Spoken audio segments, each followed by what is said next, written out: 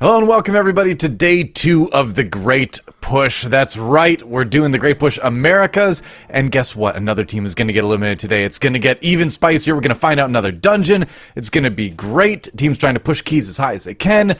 I'm your host, Doe, and with me, as usual, we have our regular cast of characters, of casters, of analysts. Nagura, Makes, Zyronic, Tettles, and Dratno. Let's start in reverse order today. Dratnos, what surprised you on day 1? Did anything jump out? Well, what surprised me on day 2 was this reverse order thing. I'm used to getting so much time to think about my takes.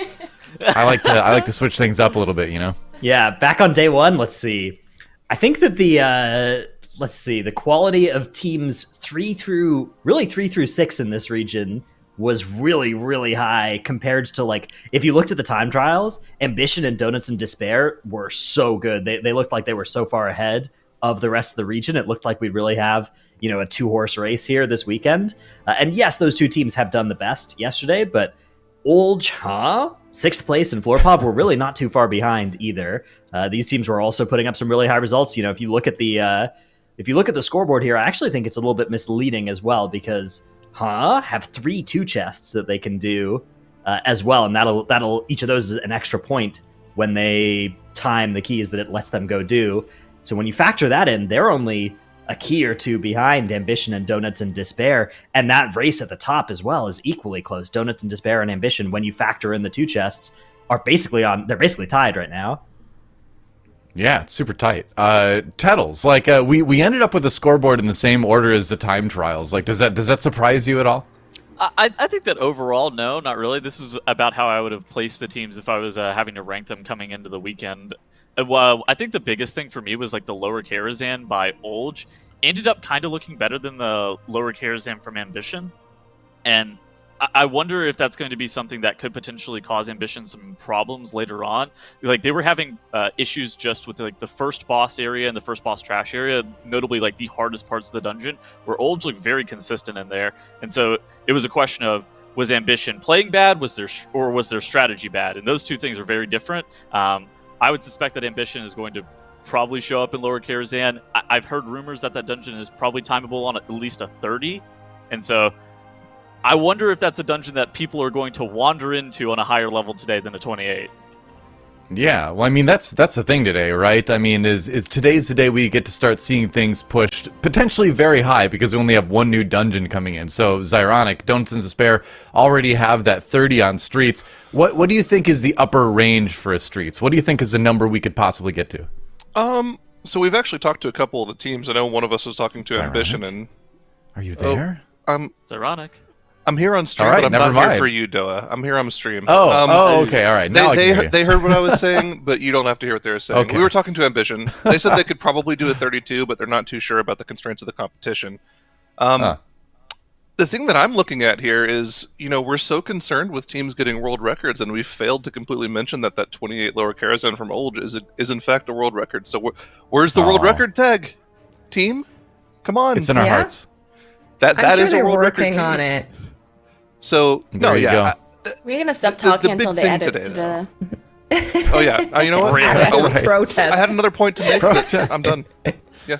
No, you can if you want to. No. Okay. I'm not talking All to the world record tag is there. All right. Well, I mean, one of us has to keep talking, and I have, as anyone knows, I have no trouble talking for basically infinity amount of time. But I'm gonna throw it over to Makes instead. Do you have anything you wanna add to this? I mean, world records coming through, but there is the kind of caveat that on the live servers, people haven't had quite enough time in Season 4 to get the equivalent gear yet. So we could still see some of these broken on live servers later in the season too. Yeah, for sure. So I think Dratnos has been saying that yesterday. Of course, on the tournament realm, they are able to get full 311 gear. It's just really, really strong. And therefore, it's maybe a tiny, teeny bit easier for them to do these really high keys. And I'm sure on live servers, people will follow soon, especially some of the people that are playing here. So Yeah. definitely not something that's only going to be happening in the Great Push. However, I do wanna agree with what you guys have been saying, that I'm really surprised by how strong Old Cha, 6th place, and Floorpop have looked throughout yesterday. especially Olge with the lower Karazhan. That route was so nice, and I would assume teams take a copy of that and see if they can put that in their own routes. And I'm also really curious what the new dungeon is. Yeah. We're gonna find that out soon. We have to wait to reveal it until the moment that things start for the day, so that all the teams get started on the same basis with that. But I'm gonna make you predict something, Nagura. I'm gonna make you tell me who you think is going to be eliminated today. All right. That's messed Well, up. Let's get the spicy takes right now. Rude. so I think if you look at the points, right, I definitely think that the last, I guess, 6th place and Ha are the lowest teams, but they're only 1 point behind, and then 2 points. Yeah. 2 Donuts in Despair and 3 to Ambition. So it's not that big of a hurdle for them technically, but I think 6th place is definitely gonna be in some trouble today, because if you look at the keys they have done, they have the same key levels done compared to Ha. But the problem is that they are missing two chests, right, in the streets and in the lower. That means that they're gonna have to get to the same level to implying that they're gonna chest that 30 key and the 28. That means that they're gonna have to do 2 extra dungeons just to be equal to them, right? And I think that's gonna be really difficult for them unless makes a mistake or depletes a key here and there. And then of course we also have the 5th dungeon that is gonna be revealed, which, if 6th place has a really good strategy in that dungeon, they could technically say, okay, you know what, we're gonna just go in there and push that key really high and hope that Ha cannot do the same. Yeah, 6th place, though, I think, is gonna have a rough time. I do actually agree, but I do feel like in their lower care on the 26, they looked very shaky, and kind of whenever we were talking to them, we got some survey results.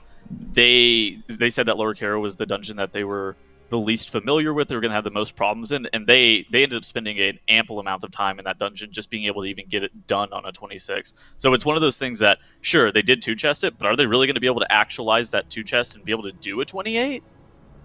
Yeah. That's the question, right? Yeah.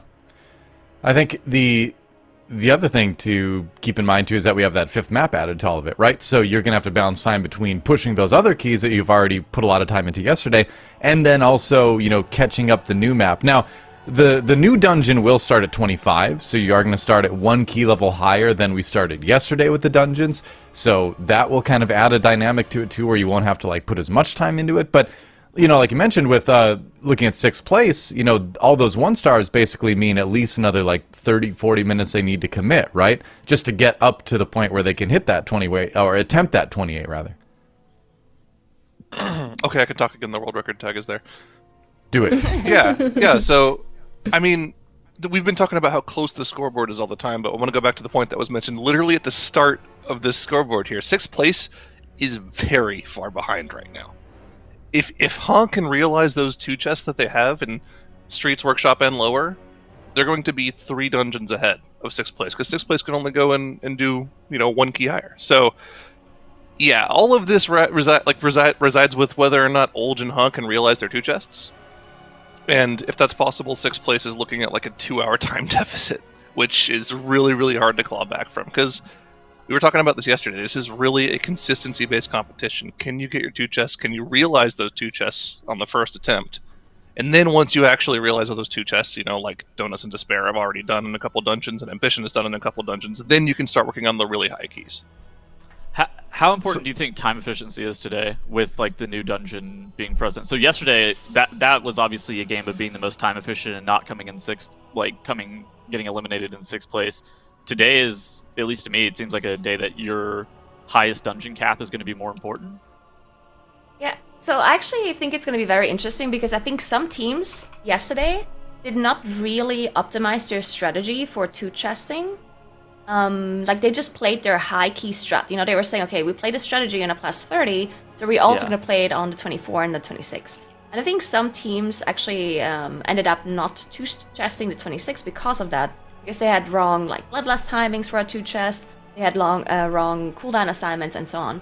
And I think it's going to be even more important to have a good strategy for lower keys, because we have the 25 being revealed today. And I think it's harder, of course, the 2 chests at 25 and at 27 compared to 2 chesting at 24 and at 26, right? So if there's teams that really optimize for two chesting, that can really push them ahead if they manage to do that. So what's the strat then? Do you just jump into the new dungeon right away, or do you do something that you feel like you're going to be able to accomplish fairly easily on one of the existing dungeons, and then like maybe discuss it a little bit during that dungeon if you can? Like, what do you think?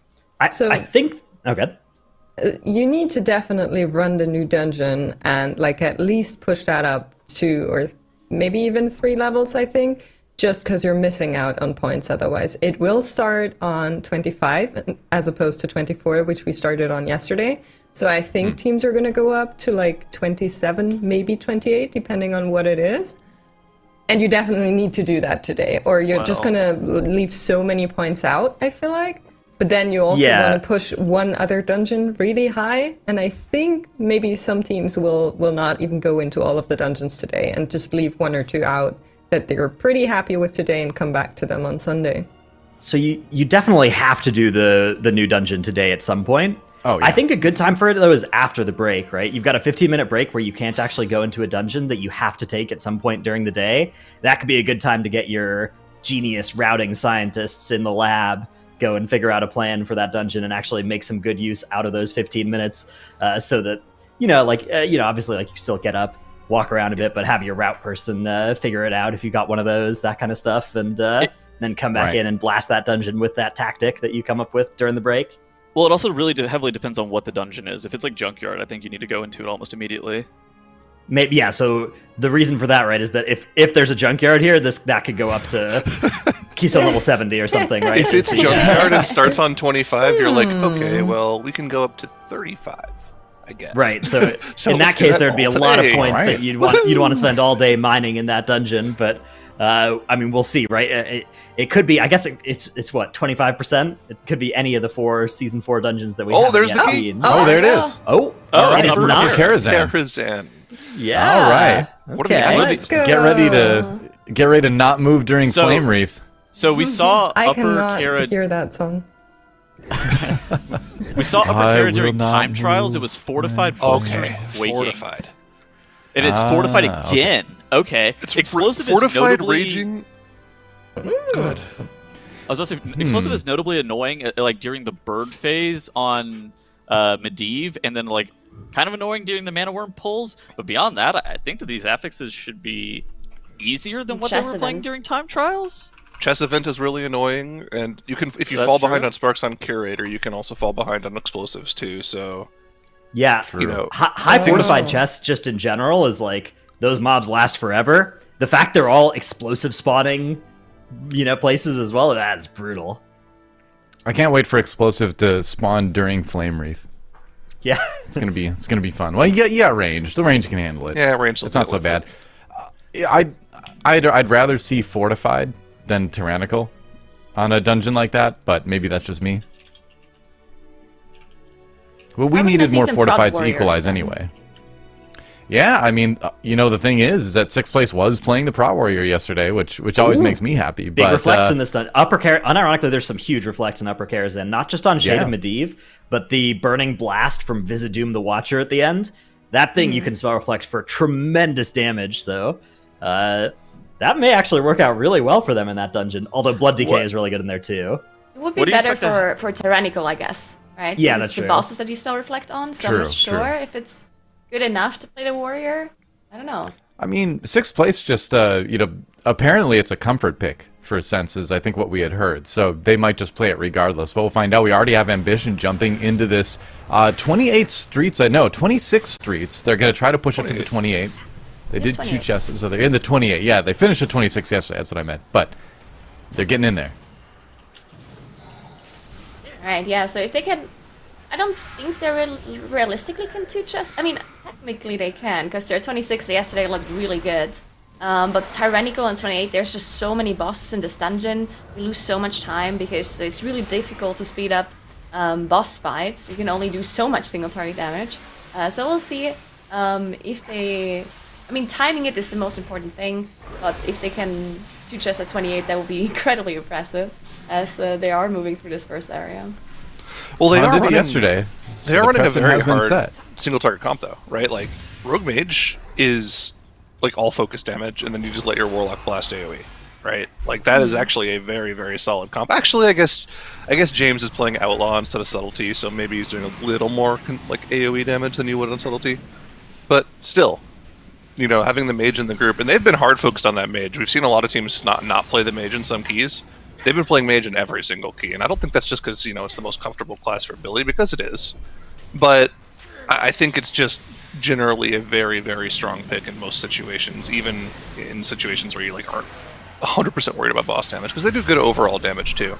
But here we go, using their lust on this pull, no Zolgamux, no boss, just using it on a big trash pull. Interesting spot to use lust.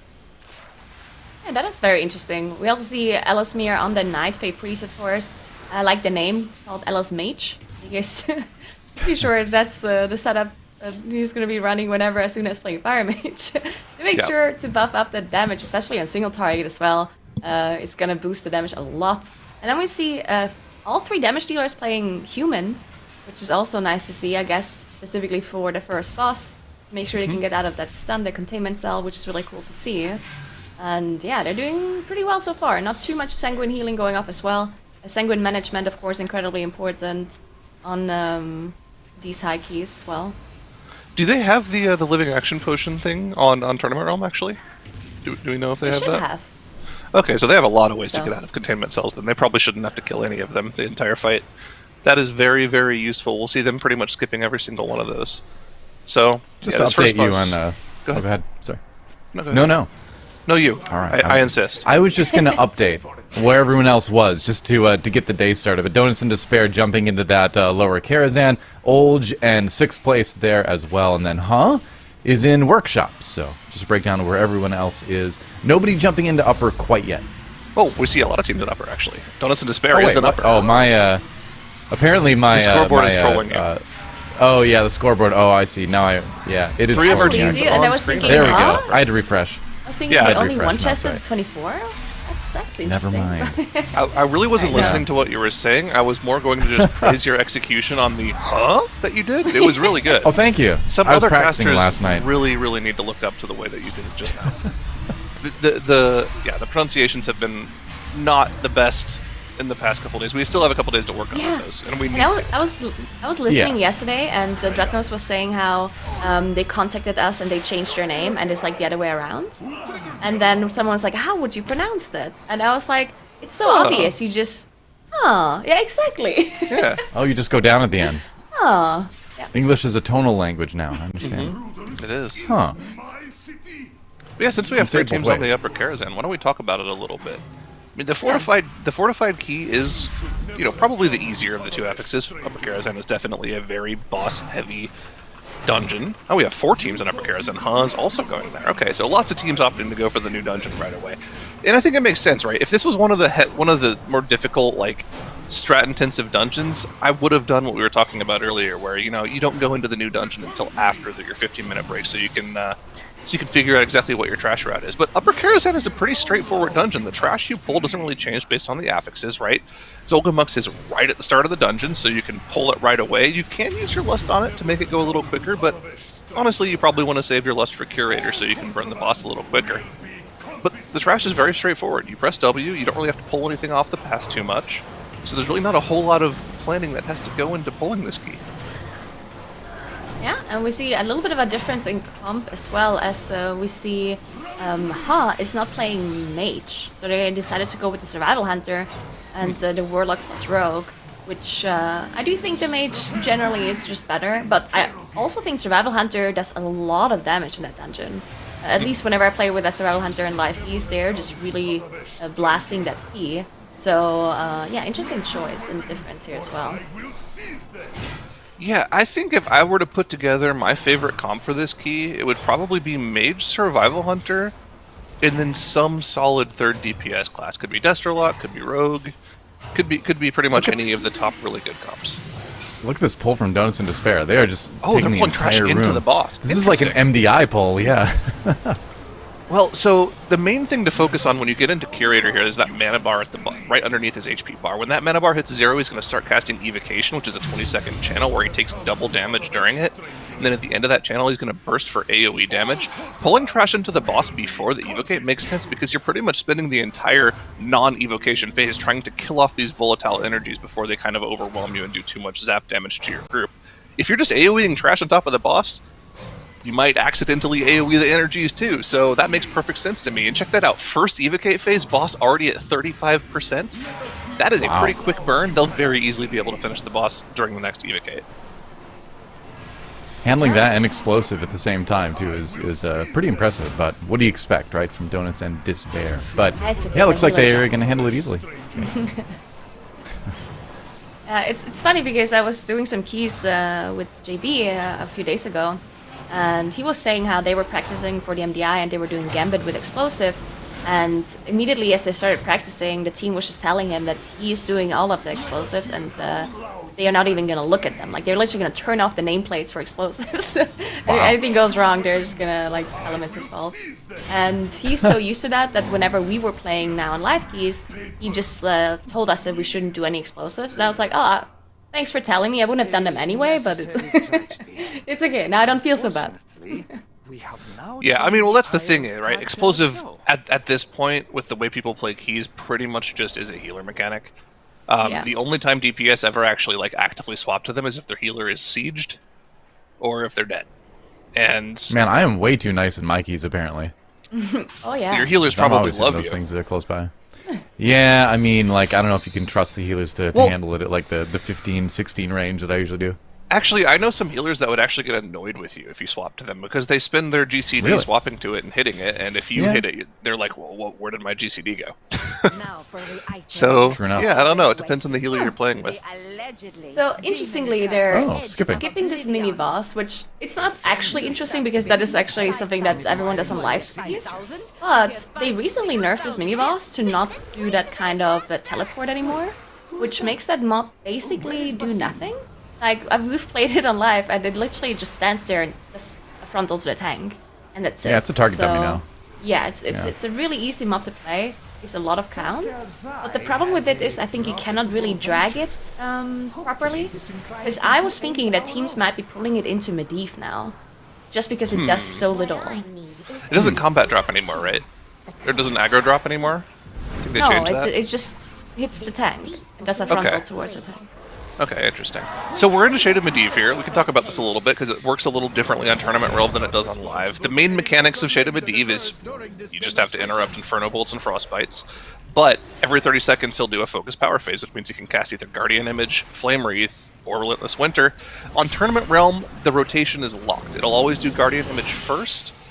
I don't remember which does second. Do you remember, Nagura, which one is second? We'll find out in 30 seconds. I'm just going to say Ceaseless Winter because that would be the best combo, so I'm just going to assume. Probably that, and then it'll do. That's the ideal, yeah. Then it'll do Flame Wreath if it does that rotation. Then it'll repeat that, and that's just so that there's consistency, so the one team doesn't get better RNG than the other teams. So they know what to expect here if they've been practicing this dungeon at all on the Tournament Realm. Let's see. We're going to see the next mechanic in about 20 seconds. We'll get to see what that rotation is. But the notable thing here with this particular rotation is that you're going to get 2 Guardian Image phases almost guaranteed when you get to the higher key levels, which is probably the most difficult of the 3 phases, especially on Fortified, because Flame Wreath doesn't really do enough damage on Fortified to really tax your healer too much. The only way you're going to wipe to that is if the DPS just turns the brain off and accidentally moves out of the Flame Wreath, and we all know the song, so hopefully nobody does that. Okay, it's Flame Wreath. No one second. ever does that. Okay, so that's the rotation. Images, Flame Wreath, Winter, then repeat. That's what it's going to be on Tournament Realm for all the teams here. So yeah, when you get to the higher key levels, probably 28, 29, 30, which is definitely pushable on Fortified in this affix scenario. We're going to see a lot of phases. This is going to be like probably a 4.5 minute boss on the higher key levels. Yeah, and it's also going to be very difficult on hierarchy levels to heal, because if you have back-to-back damage phases, because Ceaseless Winter is known to be the easiest phase, where there's basically no damage in a group, but both Flame Breath and the Arcane phase are very, very heavy on group damage, where a lot of people use their defensives in both of the phases, and a lot of healer cooldowns are being used as well. So if those phases happen back-to-back, it's very likely that your healer is running out of cooldowns, people run out of defensives as well whenever they get targeted by Flame Wreath themselves. So it can be very, very difficult on higher levels. Now the timer in this dungeon though is very, very easy. So I think even on high key levels you could wipe on Medivh and still technically time the key afterwards. Unless maybe not if you like lost Bloodluster or whatever, but usually they use it on Curator anyway. So technically you could still time the key if you wipe. But you don't want to see that happen anyway. Look at how much faster Donuts and Despair are moving through this compared to Olge in 6th place. Like, they all started around the same timer, but just looking at where the timer is versus where they are in the dungeon, like, Donuts and Despair are, like, nearly a full minute, maybe even a little bit more ahead on, against some of these other teams. I think that's because Donuts and Despair is playing... see, this is what I talked about earlier, where I was saying that a lot of teams are not optimizing their strategy for, like, for lower key levels. They're just playing the high key level routes. And I think almost everyone except Donuts and Despair was playing a high key level route where they're taking every single shrouded infiltrator to get the stacks. Because as I said, the timer is really, really easy. So on high key levels, you want to make sure you get as many stacks as possible, just so you don't wipe on the bosses later, right? Because you're going to have enough time anyway.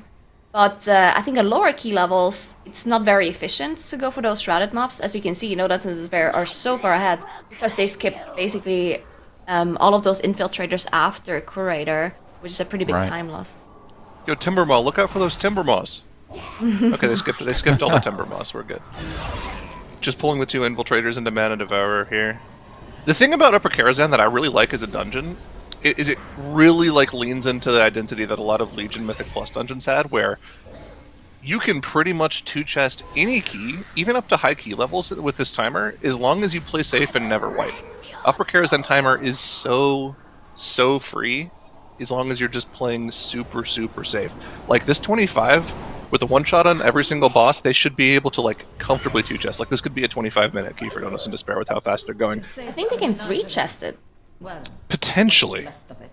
But the thing is, chess event is a very, very long thing, and I'm not sure that they can one-phase chess event without lust, which I think they will have lust for chess event with the pace they're going. I think they're going to be really good on chess because their Warlock is playing Kyrian, while all of the other Warlocks play Night Fae. I think that's specifically really good for the chess event, right? So maybe. That's true. Also, I want to point out one thing in particular that is insane on Mana Devourer specifically. One of the mechanics on this fight is when the boss does this Expel Orbs cast, for every orb that you soak, you do 10% increased damage, but you also take a lot of dot damage over time. There's one class in the group that doesn't really care about that. It's the DK tank. He can soak all the orbs and just keep them on his person, and then get to like a 20 stack of the buff, pop your gaffle, and look at the damage that Dorky's doing on the DK right now. That's 27k single target damage that he's doing on the Blood DK right now. Wow. That's not okay, and that number's only going to go up, by the way, because he's going to get more orbs in a little bit here when the boss does another Coalesce mana cast here. He might actually end up topping damage on this boss. Just, it's insane DK things. Let's see. Look at the damage number just rising up all the way. Maybe more orbs? Maybe Timber should even give him PI and Guardian. Yes, you do. You do give him the PI here. Alright, you passed the Rogue, okay. Warlock is up next. Alright, there's the Warlock. Yeah, he's just doing 200% increased damage right now. That's fine. Alright. Cryptics on the mage, about to get passed up. 10% left on the Mana Devourer, so maybe is there enough time for him to take top DPS? Probably not on this key, but when we see them do a 27 or a 28, yes, he probably will top single target damage. If Timber would just give him PI, oh man, just saving the PI for next goal. 28k single target. Oh boy. DKs are illegal. Well, they're not, but maybe they should be. We'll see how they play this area now, because interestingly enough, in Legion, you would just pull the whole room together and you just AoE nuke it all down.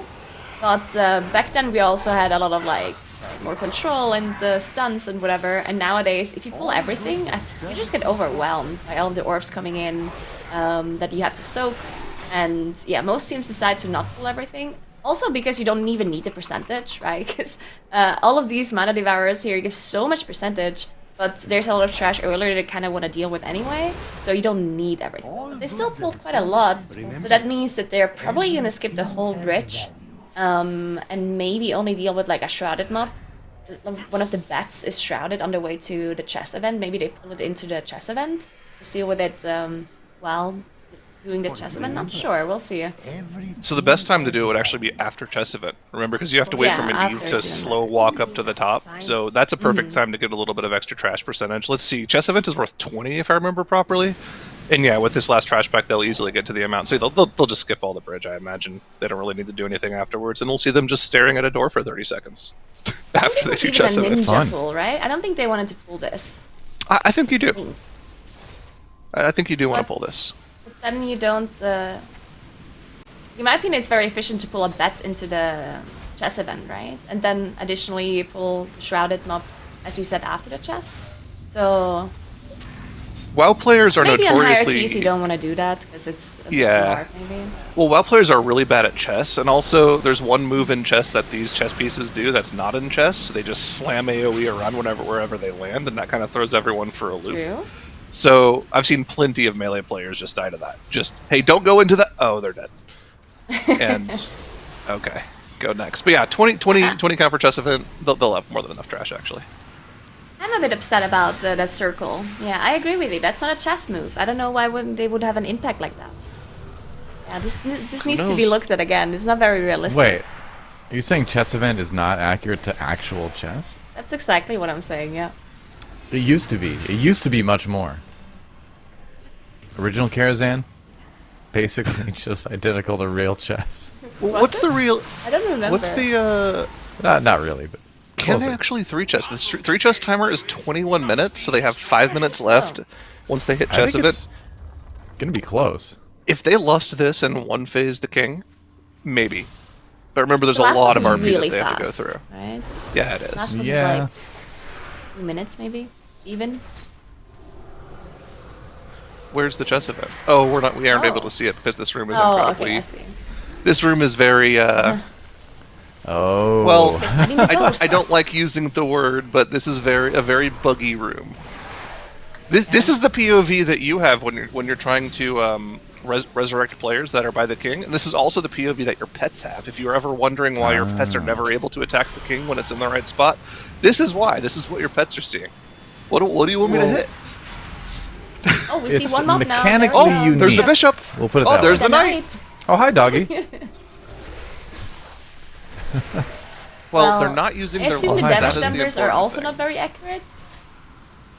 Huh. It's because Well. probably we only see the damage they do to the mobs that we can see. And we don't see the damage They to don't- the king and everything. They don't know that Upper Karazhan has been revealed to the players yet. They're like, Billy, "No, no." move. Oh, no. Guys, Uh-oh, move. angel form activation. We were just talking about it. They do the Yeah. move where they hit the spot that they go to. Guys, you have to dodge. Oh, there's the king, though. We can see everything now. Okay. See, all you it- gotta learn real chess. All it took was Timber to die. Thank you. Thank you, Appreciate Timbermaw. that. Gave his life for our viewing pleasure. They were able to But get the res sometimes off. there's also yeah, sometimes you cannot really use a battle rest properly because there's like line of sight issues. But Hmm. I've heard the engineering rest usually works. Yeah. I gotta say, I do love the way this room looks, though. This is one of my I favorite like it a looking lot. rooms in like all of WoW. Cool. Yeah, so they were unable to one phase, but they killed the second get knight it off too, pretty for sure. quickly. Yeah, once the king reaches 25%, or it's either 25 or 30, I can't remember off the top of my head. He no Yeah, longer something goes like back into the immune phase, and you can finish him off here. Remember, 21 minutes is the timer. I don't think they'll be able to 3-chest it from this point, because you have to wait for think they can Medivh do to walk it. up to the door. Really? Well, Medivh has to run up for 45 seconds, and then you only have 2 minutes to pull the boss. And then also during the boss, I you have think to you can take do the boss in 2 minutes. you have to take the portal though too, right? And they also lusted the end of that to push it. It's gonna be a bit hard. I believe in it though. Okay. We have all cooldowns. Yeah, looking good. I'm a non-believer though. So what could it? We'll see. Oh, Is there anything hi, they could have Khadgar. done to get some time? Because if they're not 3-chesting, they're only off by like max like a minute, right? So is there anything they could have done to make this run a bit quicker even? 'Cause it looked pretty clean from my point of view. So if It's they solid. did ninja pull those mana devours at the end there, and they did plan on pulling a couple bats into chess event, that would have saved one pull. Yeah. It looked like they used their lust late on Chess Event. Like, they used it after the first damage amp. But we also have no idea when the damage amp was because we couldn't see the king, so who knows. But here we are, on to Vizidoom. 2 minutes left in the 3 chess timer. It's going to be very tight. Of course, he phases every 33%, so first phase will be at 66, second phase will be at 33. In between each phase, you'll have to take a portal to the next platform, which takes about 10 to 15 seconds, plus you have to run down the ship, so there's a lot of travel and RP time on this boss, which makes it pretty unlikely that they're going to 3 chest. That is the scariest mechanic of the fight. Yips just YOLO cloaked it and almost killed his teammates. That's not ideal, but everyone's alive, so it's okay. I think they're really going for the 3 chest because Yip was also like, he had the beam on himself and then he walked still in melee range to the boss, just kited it around to really min-max the DPS and then cloaking off those orbs as well. So I really think they're going for it. It's gonna be pretty close though. It's only a minute left at this point. And as you said, they don't have Bloodlust or anything, so we'll see. It's a lot of travel time too. Though, right? Look, they have all their cooldowns still available. They actually use them. Right there. Now we see the combust being popped. Oh, they're cheesing it? And then they're not gonna make it for sure. Oh, never mind. They're going in. They were just waiting for the teammates to show up, I guess. Spin was pretty That far is something behind. they might do on higher keys, right? Possibly. Yeah, just play for safety. Yeah, the big strat here for high keys to play safe is this second platform. There's a very, very nasty overlap at about 30 seconds into the phase when you pull the boss, where he'll cast 2 of those Shadows debuffs on players, and then he'll also do Bombardment at the same time, and then he'll also Disintegrate at the same time. So you're dodging 2 sets of balls, you're dodging Bombardment, you're also dodging a frontal from the boss.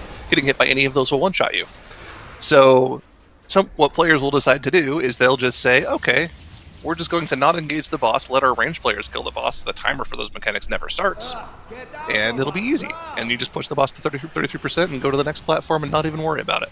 But on this key level, they're not going to worry about that. Yes, unfortunately they didn't make that 3 chest timer. Left to the last phase. Should be pretty easy for them though. Last phase you just don't interrupt the boss's cast, the Rift cast, and you just nuke the boss. Those ads don't really do much. It's some tank damage, and you don't necessarily want to keep them alive forever. But it's not really an issue when you have the classes that they are running. They're just gonna die passively. And maybe even actively with that Infernal that has been saved for the very last phase. He's here casting as well. Rain of Fires! This Warlock is such a patter! Ah! Oh, the mage still beating him though.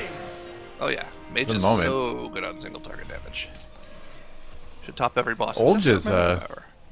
Olge's caught up in this dungeon, and actually 6th place, pretty close as well. So it looks like we're gonna have all 3 of these teams pretty easily 2 chest this.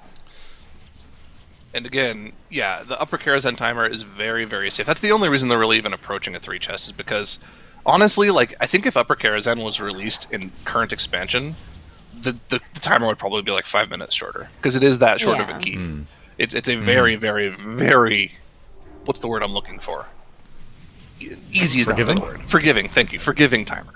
That's exactly the word I was looking for. So, yeah, as long as you're playing safe in the key, it should be an easy 2 chest until you get to like 28, 29-ish key level.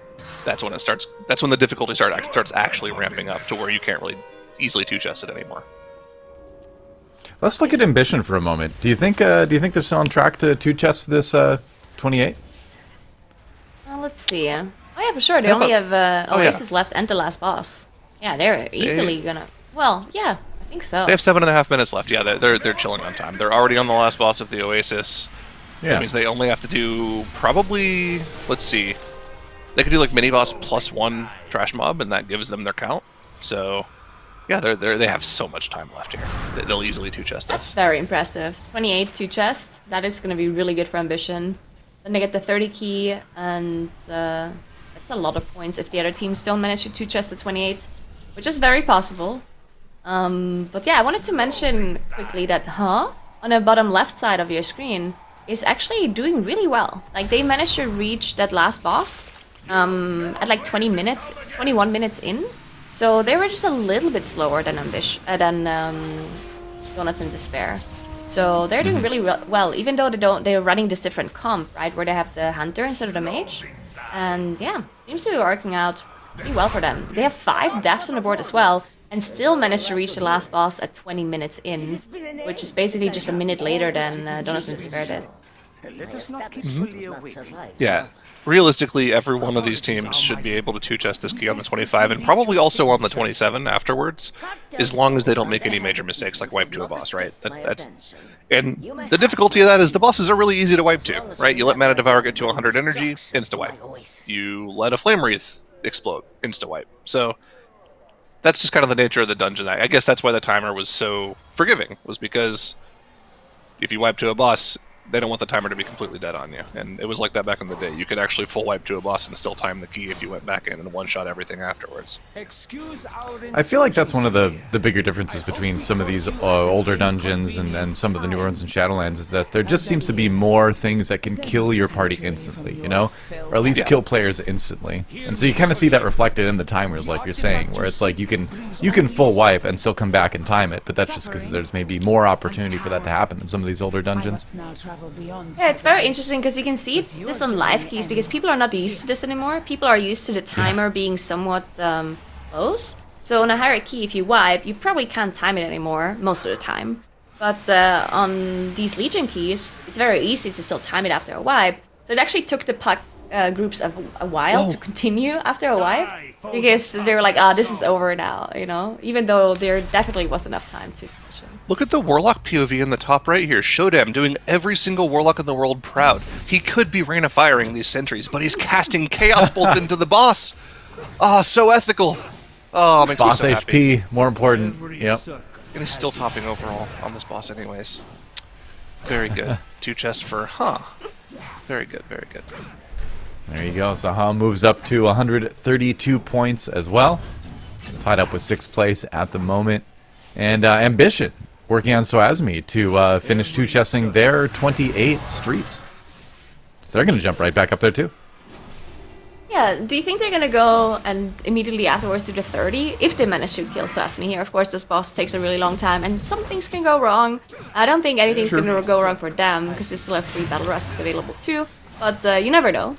But yeah, do you think they're gonna go into the 30 if they manage to 2-chest or do something else first? Knowing the way Ambition plays, they'll probably go straight into the 30. I mean, Upper Karazhan, we talked about it already, doesn't require too much planning as long as you know your cooldown timings and your bloodlust timings. It's a pretty straightforward dungeon to pull. They definitely don't need to put too much thought into how they pull that dungeon. So they can just, you know, being comfortable after this 28, I would expect them to go straight into the 30. And honestly, if that 30 is very comfortable for them too, I could see them going straight into the 31 afterwards as well. I think they'll be in here until they get a 31 down unless they have some major issues. Yeah, if you're feeling good in a dungeon, you know, why swap, right? They still got 4.5 hours left today, plenty of time to go and put some runs into Upper Karazhan and a few other things. So if you're feeling hot in a certain dungeon, push it as far as you can, you know? Exactly. Yeah, I think as long as you allocate a reasonable amount of time for each feat per day, then you're also comfortable to just... Because doing the same dungeon a couple of times in a row, it's like fresher in your mind, I guess, unless things go wrong. I think if you end up having a lot of mistakes in a dungeon, maybe the best idea is to go somewhere else, do another dungeon, then come back afterwards. But if things go really well, then I think it makes a lot of sense to just stick to the dungeon until you feel like it's not going great anymore before you move on, or just stick to a certain amount of time that you're going to spend in a certain key. Just because it's fresh in your minds. Each dungeon, of course, has different affixes, and we all know sometimes you join a different dungeon, or when a weekly reset comes by, you're like, oh, bursting? I didn't know that's today's affix. So, yeah, I think having the affixes fresh in your mind and the dungeon is very good. Mm-hmm. This pull right away, from Donuts and Despair jumping to the 27. Dude, this is actually...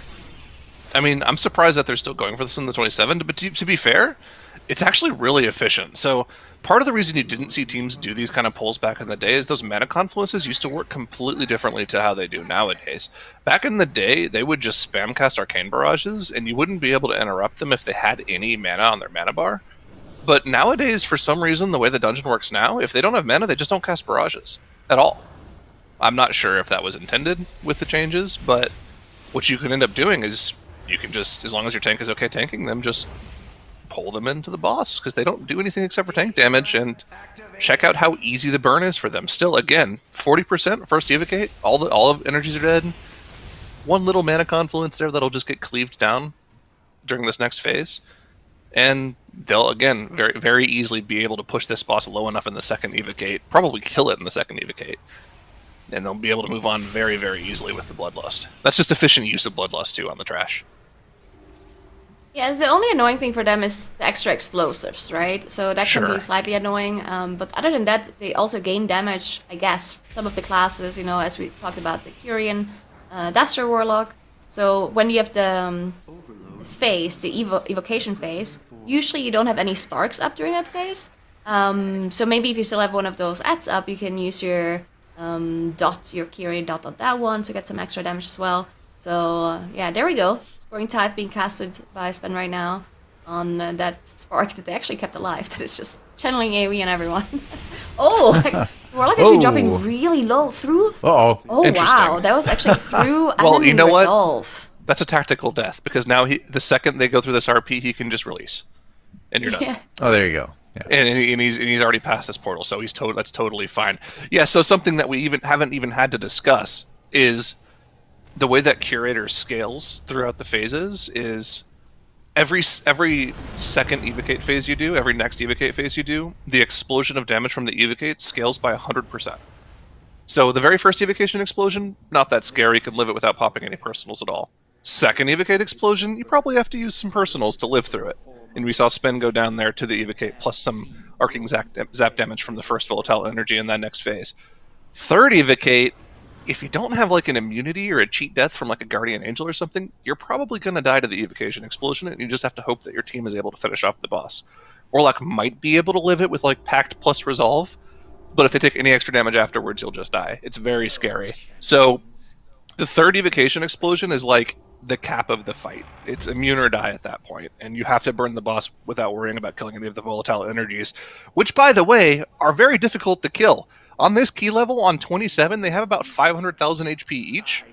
They don't take any increased damage, so anytime you're not in an evocate phase, you are pretty much just hard focusing down these volatile energies, and you're really only getting your boss damage in from like Chip Cleave, from like Blade Flurry and Havoc on the Warlock.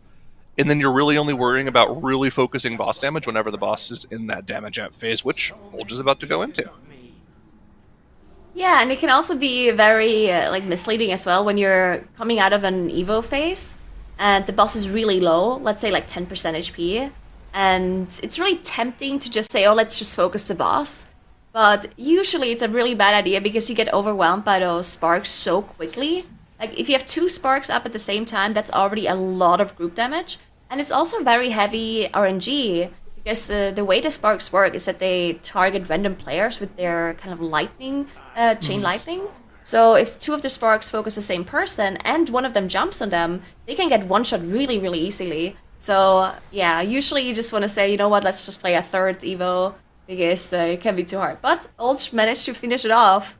Actually did focus the boss there, and they had 3 sparks up at the very end and still somehow managed to survive.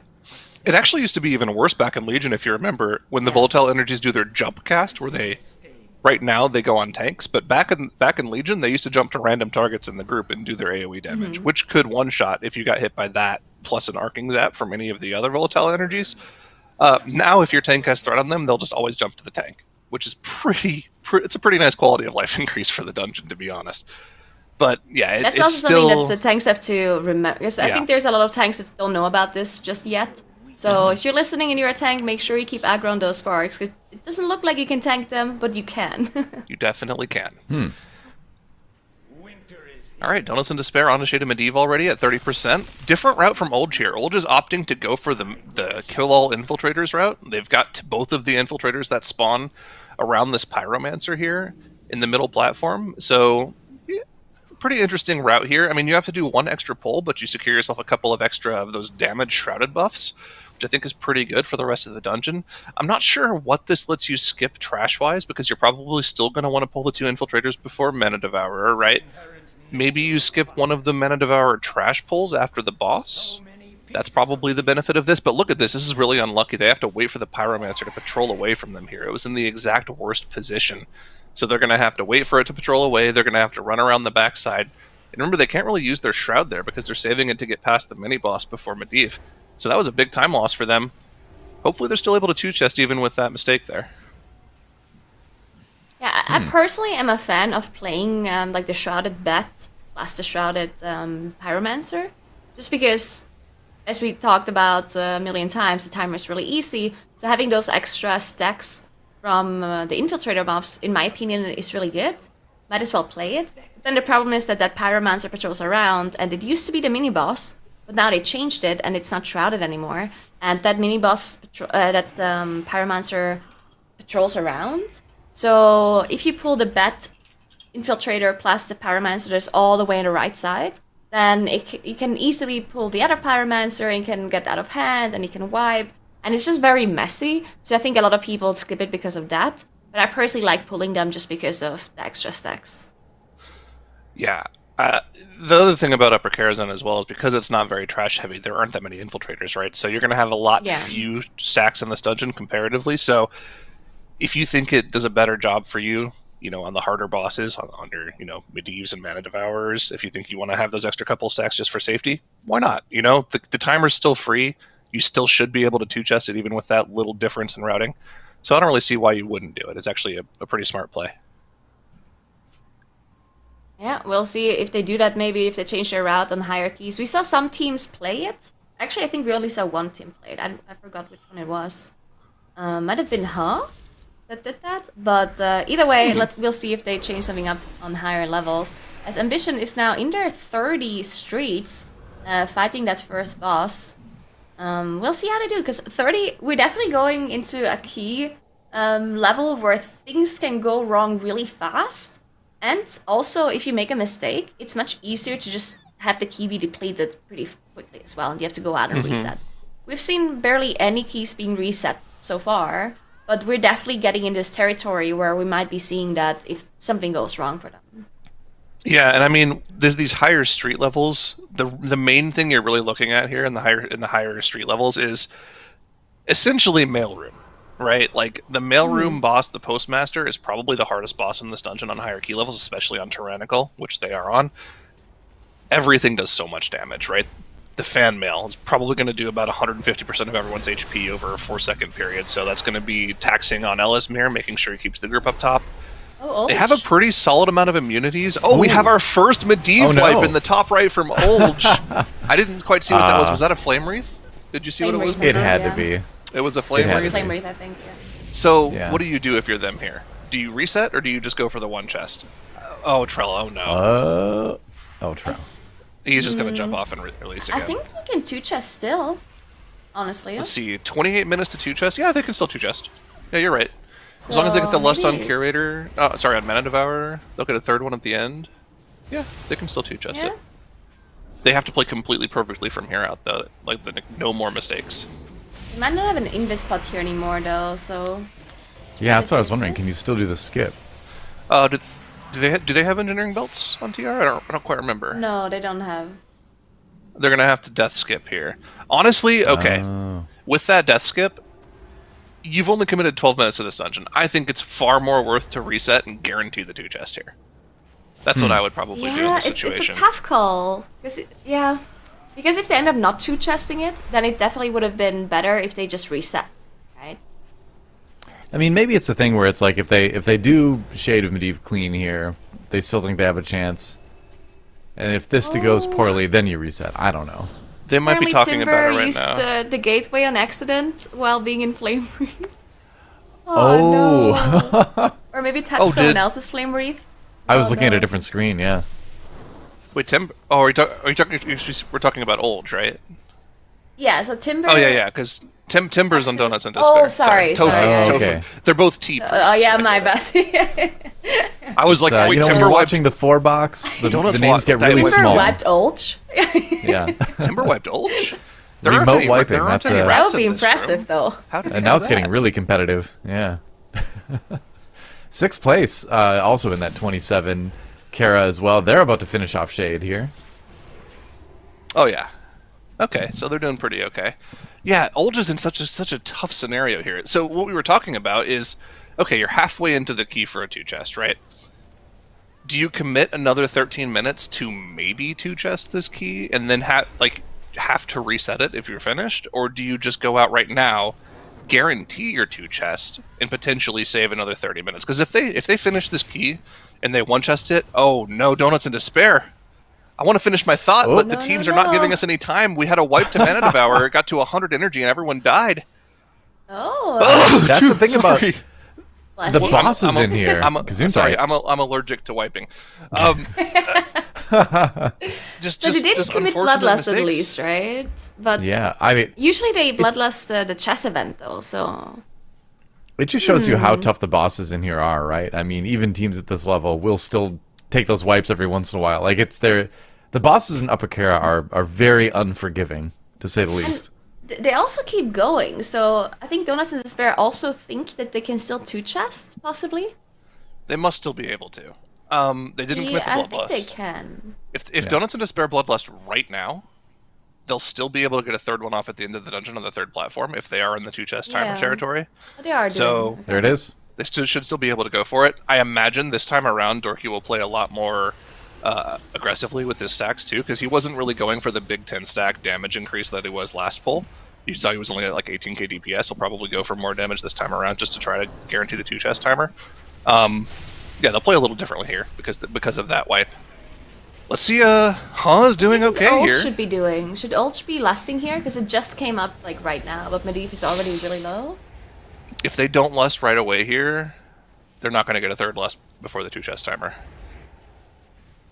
You know, it's probably not worth to last here anymore, right? Because they have Ceaseless Winter, and the boss is on 16%. So maybe it's better to just get one last overall instead of getting like a really ineffective one here and then at the very end. I think it's better to just save it here. Looks like they'll be able Unless to they take out get another Medivh, so. Arcane Face, then it would not be worth.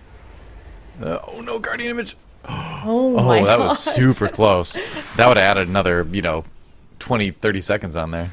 Well, that's the thing we were talking about earlier, right? Once you get to 28, Yeah. 29, you're going to get that second Guardian image unless you have, like, maybe lust for it somehow. I'm not sure how you're going to have it up there if you don't wipe, though.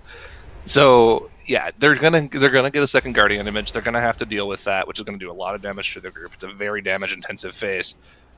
Yeah, it's going to be interesting to see how the teams deal with that. But are they going to two-chest and get the 29? Let's see. Is Dorky playing more aggressive for Donuts in Despair on the top left here? It doesn't look like it. He's only doing 12k. If he was playing aggressively with those orb stacks, he'd be, again, up like 20, 25k DPS. Looks like he's really playing very conservatively. Only has 3 stacks right now. And he's getting rid of stacks too, so... Maybe they think they can two-chest without him choosing damage here. Yeah, interesting. So we're definitely gonna have to keep a close look on the timer for both Donuts in Despair and Ulch, who both had a full team wipe on Medivh and Mana Devourer. So it's gonna be really close for them to still two chest. And if they don't two chest, that's a pretty big time loss because, of course, other teams, if they don't have a full team wipe on any of the bosses, they're gonna be pretty easily two chestable. So we'll see. As Ambition is now fighting the Menagerie, they already have a 50% trash on the board as well. This is a 30 key for them. But they played really clean, only have 1 death on the board. So timer's looking really good. Do you think there's no way they can two chest a 30, right? That'd be amazing. If anyone can, Potentially, actually. It all comes down to mailroom, right? It literally all comes down to the mailroom. Actually, I love the route that Ambition is going for here. There's this really interesting question about when you use that second Bloodlust in this key, because you have to have a Bloodlust up for mailroom, right? Postmaster is really, really difficult. You want to have lust for it because you really want to get as few of those AoE soaks on Tyrannical 30 as possible. So what they actually end up doing is they port across to the Menagerie. They deal with the 3 or 4 infiltrators that are right there, gain some buffs. Then after Menagerie, they'll go do everything else. They'll start the mailroom RP. They'll do the RP for the Oasis. They'll do the Oasis. Then by the time they come back around to do the trash from mailroom, they'll have their Bloodlust back up. They can pull 2 elementals into the boss, get those haste bubbles, do a bunch of damage to the boss, and kind of go all in on the boss. Now, the problem with that is, again, it's very similar to the lower Karazhan, where you spend 20-25 minutes setting up a pull that you only have one really attempt at. And if you wipe to post room, if you wipe to the postmaster, You lost 25 minutes of your time because you're not going to be able to kill that boss without Bloodlust.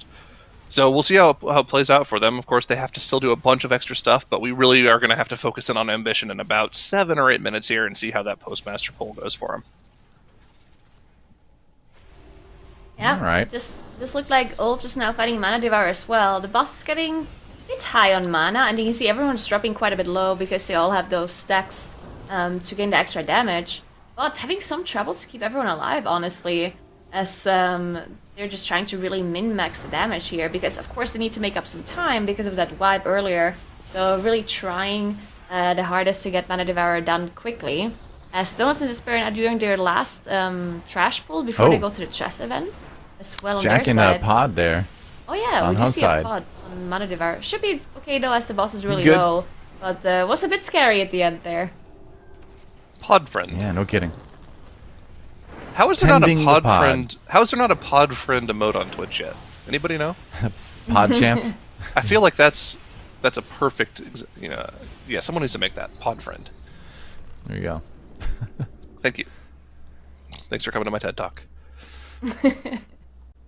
Let's Great. see the I learned timer a for lot. these teams that have wiped here. Olge, Mana Devourer dead 21 minutes. Donuts of Despair have dealt with the Mana Devourer trash. Have 6 minutes left on the 2 chest.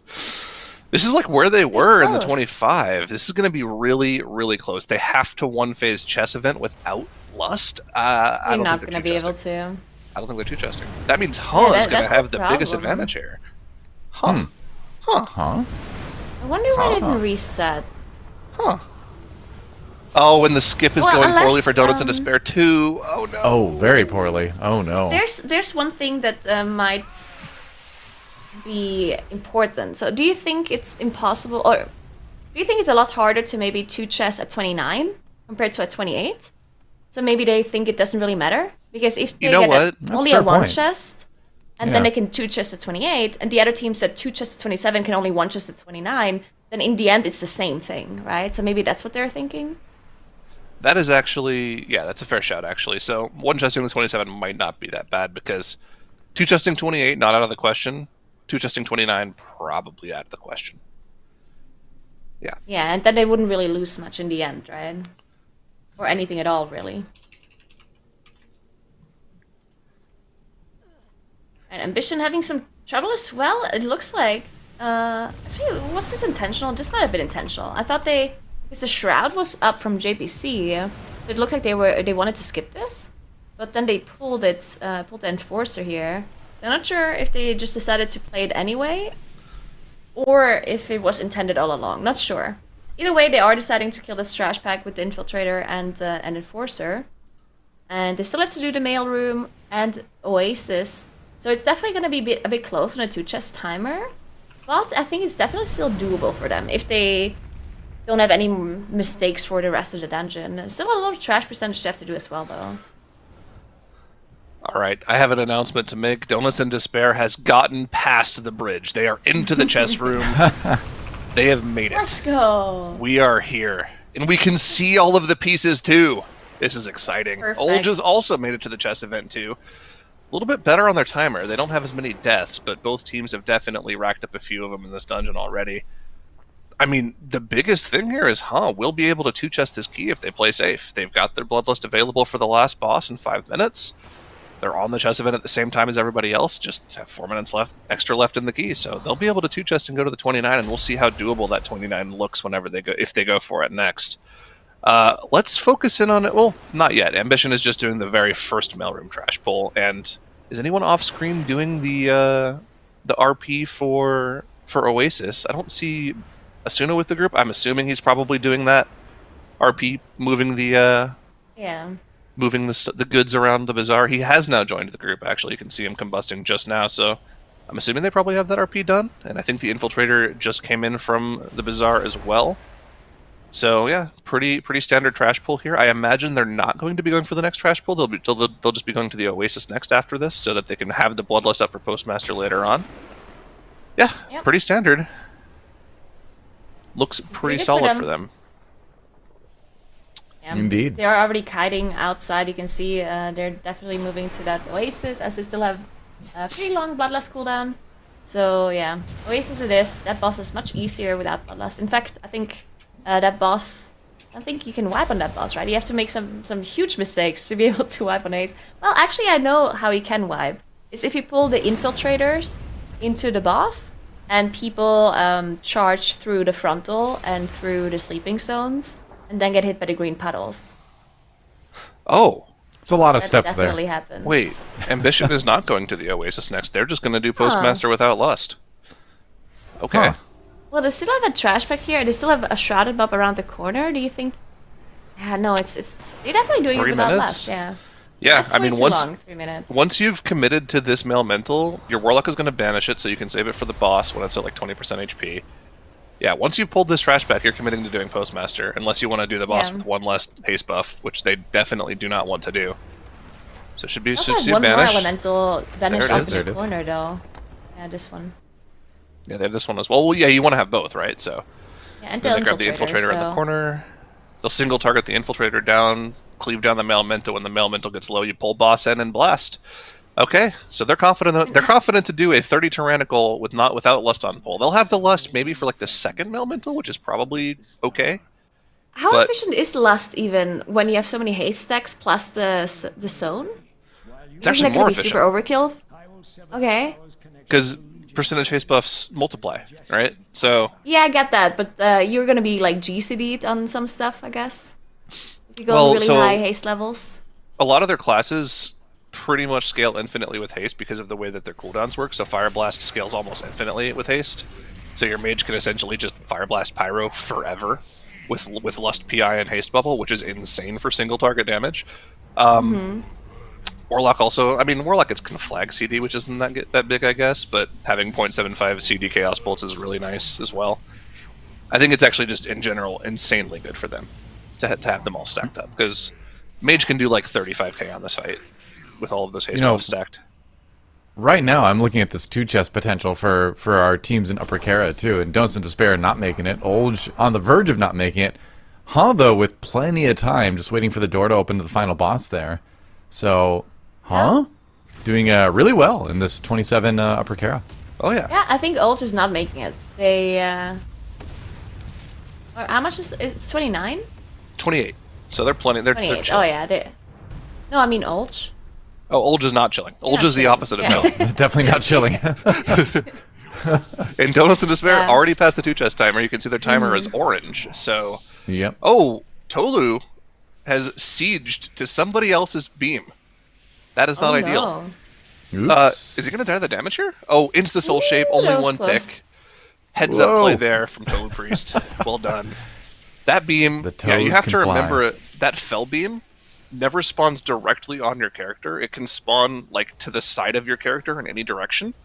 So you really need to make sure that you're nowhere near anybody else when that beam spawns, and continuously moving so you only ever take 1 tick at the beam. It is a very spooky ability. Yeah. Now we still have to talk about the fact that this boss can be pretty difficult, especially if you're not kind of chasing the second phase. And if it takes too long and you get that double debuff there, you can see Donuts and Despair have the debuffs right now. 1 on Timber, 1 on Dorky. They're gonna have to be very careful here because their timer looks pretty bad. So if they have any mistakes here, it's possible to even deplete here, and they don't want that to happen at all. But they're gonna be done with the second phase just in a second. There we go, the portal is opening right now. And the last phase is the easiest. They also have Bloodlust back up, so they should be fine, thankfully. Yeah, both Ulch and Donuts and Despair only get Man. that 1 chest. Dude, that was a scary moment for Ambition down there. Asuna dropping to 2% HP during the fan mail, getting instantly topped back up for the AoE soak as well, and then 1Z seeds to the AoE soak. They are, I mean, this just shows how scary this Streets Key is on the higher level here. This is the 3rd Unstable Goods, probably the final one of the fight, also happening during a fan mail. Ellsbury doing a good job keeping everyone topped up. Let's Jack see. going down for, Jack does go down, but this phase is relatively safe. They have a battle res on him as well. He'll be taking that shortly. There you The orbs are gone, so most of the danger of this phase is gone as well. They'll be able to go to phase 3 pretty clean here. But we need to focus on Ambition at the end of this fight here. They have no more haste buffs. They're running low on cooldowns. They really need to get through this last fan mail here. They've already gone through the final unstable goods of the fight. This is the final soak of the fight as well. Everyone needs to get in here, use all their personals to stay alive. Can they stay alive? Yes, with all the personals, they're totally fine. They even committed the ice block there, too, because they'll know they won't get another one. They're going to ignore these unstable goods, might get one last fan mail, but that is going to be Postmaster down for them, and they should be able to get through this key. They still have 15 minutes left on the timer, and all they have to do is the Oasis plus the final boss, and like just the mini-boss. They're looking pretty good for this 30. I don't think they'll two-chest it, but I don't think you're going into a 30 key expecting to two-chest it ever. Probably not. Sixth place, unfortunately, on the bottom left side of the screen, not managing to two-chest at 27 either, as they have that death on one of their players here. And yeah, just slightly over time, gonna be close to a minute over, which means that only one team is gonna end up two-chesting that 27 upper so far. And it's, on the top right side of your screen. Well done, as they still had quite some time left too, and with 2 deaths on the board. Yeah, you can see, even for them it was kind of close, and they had no mistakes really, other than those 2 deaths. So yeah, I think two-chesting 28 possible, but 29 is definitely gonna be tough. We'll see. Oh, sixth place? Oh no, the tank and the healer have to be the heroes of the group here with 6% left. That's going to be dangerous with the debuffs coming out. They're able to live through them. Does the tank have one as well? He does not, I don't believe. He does. It's coming off right now. Dodge for your life, Priest. 5% on the boss. They can definitely still finish this off. But this is this was very, very scary. As long as they don't get hit by a disintegrate to the face, they'll be totally okay here. This fight was made infinitely easier, though, this week, right? One of the things they did that they changed in this final phase is the orbs, the little shadow flames that fly in from the sky. You can dodge them now. You see those little purple swirlies on the ground? You didn't used to be able to see them, so everyone would just get hit by them. But of course, now you can dodge them, take a lot less damage, and they're able to finish off the key the last 5% since coming in strong at the end on the DK, able to chest that 27 upper. Notably, not two chest, though, so we'll see how the 28 goes for him.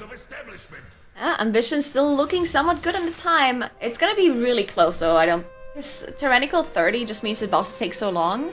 The last boss, Soasmi, is gonna take pretty long for them. Still have a 6-minute cooldown on Bloodlust, so... Yeah, what do you think, Sarah? I don't think they're gonna make it. No, they're not two-chesting this. I don't think it's gonna happen. They have, like you said, they have 4.5 minutes left to two-chest this. No Bloodlust. Still have one phase of this boss to do, still have many boss to do. No. You also have to think how important is it even to two-chest this? I guess they would want to do the 32. I don't think it is. 32 is where things start to get really scary. Yeah, I guess I agree. Maybe they're happy to just do 31, or maybe just leave it at 32 for now.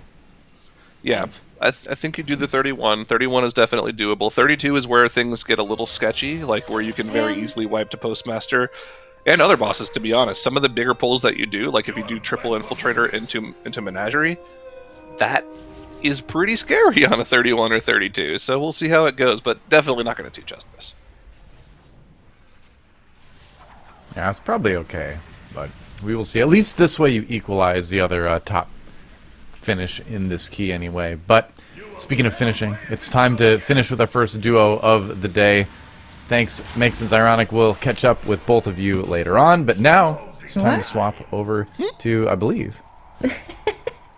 You just said Makes and Ironic. Oh, did I say Nagura and Zyronic? My bad. Makes and Dratnos coming in. I just woke up. Yeah, you're welcome. I loved it. Especially all those smart points I had, I'm very happy I knew all of that. You did a wonderful job. Let's keep it going for another round. Yeah, we've extended your contract. Glad to keep you around. Best case scenario. All right, so we still have Ambition up in the top left, working on that 30 Streets of Wonder. Yeah. Definitely going to be big for them to get that on the board. Another thing to remember about our tournament as well, for those who aren't familiar with the scoring system, the first tiebreaker, if we ever get to a situation where two teams are on the same number of points at the end of this weekend, it's going to be who has the highest key done. So there's actually quite a bit of value if Ambition can get, say, the 30, the 31, the 32, done in this dungeon, it's worth kind of a little bit more than 1 point if they can get it to those really high key levels, because that gets them the extra tiebreaker advantage too. So we'll see how that works out. As of right now, this 30 is just going to equalize with Donuts in this dungeon, who also have a 30 in their Streets of Wonder. Yeah, the big question is going to be, Dratnos, will they go for the 31 that both Donuts and Despair and Ambition will have? Or are they going to go into the Upper Karazhan, which is still a dungeon that we haven't seen from Ambition? Yeah, they're not under too much pressure to do the upper a lot today. They need to at least put the 25 points on the board, right? If you don't put those 25 points on the board from just doing the 25, you get eliminated at the end of the day. So that's something they have to do. They don't actually, because they're in such a good spot in the other dungeons, they don't need to go and collect the easy points of like the 25 up to the 27, right? Other teams are in a spot where it's like, oh, we can't afford to leave those 2 points on the field, right? Ambition actually can. I think that no matter where they choose to spend their time, they're going to be okay to avoid elimination at the end of the day, as long as they at least do the upper 25. So then the question is just like, are they prepared for upper, or would it make more sense to potentially save it for tomorrow? That gets a little bit sketchy because that last dungeon has yet to be revealed, and if that's one they'd want to spend a lot of time in, they won't have all that much extra time tomorrow to do anything else. Yeah, I mean, I'm actually not sure I agree with they can just leave 2 points open, because it's getting closer and closer, and from yesterday to today, of course, they had a substantial lead. I think you can say that by like 3 or 4 points. But still, those are 2 fairly easy points, I would think, that you probably don't want to leave up for the chance. So maybe what we're going to see is, once again, a Karazhan run being started at midnight once it comes to that, just to make sure that they have this 27 in the back, because I feel like, I don't know, I wouldn't feel great if they left a 25 key in a dungeon going out of today, especially knowing that they have a new dungeon tomorrow, like you just said. Yeah, definitely. Like it leaves them a lot of work to do tomorrow. That is the downside. But I mean, the thing as well is it's one of the shorter times, right? Like the amount of time you spend in an upper 2 chesting at 27 is not that long. Yeah. So I don't think you want that to be your overtime dungeon. I think you want your overtime dungeon to maybe be like, okay, let's go and slog through this 29 lower, right? We'll get 42 minutes of value out of our overtime if we do that. So I'm not sure, though. We'll see what they decide to do with their overtime. Of course, that's still pretty far away. Again, the way that rule works is in 4 hours, we're turning off keys. But any key that you're still in, you can finish. So teams that are really min-maxing will try and start a long key just before the overtime hits, and then they can cheat an extra hour out of us almost.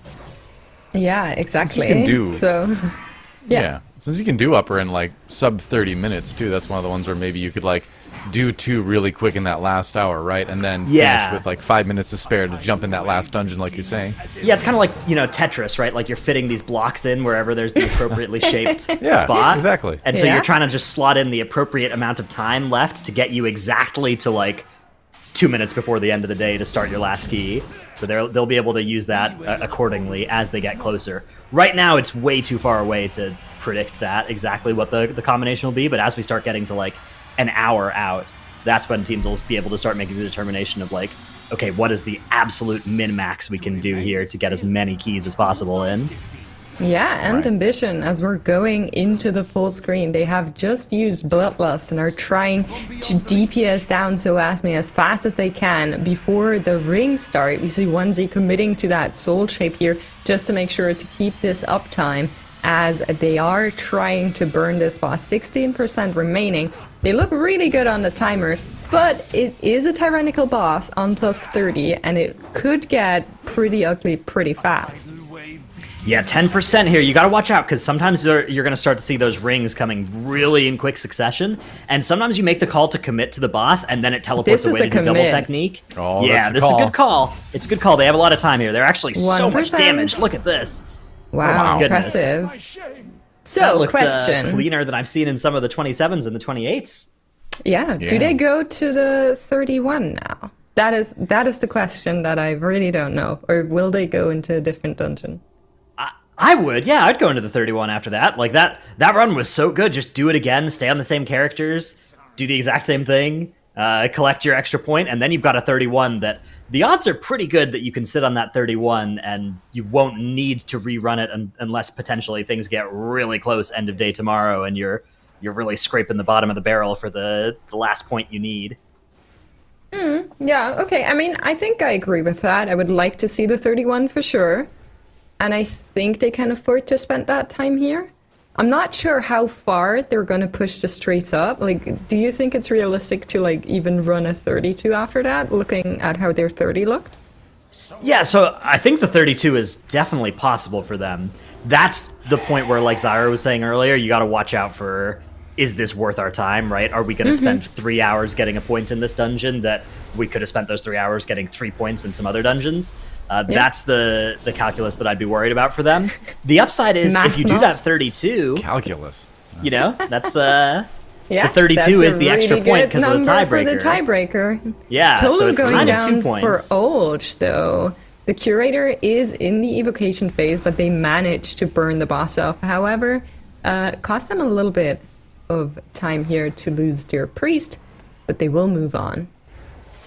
Yeah, not a huge problem for Olge. Again, the upper, even on Keystone level 28, the timer is not going to be a problem for them. I wonder about the 2-chest potential for them in this 28 upper. Because we know that 27 has been 2-chested, but Olge did not 2-chest their 27. Mm-hmm. But the 28, I think with perfect play, it maybe is. I'm not sure. Possible. You think they did? So they didn't 2-chest their 27. We have just seen other teams do it. You think they're now going to 2-chest the 28? I feel like, I mean, it is possible maybe, but also maybe a little bit ambitious. Yeah, careful a few though. less deaths, maybe. Donuts and Despair are on their 28. Dorky taking so much damage, but Flame Wreath is up. No unfortunate Warlock portals are happening. There are a lot of heals going out of Timber. They managed to survive that phase, but Medivh is just such a scary boss. Yeah, whenever you're in that Flame Wreath and you see 3 people taking damage as the healer, do not heal the tank. The tank is going to do something to keep themselves alive. You got to heal the people with the Flame Wreath, and that's exactly what Donuts did there to get through that phase. And now they're actually in the relatively calm Ceaseless Winter intermission, which is probably the favorite one of these groups. You just have to jump a little bit. It's a little bit annoying for your casters. They lose a little bit of damage, but compared to Flame Wreath and the Guardian Images, that one is a breath of fresh air. Yeah, fresh in the terms of it's very cold, right? Icy. Ooh. They get back to the second Guardian's Image cast. They're going to have to do another intermission here. With Explosive, this one in particular is super nasty, but they have this group up and AMZ strat down. I'm sure somebody is looking for explosives on the far image and is just going to go and throw a global into them if needed. And they get onto the second one now. And actually, yeah, it's Dorky. Dorky's running now to the last one to interrupt it and manage the explosives on it while the rest of the group handles that second one. Now they just take care of the third one. Once you're down to just the third image, things get a lot less hectic. And they can now finish off the boss. You can low-key chill once the 2 images have died. And they will be able to deal with Medivh now. 12% remaining, and we can see the damage is coming in. Of course, some interrupts still need to happen. Most of the teams, notably, letting the piercing missiles just go through because the tanks can sustain themselves and try to keep those interrupts for other things, such as the bolt and the frostbite. I think that's really nice to see how the tanks just live that 28 missiles more than often. But yeah, this time we saw them interrupted on Dorky. Yeah, if you have a free interrupt, you can throw it on it, especially if the boss is just chaining those casts, but the way that Blood Death Knight currently functions, Deathstrike is pretty much able to handle that by itself, so you don't really have to worry about the piercing missiles. That's the cast you're usually happiest to see. But yeah, so Donuts are now heading downstairs. Olge up in the top right are also working on Shade of Medivh, and we've got a triple feature here because as soon as they're done, I'm sure that in the bottom right will also be on Shade of Medivh. So we get maybe 10 minutes of nonstop Shade of Medivh action here on the Great Push. Breaking this up, however, Ambition is in the workshop again on 29. The last time we saw them here, they were so quick on their Tussle Tongue split. It took them like 3 minutes something, which was really, really impressive. And now we again missed how quickly they killed that first pack. I really want to see it at some point. It just happened so quickly that we were not able to catch it. But that's going to be a really good split from them again. It's only the Pummeler that's still alive. They have dealt with no mercy, and they will again have like 3 minutes 40-ish as they're split on Tussle Tongues. Yeah, they're doing a great job of nuking that boss down. We also have 6th place in the same dungeon there in Workshop. You can see their Tussle Tongue split sitting at that 4-minute mark. So yeah, Ambition they got something going on in there to save them some time. 6th place also working on the dungeon, the 27 keystone level for them. They're certainly a little bit behind where Ambition are at. Of course, 6th place, that's the team that is in most danger of being eliminated at the end of the day here. They're sitting on the lowest score once you factor in the uppers that Ambition hasn't done yet. And they also don't have any 2 chests available for them to go and catapult themselves ahead with. So 6th place really need a couple of things to happen to stay alive today. They need to time all their keys pretty much. And they need one of the other teams to have a couple of disasters and to lose an hour or so of gaming, which certainly can happen in these keys. That is something that, the Great Push, the way that we start off these key levels, you don't see it too much on day 1, but as we start getting to the end of day 2, you start seeing these keys being at this super lethal level where teams can easily lose runs to things. Speaking of scary situations, Olge is on their 2nd Guardian Image split as well. The rest of the team has dealt with one of them, their Rogue dropping fairly low as they move on over to the one that Trell has been controlling. They will finish that off as well. Krylock taking a bunch of damage. Hello, finish. Yeah, thank you. Now they can move on to the last one. It's 11 more % that they need to do on Medivh. Looking really, really good on that 28 though. I wish, do we have the split of how long they took to down Medivh on their 27? I'll look it up. Either way, things are looking clean for them here.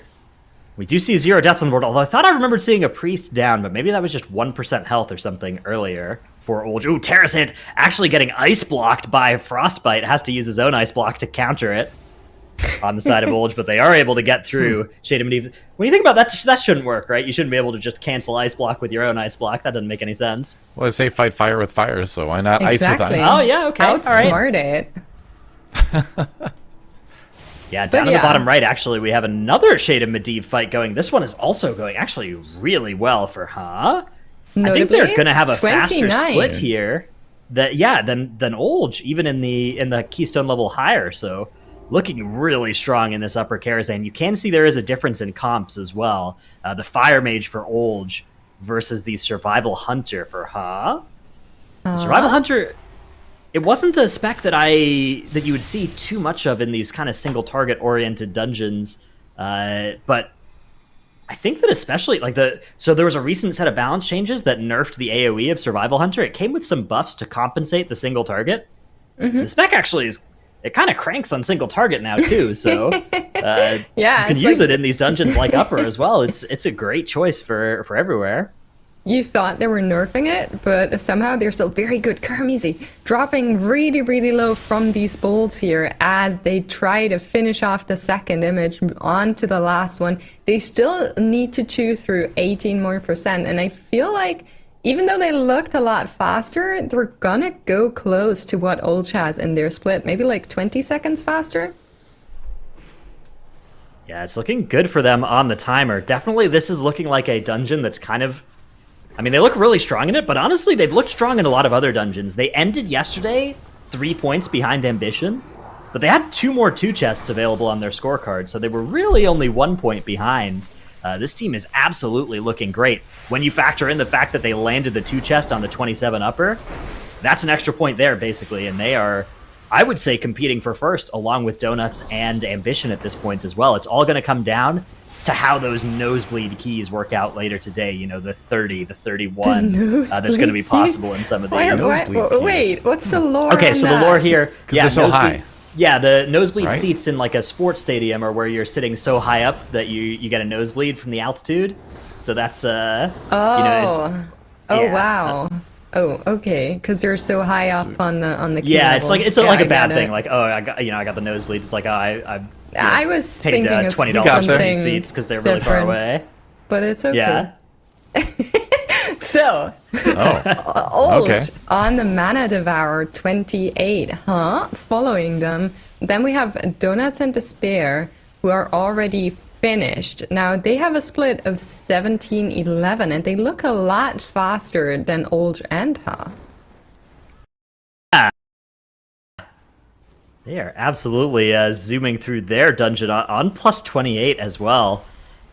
Another I plus wonder. 2, maybe? Yeah, I wonder if it's a possibility for Donuts as well. I mean, that chess encounter is going to take 7 years, but if they can get through that quickly, they can maybe It make was this happen. them. So Donuts and Despair, the last time they were in this dungeon, their chess encounter looked a little bit sus. They had players and NPCs disappearing. I'm not sure if it was only on our end or for them as well. I think was it's only on our definitely end, a little yeah, bit because sus. the chess event, it's got some, that chessboard has some magical properties imbued in it, and sometimes they interfere with our observing technology. So, yeah, sometimes things look a little bit weird there, but the pieces are all there for the players. Yeah. All right, so we will see them go there in just a little bit, and I feel like the 2 chest is within the realms of possibility. They still need some trash, but are finishing some of it right now, and of course, like we just said, have the chess event still in front of them. It will get close, but it's possible. I'm keeping an eye on them. Whereas They have Ambition, 8 minutes as of right now to get that 2 chests, so that's what, 4 minutes for chess, 4 minutes for the boss, something like that. They do still have to do the skip up as well. Ambition, though, the quaking overlap with Cujo, always a little bit dangerous on that boss. But they have managed to overcome it. in general, Here I comes that feel like Warlock quaking in this dungeon is so mean. Like thinking Yeah. of Cujo, thinking of the Detectobot passage where you have to get through. Just like 2 situations where quaking is so evil here. But yeah, so far teams have done with it perfectly, especially Ambition, who are not playing the mini-boss that they're now approaching. At least the last time we saw them in this dungeon, they were skipping it, so they do all of the trash. And we should see Onesie in just a little bit set up a Warlock Gate over the bridge, which they're going to use before the final mini-boss here spawns. So they just skip that and instead play the last pack in front of King Mechagon. And then they just zoom through these Detectobots, so really keep an eye out for that. That's going to be fun. Yeah, Ambition making good time here in the 29 workshop. I wonder what this one's going to cap out at, yeah, because it is a tyrannical dungeon as well. These bosses get pretty nasty on tyrannical, and one thing that the players don't have access to on Tournament Realm that you do on live is avoidance on your gear. You can't actually get avoidance on your gear besides like the Cloak Enchant Fortified Avoidance. So as bosses like King Mechagon on high key levels start to really ramp up, you start getting to a point where it's like, okay, we're going to need some creative solutions to these mechanics. You can see 6th place actually having some trouble with the Machinist's Garden encounter. They are going to use their battle reses to get back up here, but they are now out of battle reses. Just one more will be available later in the dungeon for them, so their 27 workshop is starting to be in a little bit of danger. Yeah, I mean, we spoke about it yesterday, also mentioning Ambition again. You can use a Tinker here as a priest and just mind control it and send some scrolls into the boss, which will give you substantial more damage, but also make this encounter even harder. And my thought was, are we going to see teams pick up this technique after Ambition had showcased it yesterday? And 6th place is seeming to say that they don't want to do that. However, they're going to proc pod here. Their Hunter also going really low. Plokin able to live this as Sparkflux is on to 9%. Oh, no. He goes down, but of course in the Holy Form will be able to provide some additional healing to the team, and they should be able to finish off this boss. Even though there's a lot going on right now, they look pretty safe on the final kill. 5% remaining, and actually Nelspref goes down as well. It's only the Rogue, the Warlock, and Sense remaining. Rogue now also dying. It's Warlock and Blood Not like DK this. trying to finish off this boss. 1% on Sparkflux, but they can do it. I just know they can. Here they go. Yeah, they're That's fine. relief. All right, meanwhile, up in the top left, the old 2-chest check going on here for Donuts. They've actually gotten through chess fairly quickly. They have about 5 minutes left now to do the last boss if they want to land that 2-chest in this 28 upper Karazhan. That would be pretty big for them, provided they could do the 30. So if that's true, if they can come in and do the 30 pretty without too many wipes, this would actually be a huge time save for them if they can land this 2-chest. So we'll see if that works out for the Donuts, because that would be a big redemption arc from failing to 2-chest the 27. I love that you called them the Donuts. That's such a good name. So, Olge also dealing with this chest event here. They are DPSing down one of the knights that will go down and allow them to get that 30-second window. Will it be enough to deal with the king? It is fortified, so he has quite a lot of HP. Oh, yeah, I think it's a multi-phase. They need to go again, but still have a lot of time. Will move out of that +2 window once they're done with this event, I'm pretty sure, but still good timer. Possibly a dungeon that will also go up to 29-30. Just because of the fact how lenient it is and the time that they have. But Terrasand goes down here. They're going to use a battle rest, bring back their mage, make sure they have all the damage that they need to deal with this. But it's going to take them a little while. Yeah, the way that this fight works, usually you want to target the knights because they have the least health of the chest pieces. So one thing that worked out really nicely for Olge was actually both knights randomly decided to move near the king. So when the first one died, they were actually able to get some good cleave between the king and the second knight. Now, unfortunately, that knight is going away a little bit, but the king is fully guarded, so it doesn't matter as much anymore. You can see they have that skull marker. They're nearly done with the knight. The question now is going to be, can they get the king below 30% before the stun wears off? Because if you can, then it doesn't re-shield, and you can just kill it from there.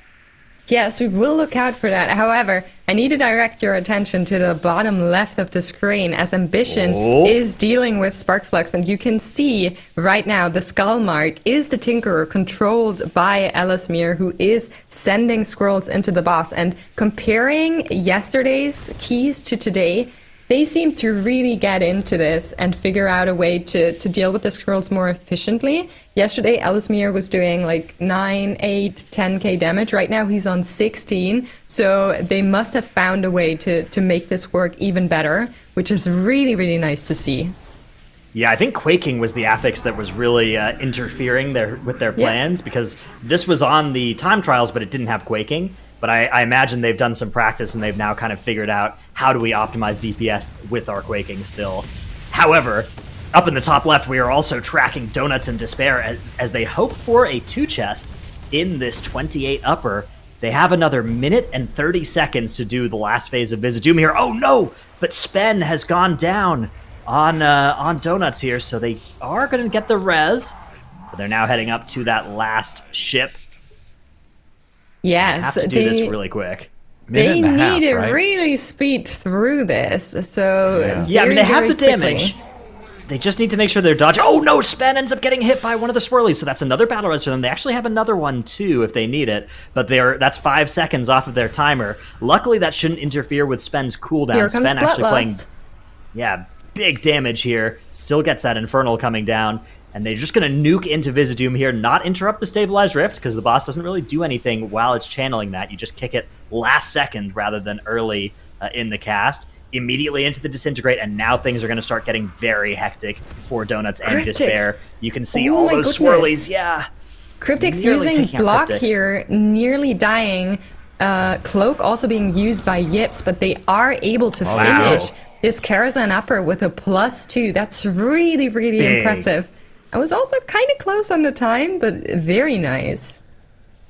Yeah, making that into a +30 is so great, because not only are you going to get to that +30, but you skip the 29, and the 29 has a real chance of failure in it too. So they have just removed that possibility of spending time wiping in a +29. But they are at some point going to have to go in and actually do that +30, and that, of course, has an even greater chance of failure. So we'll see how that one works out. A couple other teams still finishing up their uppers as well. Neither of these runs are really in 2-chest range. Neither nor Olge are really in range for that. So they are just hoping to 1-chest their 29 and 28 respectively. I mean, at Yeah. least Hug gets to jump into that 30 right away, so they'll be on par. Anyway, Yeah, because with they the two-chested their Donuts and 27, so it kind of Yeah. equalizes with Donuts and that. On the bottom Despair. right, Will have to slog through the 29 though. Yeah, but Ambition. Ambition has finished off Sparkflux. It took them a little bit. We can see a lot of pot tenders, cheat devs. Everything has gone out here from the team, but they were, of course, planning on that technique. So that's what they were running yesterday. We also saw them utilizing cheat death trinkets just to make sure they live this faith. Now, Ellismere also being in that pot tender, I think he probably has gotten a melee hit from that Tinkerer as he gets super strong aggro from it as soon as that mind control runs out, but is able to re-control it. We see the mind control in the background go off, the nameplate disappears, and he will send the little AoE circle into the spider tank that is still there, do a lot of damage, just sending that squirrel into it, and then they finish off the Tinkerer before they take the airplane. Yeah, big damage coming out from that mob. They are going to use its own squirrel against it as well. With you mind control it, you send the squirrel, and then you unmind control it, and that squirrel actually damages the Tinkerer that created it. That's Brutal so mean, betrayal though. there. It's It, hard. it shouldn't. Yeah. It really shouldn't. Sixth place, Now. just Okay. barely over the two chest, and not going to be able to two chest as 27 as they finish the aerial unit and go into King Mechagon. They do have their Bloodlust, and as far as I can tell, they have some CDs ready, so they should be able to do a substantial amount of damage to this boss here. It is 27, and they will try to upgrade that key to keep them in there, but they currently are in a little bit of a contention with to get those keys out. Yeah, they are trying to speed through them. I mean, it's so tough because it looks like the score is tied with Hub, but they are missing 4 two chests on their scoreboard. So even though both teams are technically on 134 points right now, I suspect by the end of the day, 6th place, if both teams are timing keys equally, they're going to end up being those 4 points behind, and that means that I actually think their best bet for getting out of today, it might not even be going through It might be going through Olge instead. I'm not sure. I mean, neither of those teams are looking weak, though. At 6th place, they're just in a lot of trouble. They need stuff to go wrong for either of those teams. However, 6th place with their name already on 5th place as we that's saw true. Floorpuff go out yesterday. So they have succeeded their expectations, I want to say, from what we know so far. Yeah, they are definitely, they've overperformed the name at least. It's a good strategy. Just always name yourself the worst possible outcome, and there's no way, nothing can go wrong for you, right? It's pure upside from there. Oh yeah, they've You exceeded could say expectations already. it's They're doing reverse psychology.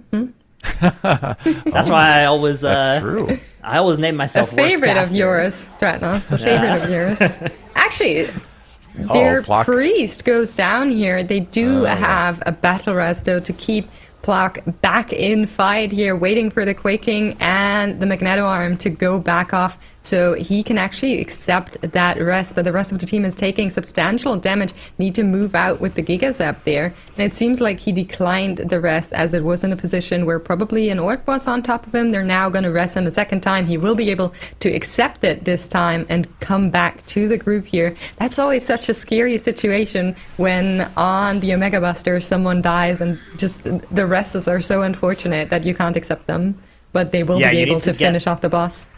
Get some good communication in your group, right? You want to call out like, oh, it's safe, or oh, it's not safe, right? Like, don't take this res. Having those sorts of communications can be good. Unfortunately, I've ruined that in groups that I play in because I say safe when I'm trying to res somebody into something funny to kill them again. So I no longer have a way That to effectively reverse communicate psychology here. coming back to Exactly. you. However, Yeah, it's a two-sided sword. Ulge able to finish their 28 Karazhan. I'm curious Well where they done. go next. Will they go for the 29 that we currently see in? They have their Bloodlust, and cooldowns are being used right now to damage this boss. Bloodlust still being held on to, as I think they're going to portal one more time over. So that's probably once we will see that Bloodlust come out. But the timer is looking kind of close.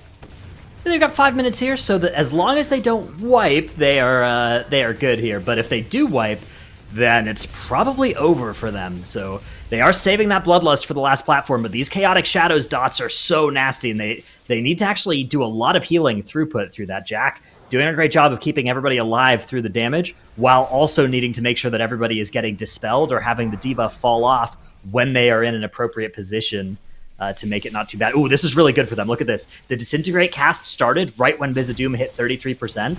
That actually means they get that full cast time to just do some extra damage to the boss before it goes up. And they've actually stolen 4% of this boss's health after that 33% mark, because it had just started a really long cast when it hit 33. So if that was planned, that was really, really clever from Ha.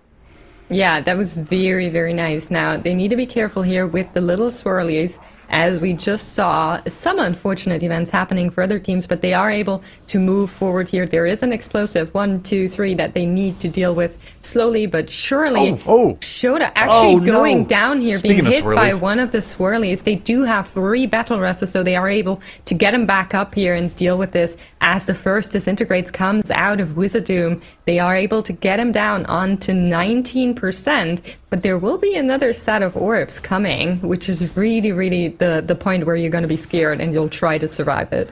Yeah, there you can see those 3 debuffs coming out, everybody having to move, and they're getting spread out nicely now.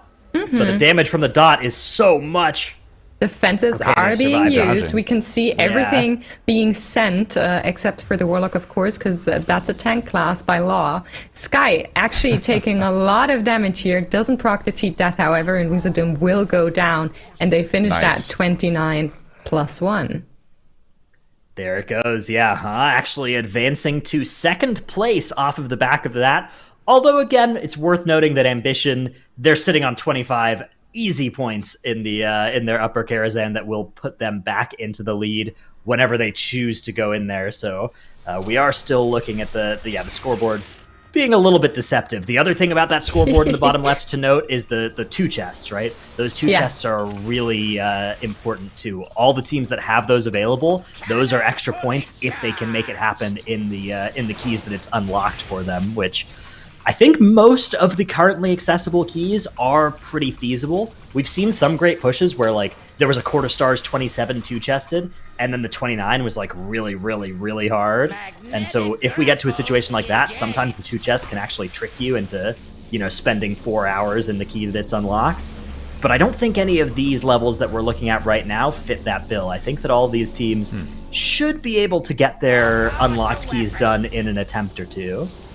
I'm actually curious because we just saw Ha in the Karazhan, and they still have a 30 streets open that they can go to. Because you spoke about those 2 chests, they have a lot of them. One of them would be that streets, and I feel like that's a dungeon they would like to go to after that. But on the other side, they also really want to upgrade that workshop and the lower Karazhan to the 28th. Seems like they are opting to take their break right now. Their court-ordered, mandated 15-minute break. All of our teams will need to take a 15-minute break or a 10 and a 5 over the course of the 5 hours of every competition day. So Ha are choosing to use theirs now. It seems like a good time because, yeah, like you're saying, Makes, looking at their dungeons, I'm actually not sure where they should go either. So I'm sure that they are taking some time to plan that out, figure out which dungeons to go to, as well as, of course, getting up, stretching their legs, having a snack, perhaps. Oh, a snack was always a good idea. Yeah. Also set a world record in a dungeon. Take a pat yourself on the back there. Yeah. Yeah. 29, the highest ever seen. Yeah. Yeah, I suspect the highest ever seen so far today. So yeah, there's a good until chance like an hour that gets or so up to from 30. Yeah, in our very competition here. If not today, Yeah. then tomorrow. I think that will probably happen in upper. For sure. I'm really because this is season 4 and a lot has changed from when we last saw these dungeons. We got a lot more gear and all of that. I'm really curious where these dungeons cap out. You were saying, Dratnos, that every key that's currently unlocked to the team so that they could technically run is also doable.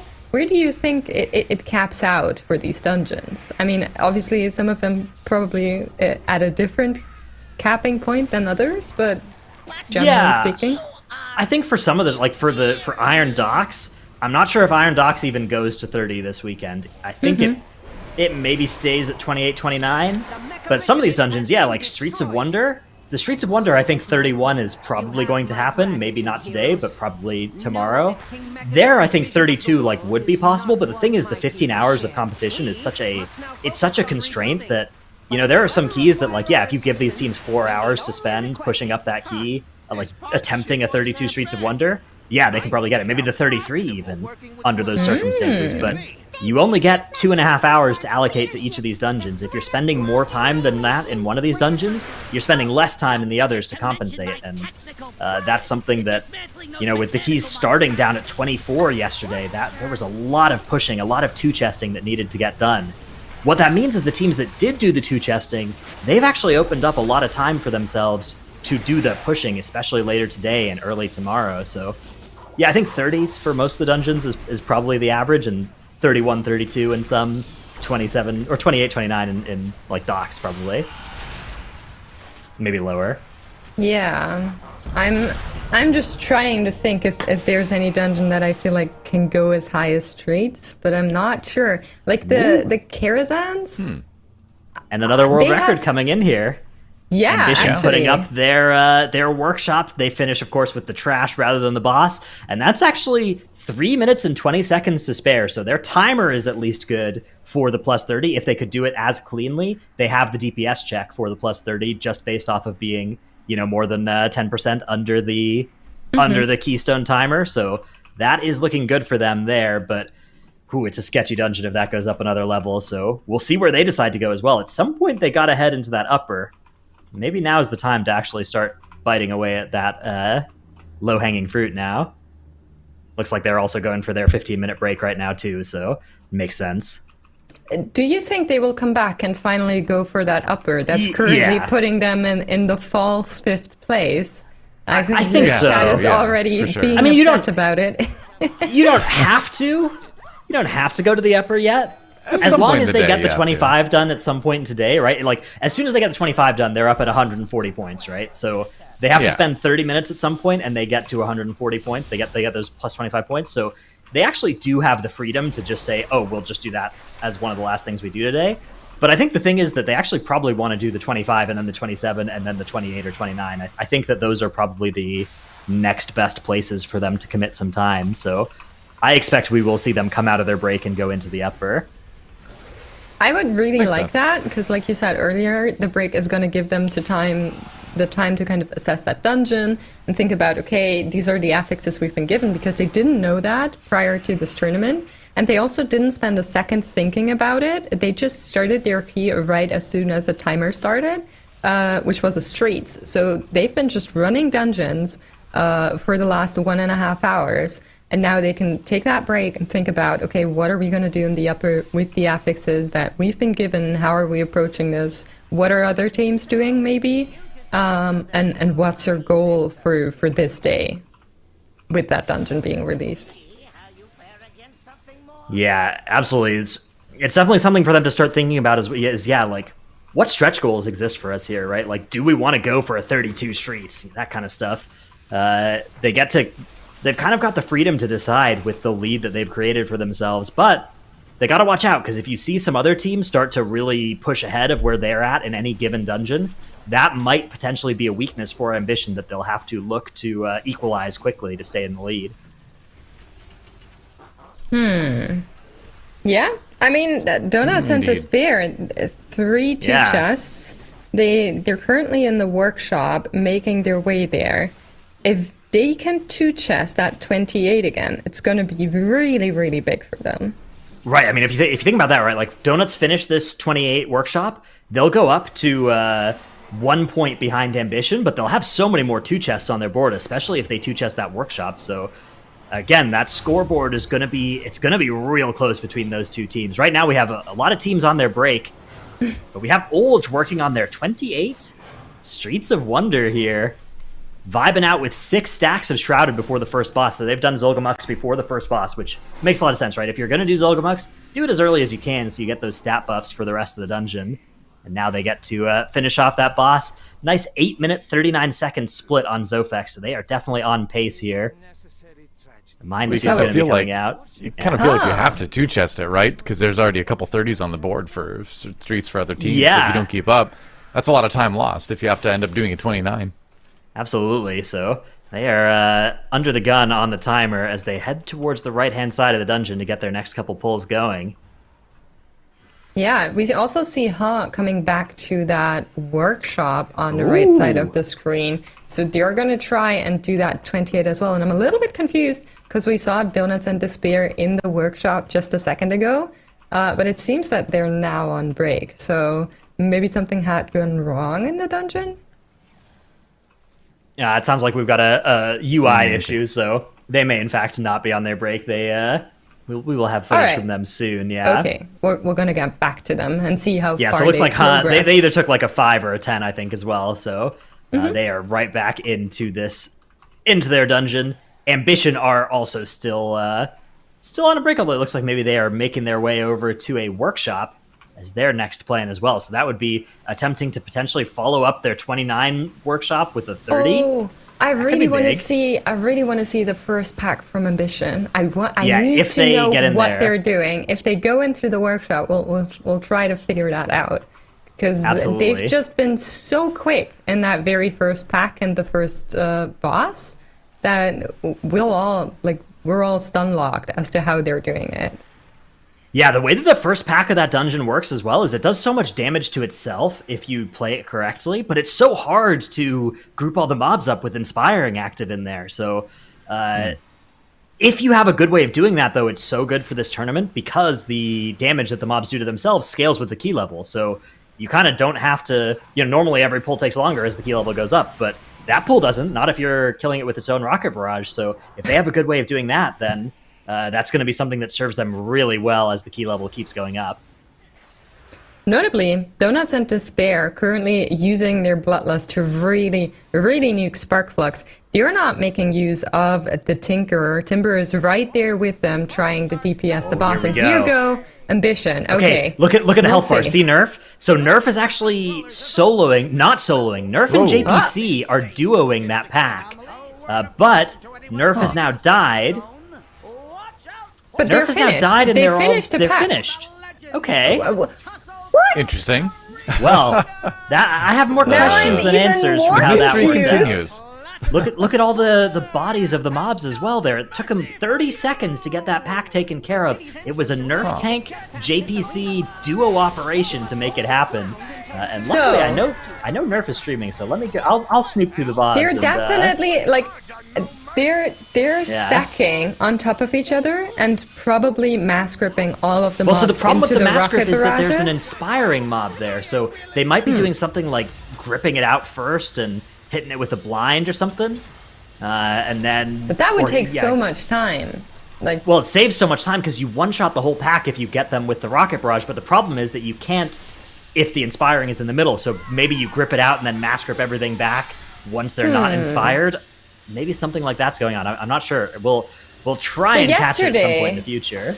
Yesterday, we saw in the lower Karazhan, we saw a hunter utilize Turtle to pull, which allowed him to kind of go in and pull everything as himself aggro, and then Turtle, which interrupted all of the cast and brought them together.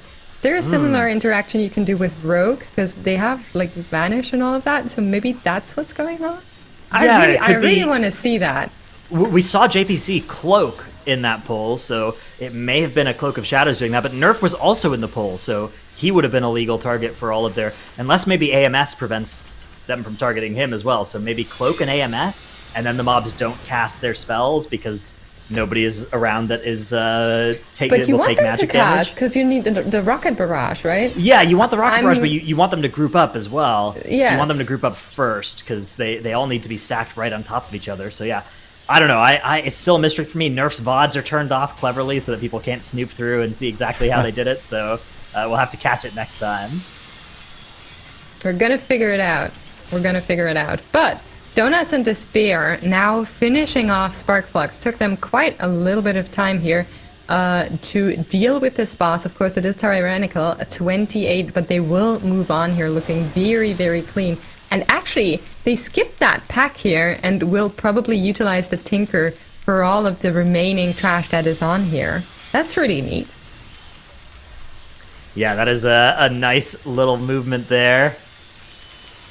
We've got a lot of teams actually in this workshop as well. It seems like the consensus pick of where to go next. 28 is the level for Donuts and Ha, whereas Ambition actually sitting in the plus 30 key.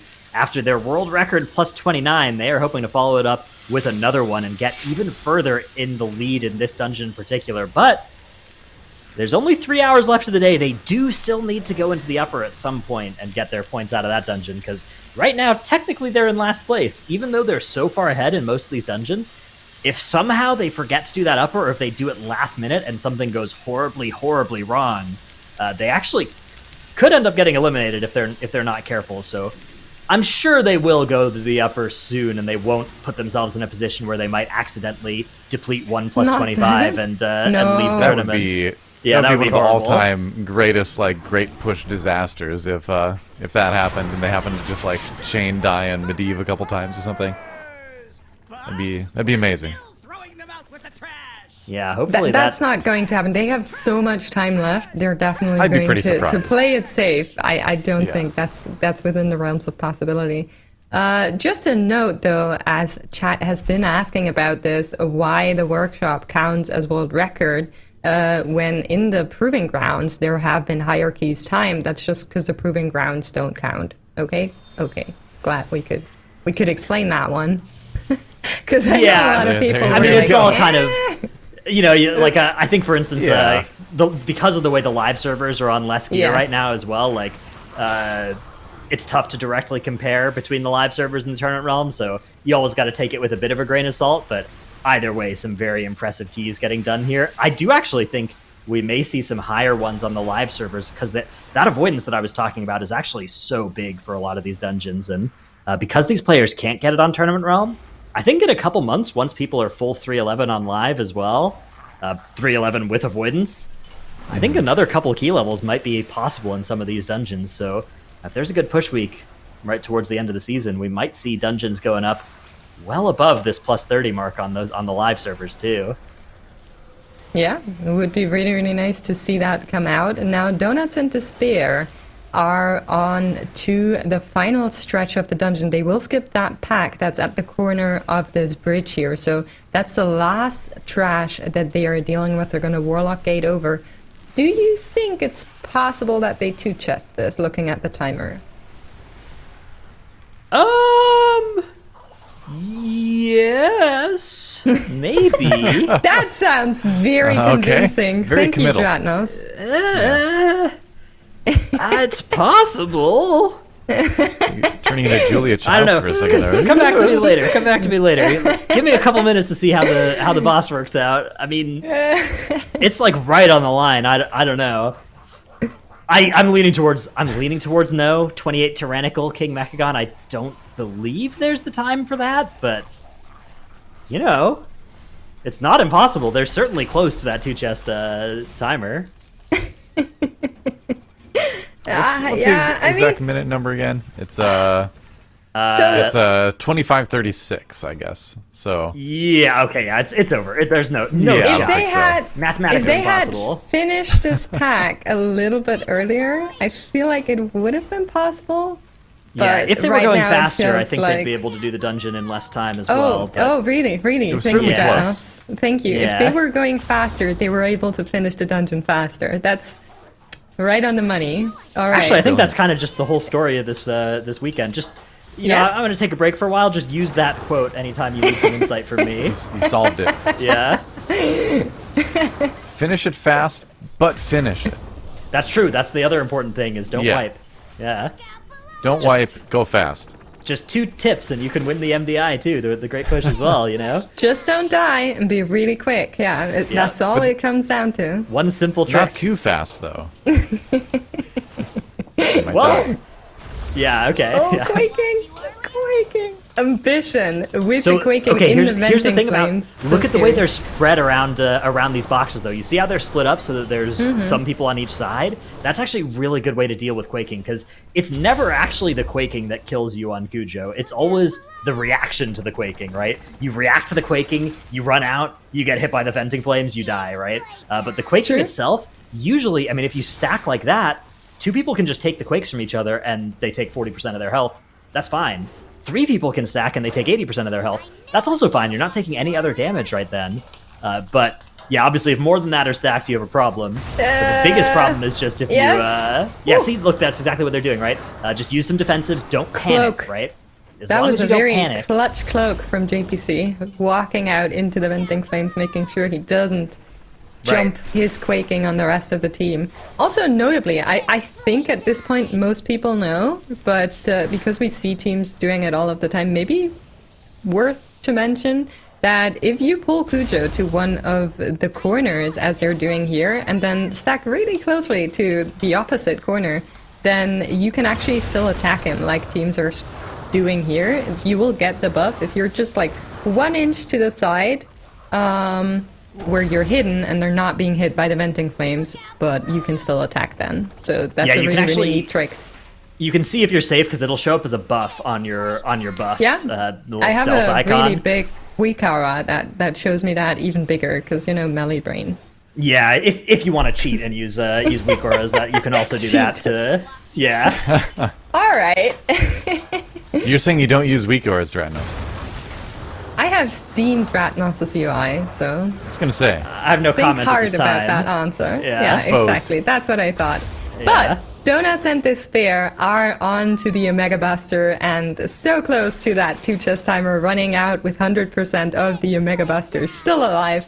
I think your yes, no, yes, maybe call earlier was probably right on the money that they can't do it here. They will use Bloodlust, however, make sure they nuke this boss as fast as they can.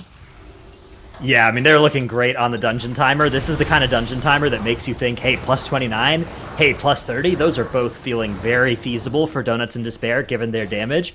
But the 2-chest certainly has slipped out of reach for them here. And I think, given that this was a 0-death run, it probably wasn't even a case of like, oh, if we played this cleaner, we could have 2-chested. I think they're probably just at the kind of keystone level where you're not going to 2-chest the Workshop 28. With this strategy, at least, you would need to be going way more aggressive. Spen actually going down for Donuts, but they do have 3 battle reses to spare, and they send one of them to get him right back up.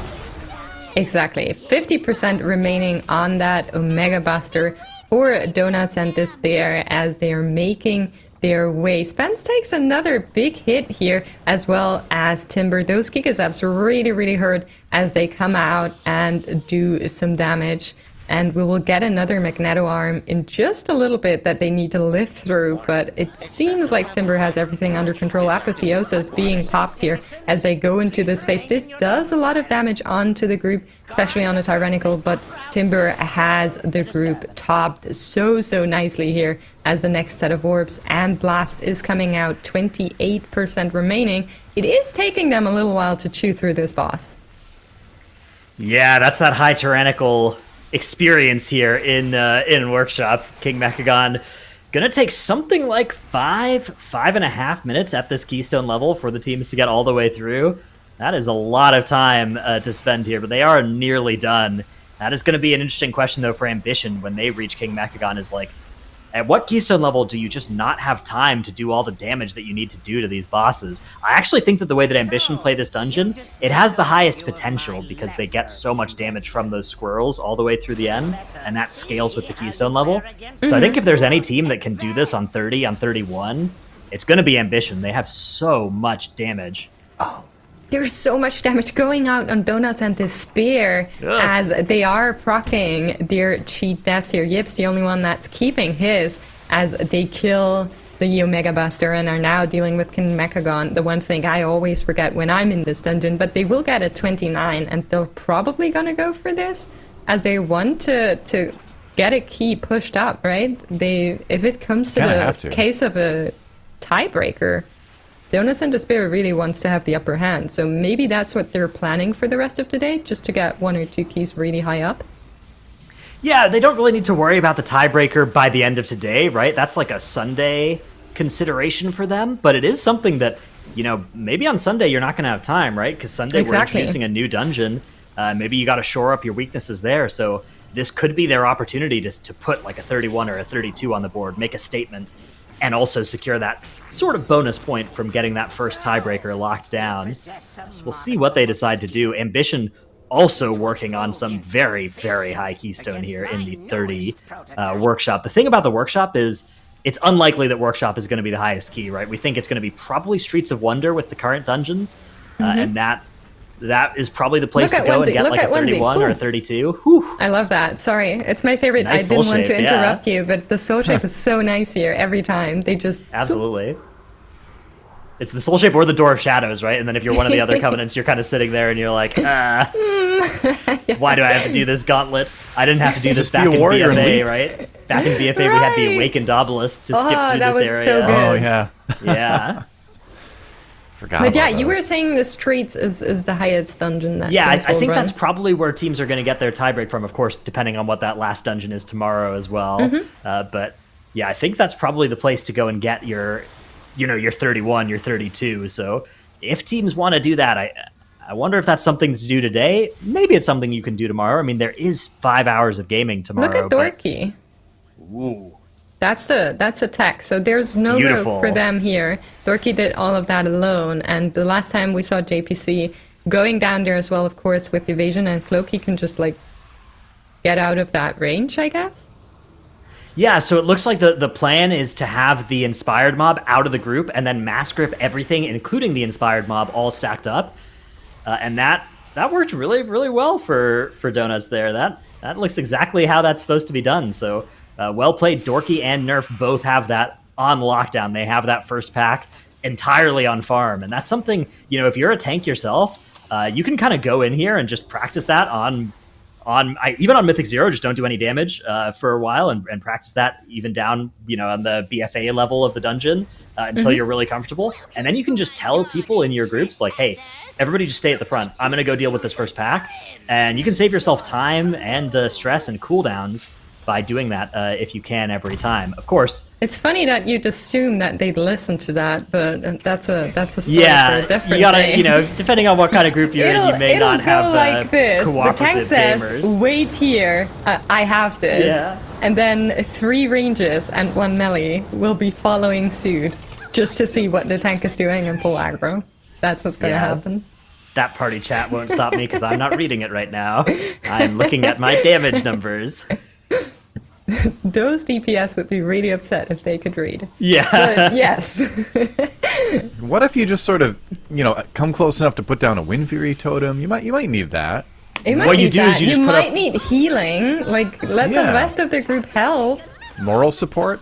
You put up a break timer, right? And you're like, okay, we'll start in 3 minutes. I just got to go to the bathroom real quick. Everybody else, And then you take your quickly time start as the well. key. And then as soon as they're all away, you start the key, and they come back and they're like, what's going on? And you're like, don't worry, I took care of the first pack. Now come on down, we're doing tussle talks. Yep. Nice. Very Pro nice. strats. But yeah, Ambition back on a Sparkflux here. Seeing them use the same technique, and I always get so worried here for the rest of the group that isn't under Ellesmere's healing hands. They just have to live on their own. They do not get any healing from him. They need to dodge everything that's coming for them and still try to do the most damage. This for me is such a clutch moment that they're dealing with. Gonna get 1 more flame cannon here from the boss that they're dealing with. Of course, these can be stunned and should be stunned to not do too much damage and also not get the healer out of the mind control that they're doing. They're positioning themselves in a way where they get targeted, but if that goes wrong because you need to dodge something, then the closest person will get hit, which could be Ellesmere, who's standing on the stairs. Yeah, you got to be careful of that with those plants. Luckily, Asphyxiate or other stuns like that, you just throw one of those on the plant, run on right on top of it, cleave the boss with it, make sure the tank is the closest person to the plant as it comes out of the stun, and the plant will just shoot the tank, no problem there. So we are now 3 hours away from the end of day 2 here. Well, not the end of day 2, but the end of being able to start your keys at least. Ambition working on the Machinist's Garden here. Ooh. A lot of damage coming out on Nerf, but everybody else is doing such a good job of dodging here. Ambition really putting on a clinic. People might be getting the achievement after this. Oh, Onesi's not getting the Onesie. achievement. He is Ouch. going into his pod tender instead, but Azuna's beautiful mage movement here, dodging all of these different mechanics as they continue to ramp up in intensity. Onesie did have the debuff there, also proc the Guardian Spirit from Ellesmere, which has now gone on a 3-minute cooldown. So Ellesmere actually coming out of the mind control, holding a healing hand over Onesie, making sure he doesn't go down, because in the pot tender he did get that debuff, but they're taking so much damage. Azuna and Onesie both getting sensed by one of those cogwheels here. It's menacing for these DPS players, just trying their very best to not get hit by anything, as another hidden flame cannon comes out here, will put more damage onto the group. They're now dodging another array of these laser beams going out here, and Onesie is just running, but it's not enough. He will go down, gets a battle res here, 10% remaining on Spark Flux, and they should be able to finish this off one more time. The Tinkerer is going to run down, and they're going to send a squirrel into this boss here. But yeah, unfortunate that it took Onesie out there. It's like Onesie just having to play Ninja Warrior over there instead of World of Warcraft. Like, he gets to cast a spell every, like, 10 seconds maybe between dodging mechanics. That was rough to watch. Makes me happy to play a melee. Oh, he's dead again. I mean, it's not nicer on melee either. I mean, yes, you can do damage while you're dodging, but still, you're under the same kind of fire that the ranges are under. So, I don't know. I think this boss without a healer present is really, really challenging. Well, that certainly seems to be the case. You know what else is the case? Time to swap casters. That's right. Thank you, Makes, for hanging out. We'll see you a little bit later. Gura is joining us again. Actually me, yeah. Have fun, I got it right. I got it right this time. Yeah, what do you mean? This is the first time I'm here. Thanks for taking over my shift, Makes. Appreciate that. Well, welcome to Gura. Good to have you. Good to have you here. We get into the 30 ambition workshop up in the top left. We also have seen a couple other good keys getting done too. 28 two-chested Streets of Wonder has just happened for Olge, barely two-chested by them. But that is good news too, because now they can go and get the 30 if they want. We can see what that does to our scoreboard. Olge and Ha both looking actually really strong on the leaderboard here. 6th place, they're kind of falling further behind because they really needed mistakes to happen for Olge and Ha, and neither of those teams seem to be showing any sign of weakness. Yeah, definitely not looking too good for 6th place. They're gonna have to maybe get that 2 chests here or there and get some points somehow. Now, Ambition, though, on the top left side, they are looking really good in their 30 workshop. Don't think they can 2 chests, but they're definitely still looking really, really strong. Of course, they're gonna have to go into that upper Karasan soon because they're the only team that haven't done that key yet, so they're gonna get those 25 points pretty fast. And what do you think? Do you think they should just go after this 30? Like, they shouldn't leave it up to the very end, I guess. Yeah, it's tough to say. I mean, Ambition in particular has so much freedom with where to go, but yeah. Because like they have to get that 25 upper done at some point today, right? They need to do that at some point, but they don't really need to do anything else. They can kind of do whatever they want with the rest of their time, as long as they actually are doing something good, right? As long as they're timing keys that they're attempting. So, don't know for them what's going to make the most sense. For Donuts, working on this 29 workshop in the bottom left, like, if they go into the plus 30, I worry that their damage is a little bit less good than Ambition's in this dungeon. So I've seen a little bit less coming out from their timer in the 28, I think, was a little bit more sketch than Ambition. Oh, but Ambition, speaking of sketch, are having a wipe to trash at the end of this dungeon. Looks like it's not going to be a full wipe, though. They're okay. And Nerf went down. They did use a battle rest and get him back up to finish off the rest of this trash pack. We saw Cutterwise being procced and a pot as well from Ellesmere. Definitely not looking too great. I think what happened was that they just didn't have any more shield generators as some of the short outs were going off from these MK3s. And once they're setting up that gateway so they can skip the last trash pack, keep in mind they have to do that trash pack after the boss still because they're missing that trash.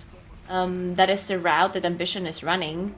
I think it's the only team that is also playing this last pack, right? Almost all of the teams are just completely skipping it, while Ambition is skipping some other trash earlier in the dungeon and just play this last pack, which I do think it is pretty efficient to play. The reason why so many teams are skipping is it's because it's very hard. So if you can do it, then time-wise, it's definitely better compared to some of the trash you have to play earlier in the dungeon.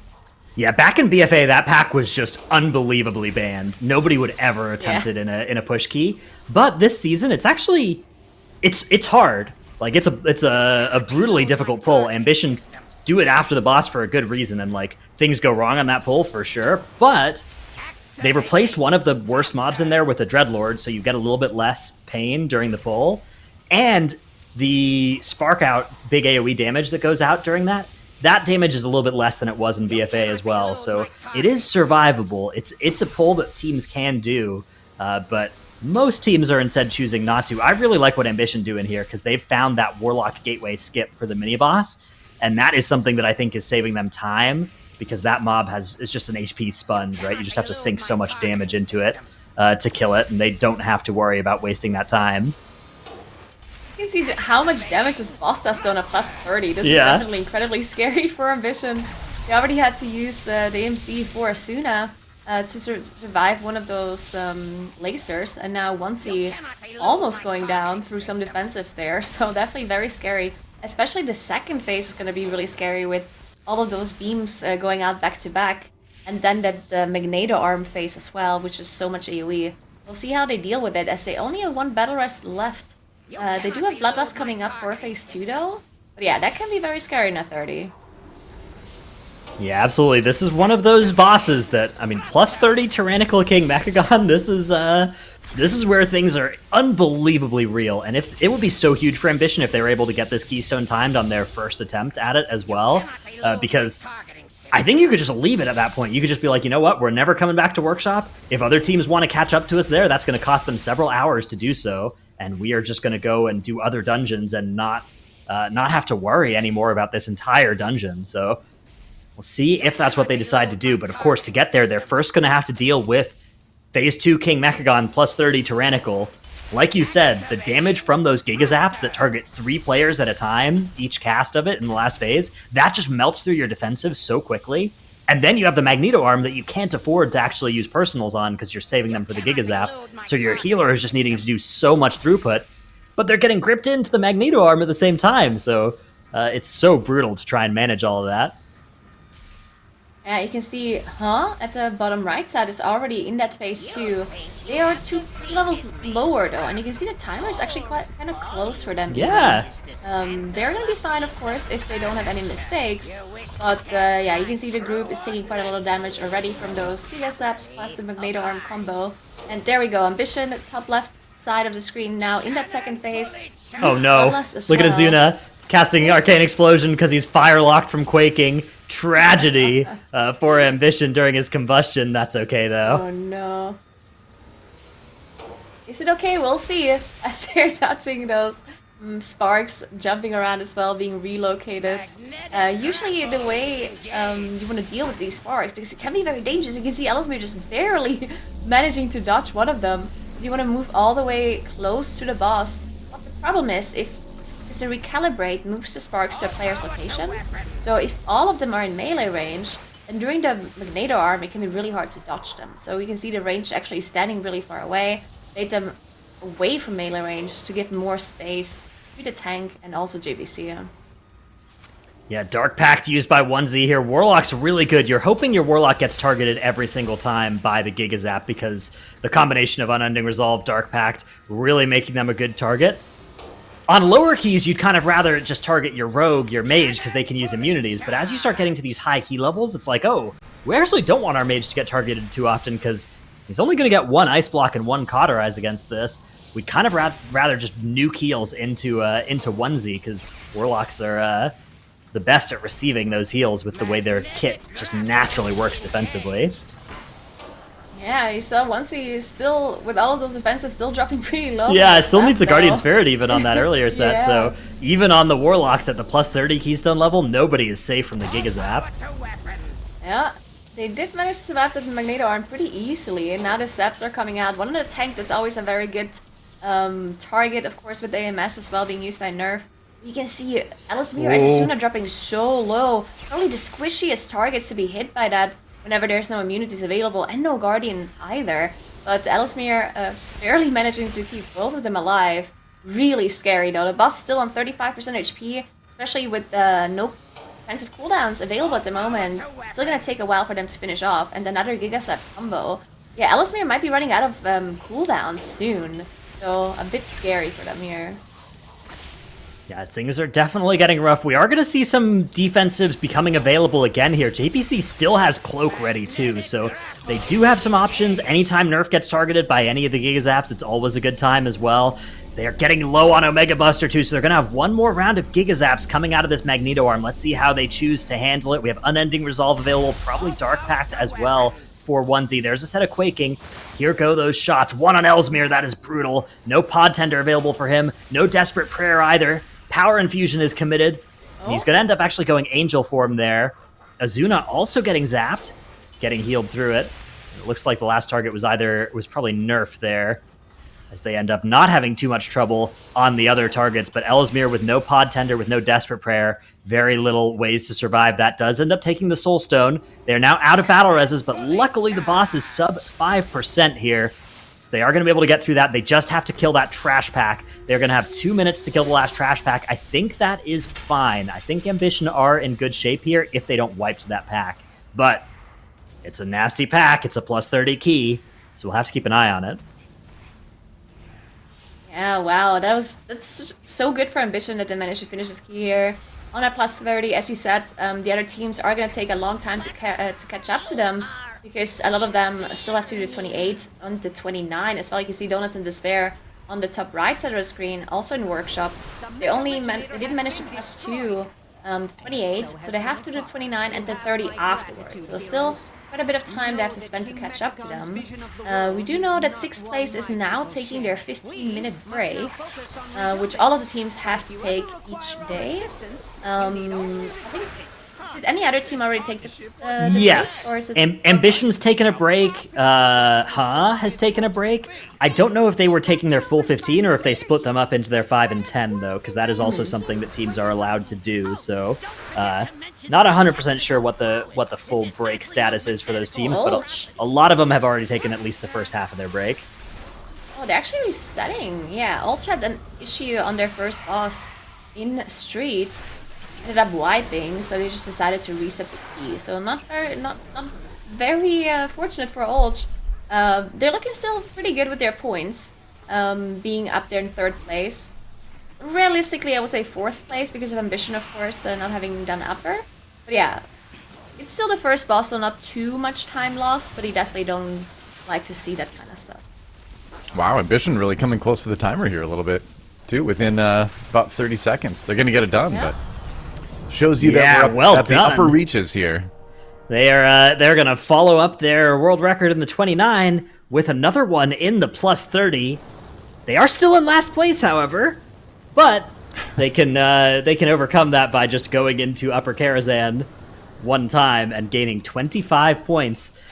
And they are only 25 points would put them well into the lead right now. However, Donuts and DeBear are hoping to have that not be true for much longer, because they are also working on this workshop.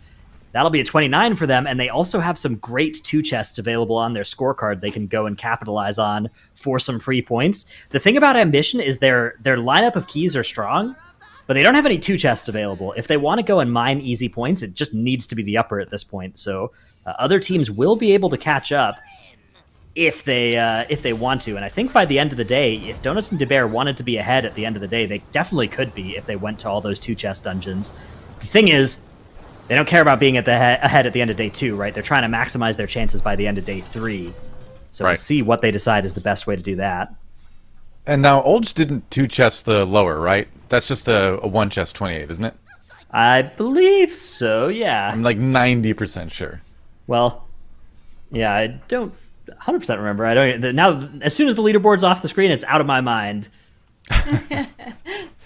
Either way, it's the 2 chests do matter, but it seems like the teams that have hit like the 28, 29s on some of those, no one really has that 2 chests anymore, except for that 28 upper for Donuts and Despair. Yeah, and the 28 Streets of Wonders that Ha and Olge are sitting on are also both options. But Streets is definitely that dungeon of this lineup that we're thinking is maybe a key level better than the others, maybe 2. Timber's that. Ooh, Timber does get 2 stacks of that dot, and even though he comes out of that pod, he's going to go out of the pod, straight into the Angel form, cancels that Angel form, gets the res, accepts the res, and no problems for Donuts and Despair. Just 1 battle res of their... They're going to have another one coming up soon, and they have another still in the bank, so they are doing all right here. They do have enough time to get through the end of the dungeon, but they can't really afford any big wipes at this point. Ooh. So Ambition actually went to Iron Docks on the bottom left side. It's okay. Very interesting. Yeah, so... I wonder... At this point, I'm wondering if they Wow. maybe have something special for Upper. 'Cause Obviously they can leave Upper to the very end, but the question is why? Like, Right. is there a reason, right? So I mean, maybe there's some special tech that they have for Upper and they don't want to share it? Even if you Sure. save the upper plus 25 to the end, it's like, well, then we're kind of just committing ourselves to spend a lot of time on Sunday doing upper plus 27, right? Yeah. Doing more upper keys. I think getting those done today is a really good thing to aim to do if you're Ambition, because, you know, tomorrow's dungeon, that might be something you want to spend a lot of time in. Like, if it's an easy dungeon, you maybe want to spend a lot of time in there to get really high score. If it's a hard dungeon, you maybe need to spend a lot of time in there to actually successfully complete the keys, right? So either of those cases, they probably don't want to leave themselves open to a situation where Sunday rolls around and they don't have the time to get all of the relatively easy key levels that Upper is offering them. So instead, right now, they're opting to go into the Iron Docks, and I don't think this is a bad decision by any stretch, but I do think that probably within the next hour, they should zone into that Upper and at least get the 25, the 27 taken care of. Now, if I remember right, you were saying that you thought Iron Docks might cap out at like a 29 for some of these teams. Did I hear that right? Yeah. Or is it... Okay, so they could just be trying to just max out what they think they can achieve in Iron Docks and just get those maxed today, and then do the upper at the end of the day, and then have a lot of time for the one tomorrow, like you're saying. So here's the lore on Iron Docks from my perspective. Their 28 was done about 20% under the timer. It was like 17% under the timer. Right. So with the damage that implies, they do have enough DPS if they play perfectly and they don't die to anything and they can do pulls of the same size. I think they could do the plus 30 with that damage, but it would be like right on the timer.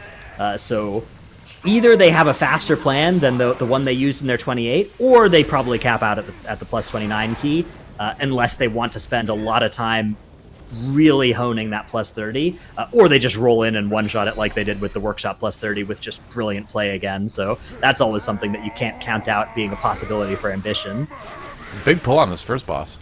Yeah, scary. This is, I think, a little bit bigger than what they did onto this boss last time, although maybe it's the same. I know they had trash onto the boss last time. I don't remember there being this many foot soldiers. I know the technicians got involved last time as well, though, but maybe this is part of the plan. Maybe they're going even bigger in this dungeon today than they did yesterday.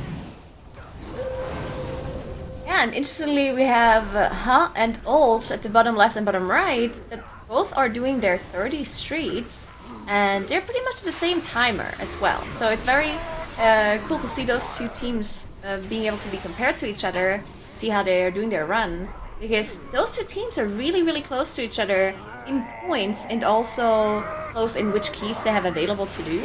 So it's going to be interesting to see if both of those teams can do the 30, because we've seen Ambition do the 30 earlier, and it was definitely a bit scary in some situations, right? Especially the male boss, with those AoEs just one-shotting some players if they don't have any defensives available.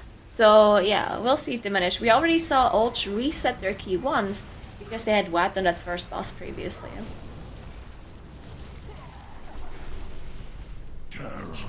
Right. Well, if Hunt can get this done, that'll put them in a pretty good position. They'll be at 140, right? Yeah. Yeah. Yeah, 140 with another 2 chest available on their scorecard as well, so Right. kind of some free points potentially for them if they want it. As free as a 26 lower is, yeah. That's definitely the of course. Whenever we talk about these 2 chests, that's the thing is the 2 chests give you the opportunity to do the key, but they can't actually bring you all the way through it. Yeah, Donuts and Despair on the top right now, dealing with that last trash pack in front of boss. If I remember correctly, they're not playing that very last trash pack, so they're not doing the same strategy as Ambition does. I think so, at least. I'm not very familiar with the trash count here. Oh yeah, they'll have enough, right? Yeah, they're skipping. The timer looks really good, but we saw earlier as well on Ambition's side when they did the last boss on 30. It looked a bit sketchy, especially when you're unlucky, I guess. That's the biggest problem with that last boss on Tyrannical on high keys. The same people get the Giga Step a bunch of times in a row, and they're just running out of defensives, right? And then it can really easily happen that someone goes down. Like we saw Ellesmere go down earlier for Ambition, because he was just running out of defensives, while the Rogue had Cloak ready, and he just didn't get targeted. So definitely have to be a little bit lucky when it comes to those Giga Step targets. Oh, the quaking right as they take the gateway. Oh my goodness, Dorky gets the the Guardian Guardian Angel. Spirit here. That's Wow. that's something you do with Dorky, because you know he's about to pull the boss even at 2% health, right? Like, you're watching Dorky, and he is using all of his restraint to avoid just instantly pulling the boss there, but Timber didn't know that. Timber thought Dorky was about to just walk in there at 2% health and engage King Mechagon, but yeah, like you were saying, the Giga Zaps is definitely the targeting of the Giga Zaps is what determines the end of this fight, especially if you're coming in without battle reses.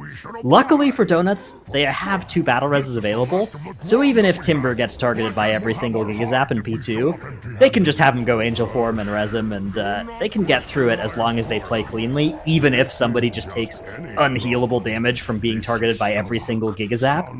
But that's the thing about this workshop dungeon, is getting to the last boss with all your battle reses intact, it's pretty tough. That means you have to have gotten through Machinist Garden, you have to have gotten through Cujo, you have to have done all these other encounters without using any battle reses. Donuts have used 1 of theirs, so they only have 2 for this, which should be enough.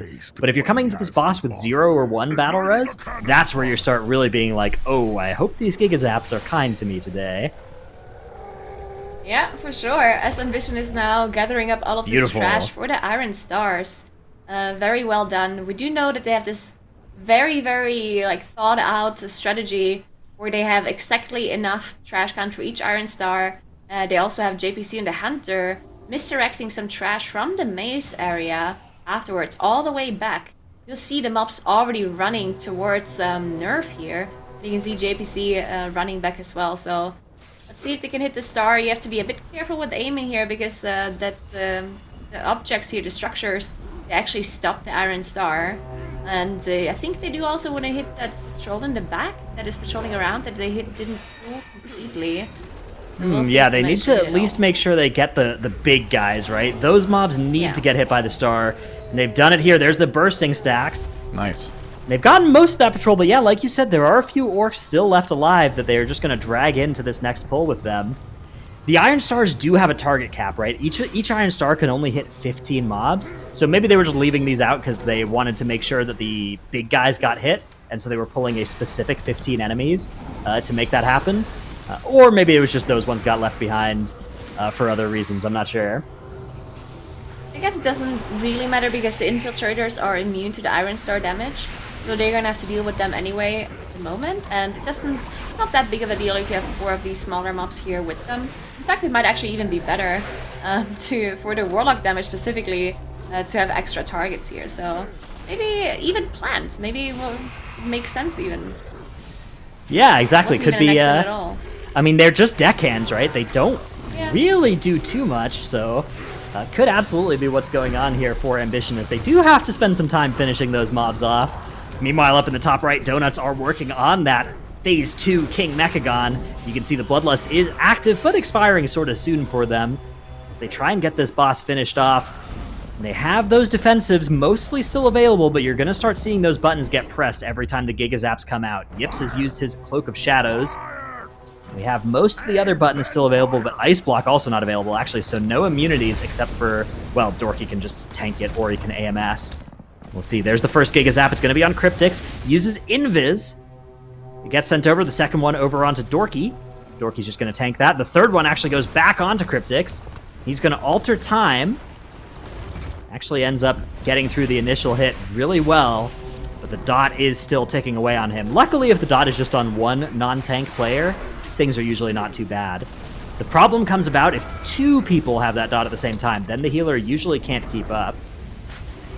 I also really like how Cryptics dodged the spark there, because if you have the beam, the Giga Step on you, and a spark is moving to your position, a lot of people just like panic dodge to the left and to the right, but you might be dodging into another player's position, and then they get the Giga Step as well.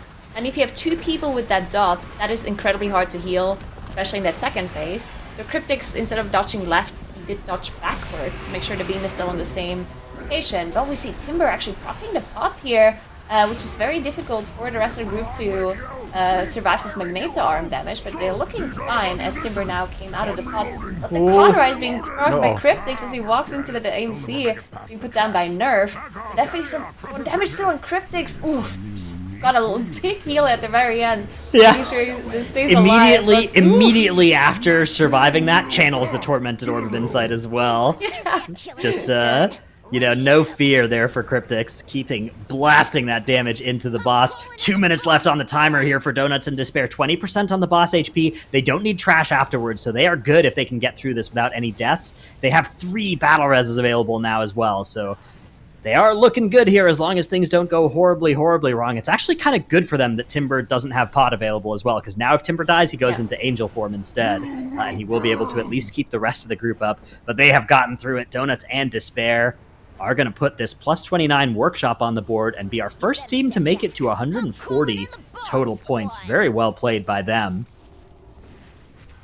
Yeah, pretty good for them, as we see both and Ulch on the bottom left and right. Wow, almost identical timer here for both teams. Yeah, they're also having a pretty similar strategy as well, so it's really cool to compare those 2 teams. And both of them have exactly 2 deaths on the board as well. So really close between them. This would mean that I think both of them would get 2 points from this key, right? Because they 2-chested the streets. Yeah. So they're also going to be in 140 if they manage to do this key. That would be really good for them. They actually both of them performing really well today. I have to say, like, they got a lot of really good keys done so far. Yeah, again, the gap between 6th place and the field is getting so wide here. It is so tough here for 6th place. In order for 6th place to make it through today and not be the team at the bottom of the scoreboard that gets eliminated at the end of the day, not only are 6th place going to have to time every single keystone they enter from here on out, they're also probably going to need either Olge or to, stop earning points immediately. They're gonna need this 30 streets to delay these teams by several hours, I think. So 6th place, definitely their chances are getting slim, but of course they are not out of it just yet. Yeah, definitely difficult for them. We do see Ambition now on the second boss in Iron Dogs. Bloodlust being used as well, so how are they dealing with the shield? I've seen some teams actually carry or drag the mobs away from the shielded boss to make sure they're not breaking it. And then I've seen other teams just use Grievous Wounds from the Hunter pet and just kind of DPS through it. Not sure what the strategy Ambition shows. Do we see another? Oh yeah, the shield is up right now.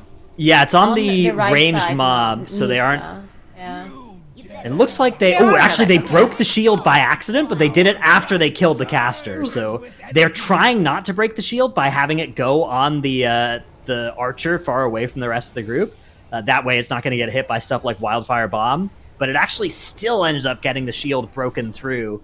However, they were able to kill off the other mob real quick, and now they're still going to be able to get through this without spending too much time.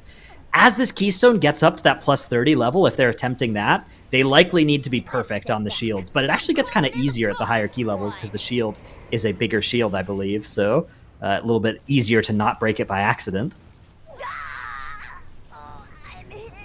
Yeah, they don't need too much trash anymore. I think they're skipping something between this boss and the next.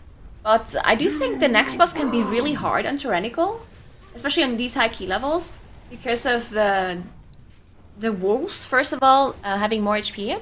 And usually the wolves are kind of not an issue with Binding Shot from the Hunter.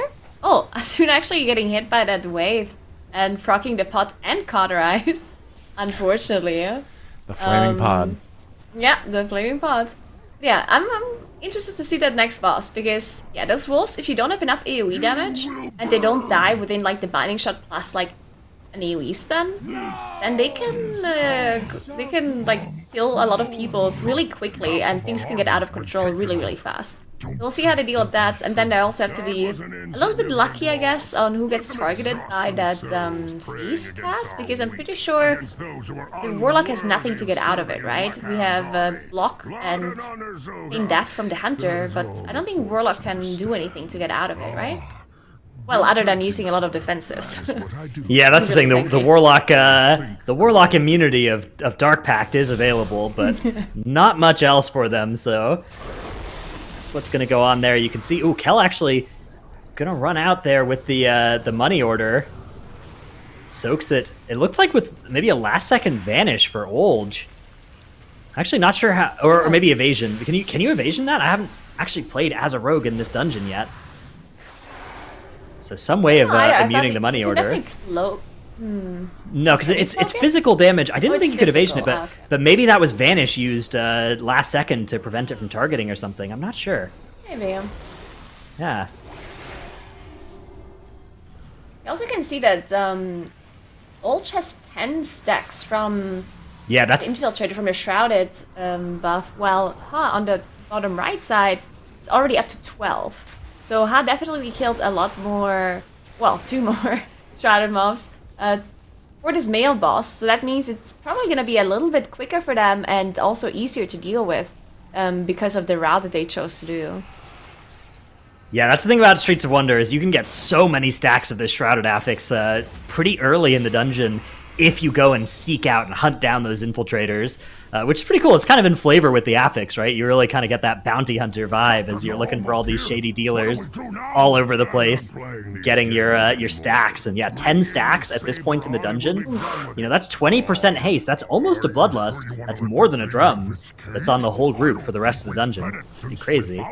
Yeah, that's like almost one-shot 3 people there for I'm not sure, was the Hunter not in it? Or is that just the damage that it does on 30? Maybe it's just the damage. We'll see when the next soak happens. But yeah, definitely incredibly scary for them. As Olch now looked a little bit safer on their AoE soak a little... Oh, they're also 5% already, so Olch definitely managing to kill this boss now. Don't have to do the bombs anymore. So yeah, they're safe. And they also have most of the trash already. Oasis is not really a super hard boss to deal with. Menagerie I also don't think is that difficult for these teams, so they're looking pretty good. Yeah, absolutely looking pretty good there. Ooh, Ambition up in the top left, though. A lot of damage coming out on the group from the Rylax here. Look at that. Look at the way their health bars are moving as those fires get lobbed onto them. A lot of damage coming out from that. You can't even really see where they're going. You have to actually look at the projectiles in midair if you want to try and dodge them. They've managed to do it, and actually they're able to get through here. You can see Azuna, no Cauterize, no Pod Tender, but also not dead, so, you know, we take these. Being alive is preferable to death. That's at the end of the day, that's what matters. Yep. That is correct. You're not wrong. Let's see how much damage the bleeds are doing as well. Yeah. This dungeon is notorious for having a lot of bleed effects. They did remove some of them. The dungeon got nerfed recently. But there's still some left, like these Wranglers, for example, randomly throwing bleeds at players as well. And you can see how much damage it does. It's not even 45. Yeah, those Wranglers, especially, this is post-nerf as well. Those Wranglers used to be a little bit nastier even before the start of the week, although largely that was the tank damage that got nerfed on there. There was armor-ignoring mechanics that they had, which apparently are now gone, so... that was definitely rough, especially for some of the more armored tanks. Blood Decay actually kind of a medium amount of armor compared to some of the other tank specs, but still, definitely something that makes it a lot less brutal for the tank player. The rest of the group, though, still taking, as you said, a lot of damage from those other effects. You can see they're using stuns and such to keep those Wranglers from sending out too many of the bleeds. And we see, on the bottom right now, also getting to the end of Postmaster. That looked a bit sketchy there at the very end, as the freeze was really low when that last soak came in. But they're fine, and they're about to finish up the boss as well. Really well done by them. As 6th place on the bottom left is now on Curator. They're doing that 28 upper to get some extra points. I think they took the full break now, right? Because they definitely haven't been here in a while, it seemed like. So now they're back from their break. Some of the other teams still have to take part of their break or even their full break. Yeah. So that's something that they got out of their way at least.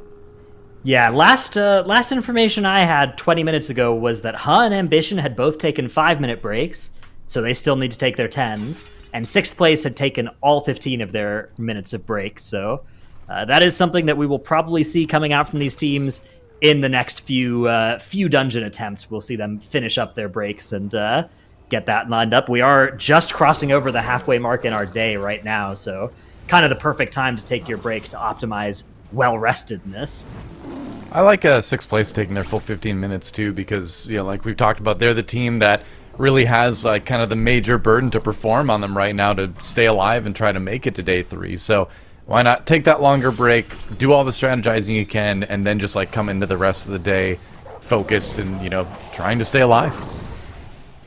Yeah, especially. Go ahead.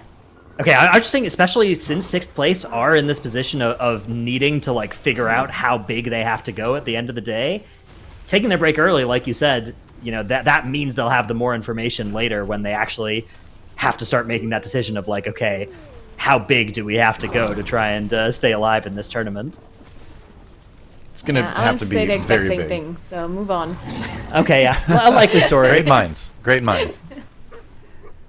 They're gonna take down Curator right now, at least, so they're making progress anyway. But yeah, just numbers across the board looking a little bit grimmer for 6th place right now for sure. Yeah, it would be really big for actually- them if they could spike up 2 chests in any of these dungeons. But the way their key levels work out, it's like all these keys are already so high. I don't think that's feasible. So I think they're really hoping to just we're gonna time 4 or 5 more keys, and we're gonna hope that Olge or Ha have something go horribly, horribly wrong. Yeah, I think that is what they have to bank on here. Not too many crazy +2s they can do on these 27s that they have and the 26. Technically, yeah, I don't know, it's hard. I think they can +2 at 27 lower, possibly. But them doing the 29, yeah, I don't know. It's really, really hard for them to make up points, especially because they don't have that much time left. But Ambition on the top left now, they are on Oshir, and it looks like the wolves are not as big of a problem as I thought they are. Binding Shot being used late as well is really smart, because stuns are good at the start, and then later on the Binding Shot holding them in place for so much longer is just really, really good. You can see how they're spacing out their AoEs to see to make sure they're definitely not running away, chasing down people and killing them. And I think they had the fixate as well on good targets. So they didn't really get any fixates on onesie so far as I... Actually, no, they got one. You can see Anani herself is in cooldown. I'm pretty sure you don't need that for anything else. So I would assume that onesie got one of them.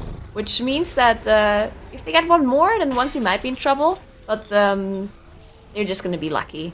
They're not going to get it again on onesie. Yeah, the time to feed that you're talking about, it's so nice in this group composition, because like you said, if that goes on JPC, he can just feign, right? If it goes on Azuna, he can block, he can invis, right? He has ways out of it as well. But if it goes on onesie, then you have to actually just heal through it and warlock through it, which you can do, but you'd much prefer it to go on ideally just JPC, since he can just feign, I think, every single one. Can he shadow melt it too? Oh yeah, Probably, right? Probably, yeah. Unfortunately, we have, it's Iron Docks, right? As you were saying, all those bleeds. The only person here not playing a dwarf is actually Azuna, who is playing the Night Elf. So yeah, he could shadow melt it, but everybody else doesn't have access to that racial. Yeah, I think it makes sense to go Shadow Melt on Asuna, because you only have the ice block to get out of it, right? So if you get 2 in a row, having the Shadow Melt is really nice. But of course, Warlocks cannot be Night Elves, otherwise I'm pretty sure Onesie would have chosen to go Night Elf as well. But yeah, there's no possibility for that. Hopefully soon.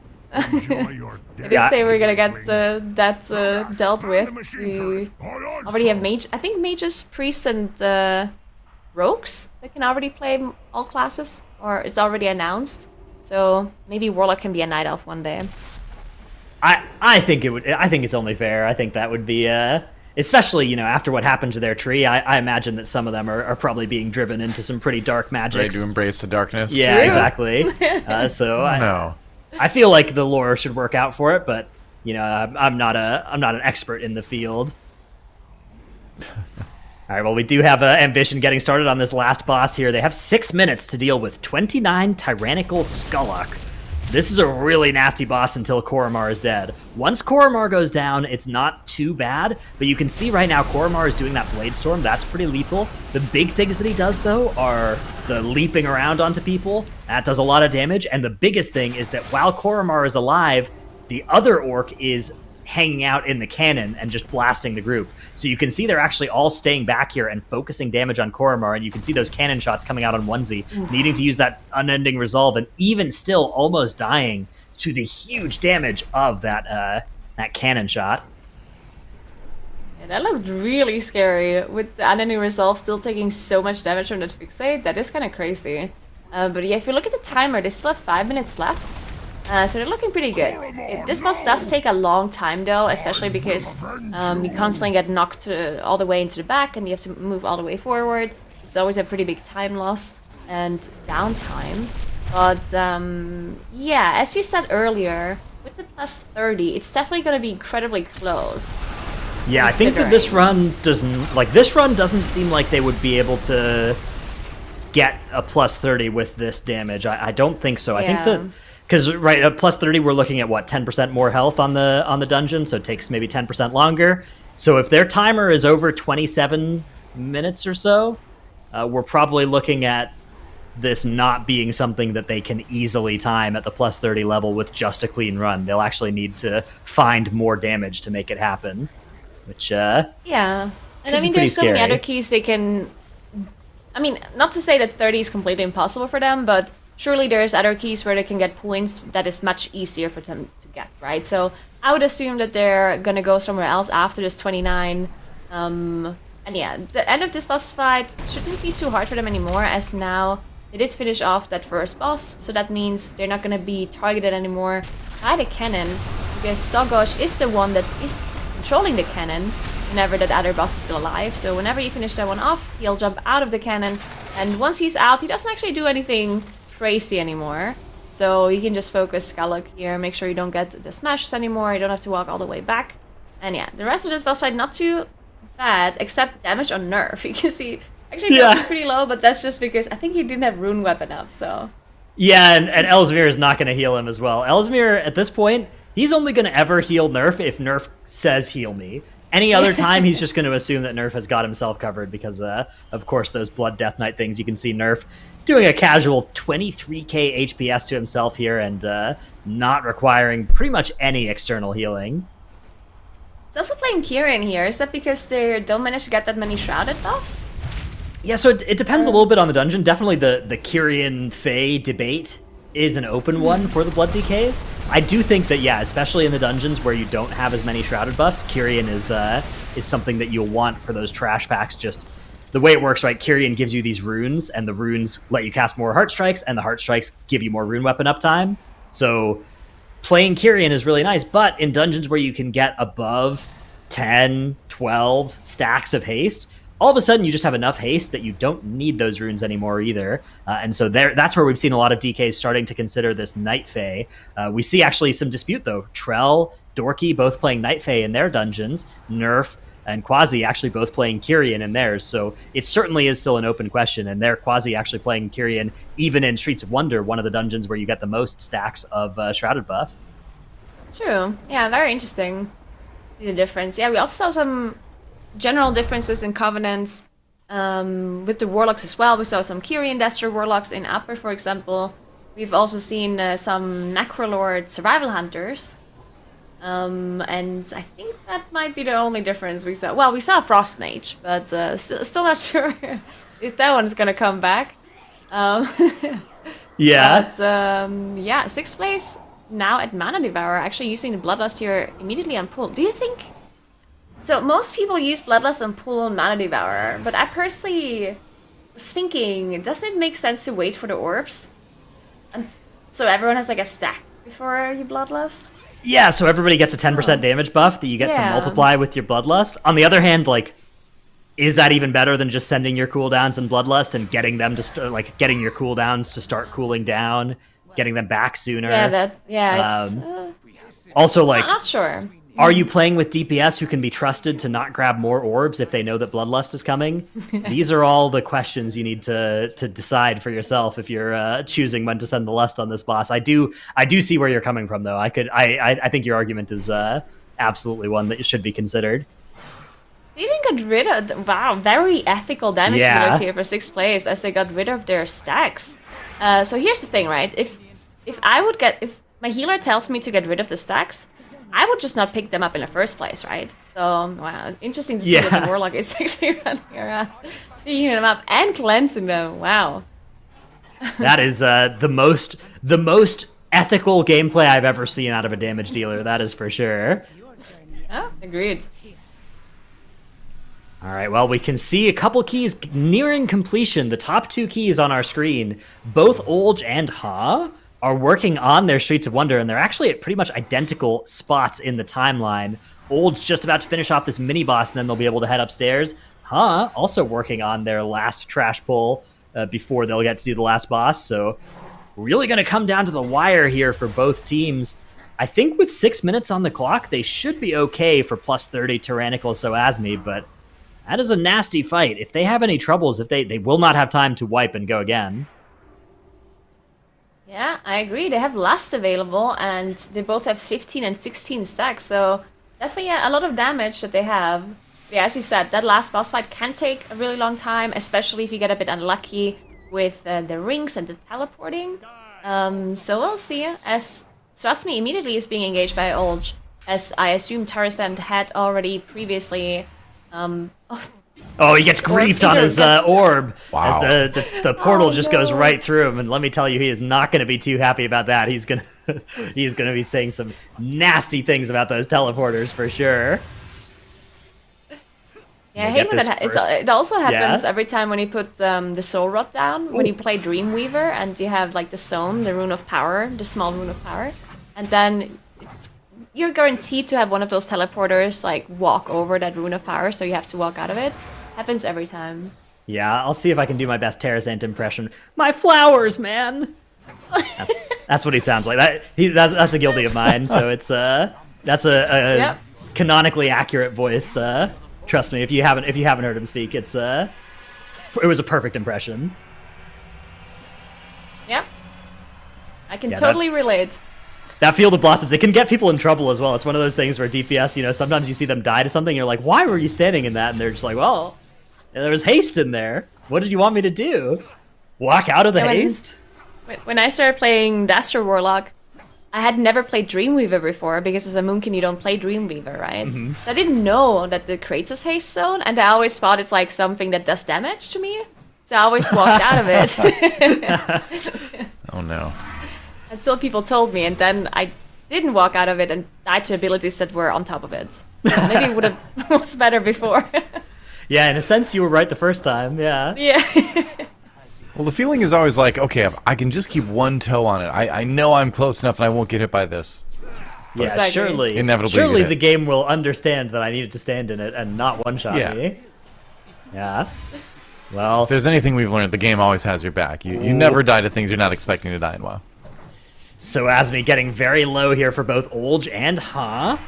They're both looking good for getting this plus 30 on the board. That's going to advance... Wow, these two teams actually just neck and neck are on both the boss and on the leaderboards. Almost an MDI finish to this dungeon here for them. Meanwhile, Donuts down in the bottom right are getting ready for Morose on plus 28, which is also going to be an exciting fight to follow once that comes out. Yeah, and if this was the MDI, then it looks like Olge would be winning. So we're gonna... Yep, they are going to have a slightly here. faster run unless... Oh, beautiful. A youthful soul shape from Terrasant as he goes over the barrier there in frog form, dodging the entire... as the relocate comes out from the teleporters once again, barely dodging all the players. They are going to, in fact, use the teleporters one more time, not going to make a call to commit, and they're going to go through and then go back. This is a really good way to handle those circles. Anytime you can see a way to just go through one and then go back through it once the circle is passed over it, that can save you many trips through the teleporters. Now at 7% on Soasmi, it looks like the call is being made by Olge just to commit. They're not interested in running through these teleporters. Oh, actually, they're waiting until... Oh, no, the double technique. Okay, they actually got a double technique, and you can see Cry actually ended up taking the dot from the Close one. Okay, Ooh. they got through it. Cry Wow. took the dot from the heal and then ended up trying to take the portals to find his healer, but the healer took a portal to find him at the same time, so they swapped positions, and Cry ended up going down. But luckily, they were able to kill the boss anyway, so that's going to be Olge going up to 140 points, and Ha also at 140. We are seeing a tie for first place now between 3 teams. The tiebreaker right now going in favor of Donuts and Despair, based off of dungeon timers. We are on I think the 6th tiebreaker right now, because both Donuts and Despair and Ha are sitting on the exact same configuration of keystone levels. So it is actually just slightly faster times that have Donuts and Despair in first place right now. We gotta call out too, Ambition finally stepping into Upper Karazhan as well. You can see in the upper right part of the screen there. They're in there. They've done the big pull on Curator, and so now we'll see how fast can they push this to equalize the rest of the pack and retake first. Yeah, once they time that keystone, they will be advancing, I think, 2 points ahead of the field. That's right. At 142. So Donuts and Despair, on the other hand, will also be gaining, I think, 2 points out of this lower 28. So we will potentially be seeing a tied game at the top of the leaderboard once again after these 2 dungeons complete. Very, very close tournament we're having this weekend. Wow, Timber saving both of his warlocks with a Shackle Undead on Crispin here to interrupt that Will Breaker. Yeah, I didn't even know you can interrupt that with Shackle Undead. I thought you can only grip and knock it, but apparently that works too. It makes sense because you can, of course, see it with it. So it's above 60%. More stuff works on it, I think, because Morose hasn't granted them CC immunity yet. So the Shackle did come in there big time. Now that these are below 60%, I think you only have the grips and such against them.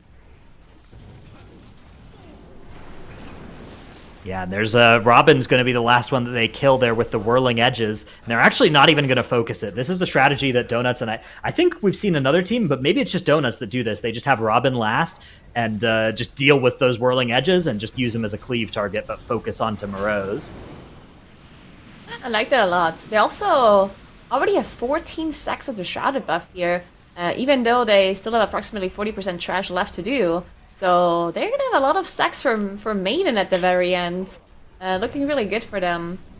As there's still a lot of trash left though, and a lot of really dangerous trash too. I guess almost all of the trash in here is dangerous, but I do think the one at Ataman can be really annoying, especially if the forces charge into directions that you maybe didn't plan on going, and then they maybe pull the boss on accident or another pack, and then they have these constant stomp casts that go through that do AoE damage. On the 2845, that can definitely be incredibly scary, especially in the combination with bursting as well. And they are on their way to get to that area, so we'll see how they deal with this trash. Also, these the fire circles that are being casted by some of the mobs in there, they do a lot of damage on those high keys.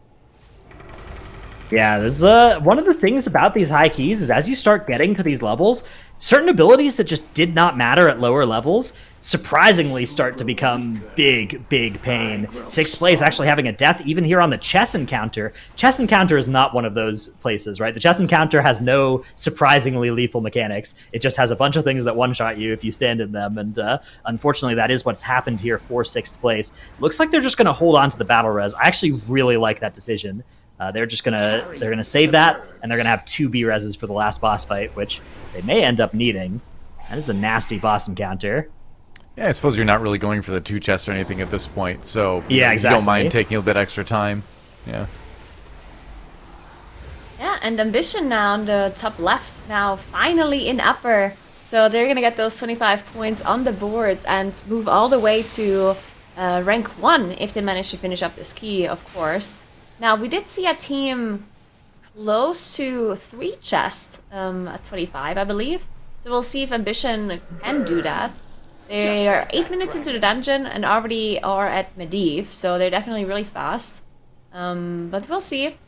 Chess event definitely takes a long time, and also some of the trash after the next boss can be pretty long, plus all of the RP that they have to wait for.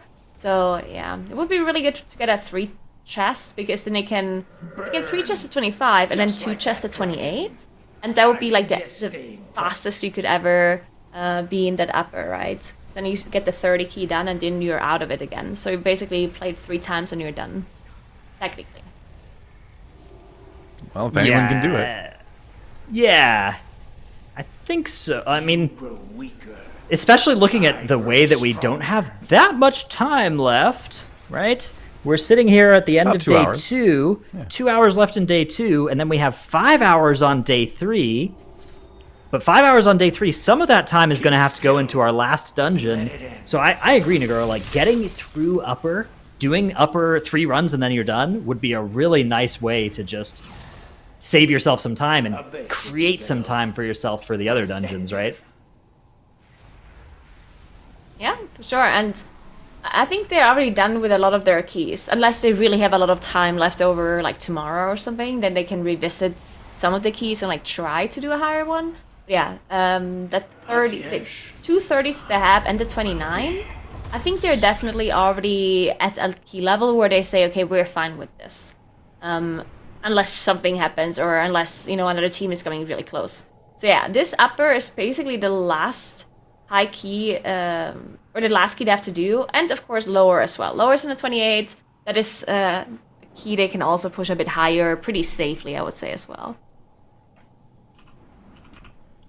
Yeah, there's definitely still some, you know, not easy, but like doable points that are left on the board, right? And these teams have to make sure that they're going to go and get all of those. So they can't afford to spend too much time pushing their like stretch goal keys until they have locked down those keys that they are really, you know, that they know they can do. So looking at Ambition, though, the thing is the rest of their keys, I don't know, besides like 31 streets, I don't know what is eminently doable for them. Maybe 29 lower as well. So I think going to upper for Ambition makes a lot of sense. They've got to be really happy about how well their keys have gone so far today. You know, one-shotting 29 Iron Docks, one-shotting 29-30 Workshop. That has saved them so much time, where you could easily imagine those dungeons having gone a lot worse. Has Ambition even had to restart a dungeon all weekend yet? I don't If they have, it's been think like they right have. at start of dungeon or something. Yeah, 'cause Yeah. I haven't really noticed it. Yeah, I'm trying to remember if maybe end of day yesterday they did, but yeah. Yeah, they maybe restarted a little bit of a dungeon here or there, but they haven't been like bashing their heads into anything yet, Right. Which is always a good thing in the Great Push. Definitely. It definitely looks like they're not going for the 3 chests because otherwise they would be pulling those infiltrators into the boss, right? Well, 1 or 2 infiltrators with the Yes. with the mana devour wouldn't be that big of a problem, right? I mean, okay, the 3 chests in this dungeon, let's see. Let me run some mathematics in here.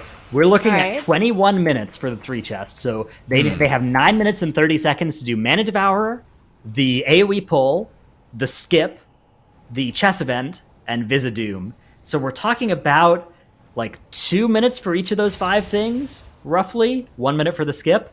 That's I don't think It's that's possible, Sounds but pretty iffy. maybe it is. Yeah. If they would have pulled the infiltrators they- into the boss, maybe. Maybe then. Maybe if they were doing stuff even more aggressively throughout this dungeon, but I think instead it's going to be like, oh, a safe 2 chest, but not Yeah. especially close to a 3 chest. But I could be wrong. I mean, they do a lot of damage in this group. You can see they are starting to, like, JPC's holding on to a little bit of extra damage as well. He's got on one of those orb debuffs on him to let him pump a little bit harder into this boss, actually beating the tank in damage, who is beating then the next 2 DPS in damage, as Nerf is sitting there holding on to 7 stacks, it looks like, of the damage orb. I liked how you said that as if that would be something super special. Like, he's beating the tank in damage. Well, I was looking at the meters and I was like, oh yeah, you know, JPC's winning. Wait a second, who is he? Who is in second? That's not a DPS. That's the tank.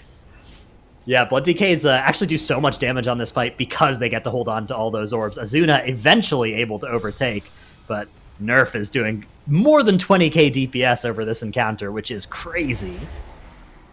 6th place now managed to finish off their upper Karasan, so they get 1 more point on the board, but they definitely still need more if they don't want to be eliminated at the end of the day, so they need to find even more points somewhere.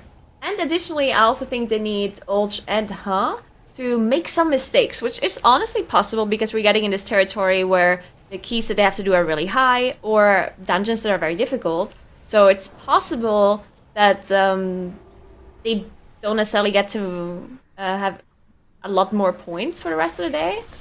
But not only do they need to make mistakes, I think sixth place also needs to make up a lot of points. How many do they have right now? 137 at the leaderboard? moment.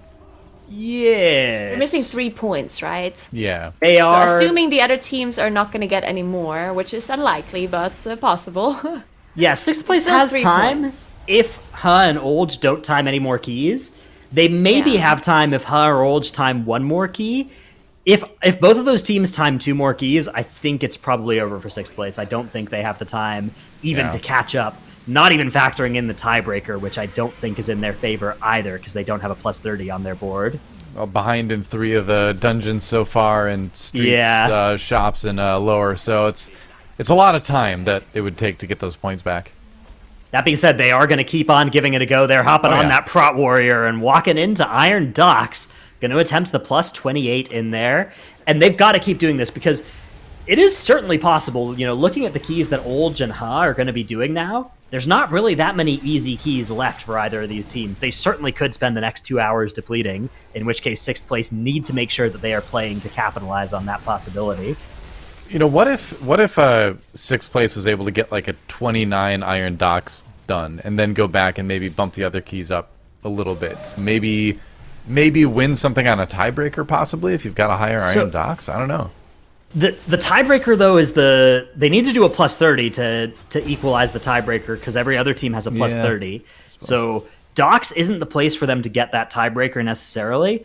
They would need to make sure they head over to the streets and do the plus 30 there. If they do the plus 30 streets, then if they have the 29 as their second tiebreaker, that would be potentially a way to get that extra effective point. And that would let them beat Olge and Ha, who aren't sitting... Actually, Ha is sitting on a 29 as their second key as well. So that would let them beat Olge, though, if Olge don't get any more points. Sure enough. Well, the hour has come. The time has come to say goodbye to Nagura and to Dratnos for a little bit. Nagura for the rest of the day. So before you go, Nagura, any final thoughts on day 2 here? What you've seen of it so far? I think she's already gone. I was gonna say, Whoa, I think she's She out. was, she was Then- gone Alright. Insta, yeah. She She heard you say time to say goodbye, and gotta be her quicker camera than was that, off. Doa. Hearthstone instantly as the hour ended. Well, welcome, Makes Ironic and Tettles. Hello. See you later, Dratnos. Welcome Goodbye, back. Dratnos. Drano's also instantly gone. They're gone. All right. I mean, they're the type where it's like the mage makes the portal back to Oribos for you at the end of the dungeon, but people are already hearthed, Oh, I thought you were going to say that it's the mage who makes a portal out of the dungeon, but then instantly leaves the group once they're out, so nobody else can take the portal. Oh, yeah. I mean, Or there's the mage that too, just but- teleports instead of dropping a portal at all. The self. Yep. Those are the worst ones. That's like whenever you craft health stones, but it's just for yourself instead of dropping the soul well. Yep. Yep. I remember back in like the very early days of WoW when the PvP sets looked almost identical for like warlocks and mages. Mage friend of mine would be like, "Hey, help me summon in Ultrek Valley," and he'd create a portal to some city because you couldn't see the city or you couldn't see it. All the portals looked the same back then, and he would just get people to just zone themselves out of the instance. So rude. I know, right? Story time. Where's By the the story way, time with Doa Slide? Top right hand corner of the screen is Ambition gonna 3-chest this Upper Karazhan? Their No. route. Okay, so one of the things that this team has been doing. I mean, they were talking about that, right? Like, it is very close if they want to do that. I'm not It is sure if it's close but no cigar. mathematically possible. Depends on how quickly they can finish this chess event. So then you have to Vizidum, keep in if mind, they once you're finished with the chess event, you also need to wait for your NPC to actually run up there before you can pull That's Wisdom. true. Yep. What's the Yeah, timer on RP 3-chest here? 21. Okay. So yeah, there's just Okay, not enough yeah. time left. Yeah. Last boss is probably like 2.5 on a 25 fortified with this level of gear. Yep. Assuming they're playing like a really aggressive strategy too. Well, Like that. I don't even think Vizidum is possible that quickly because you still have to take into account the fact that you have about 30 seconds of RP in between each phase when you account Yeah. for the orbs flying between the platforms as well as having to run down the ship, right? So Yeah. Billy just stood in that bishop too. By the way, he did Ew. not move out at all. They also don't have Bloodlust available for a while. Okay, so it's not 3 chest. Yeah, it's not. They But I don't like. Obviously, they would have liked to have a 3 chest just out of, they can skip one dungeon run, but Yeah. they're gonna end up on a 27. And I think with how they've been going so far, they can probably 2 chest at 27 as well. So, They've been playing absolutely out of their minds this weekend. exactly. Just So I feel like starting they're the- not losing out too much if they just, in parentheses, just 2 chests instead of 3 chesting. Just a 2 chest. Yeah, It's it's okay. so I elitist. mean, So, We didn't have a for those single who- 3 chest yet, right? no, we haven't actually. No, we haven't. No key has been Maybe- 3 tested this weekend so far. Maybe tomorrow. I'd like that. Depending on what dungeon it is. So, I mean, we've talked about, they have 1 dungeon left, but you can figure out, it's one of 3 dungeons, right? It's either going to be Grimrail Depot, it's going to be Junkyard, or it's going to be Gambit. Those are the only 3 dungeons left in the pool, unless, for whatever reason, WoW Esports decides that they really want to be mean to the teams and pick up some other random dungeon out of the Eye pool. of Ashara. I doubt that would happen. Please It's don't Court of bring Stars that again. back. Between Gambit, Junkyard, and Grimrail, those are all 3 very high pushable keys. Obviously, Junkyard higher cap than the others, but I could potentially see Gambit going to a 32. I could see Grimrail going to a 32 if it's like fortified. Really? Probably not on Tyrannical. Yeah. Grimrail is a very easily pushable key. Oh, It's yeah. just I camera angles are kind of wonky. don't spend much time there. I dislike this dungeon greatly just because I can't see. I don't Same. I don't know. I don't have the mental capacity, So, having talked to the teams, it's like doing a dungeon at a 32 level on Tournament Realm is actually quite hard, Zyro. And Yeah, it's because no avoidance. No avoidance, exactly. So you do have like the avoidance back enchant, which does call for something. But on live, teams are somewhere in the order of running 20 some odd % avoidance. So you just get like 20% passive DR on the first and the third boss. And so you end up having to kind of scuff your stats. I've heard rumors of priest healers having to run up to like 35% versatility, that kind of thing. And it just really itemized super defensively, but even still, Grimrail is doable at an incredibly high level.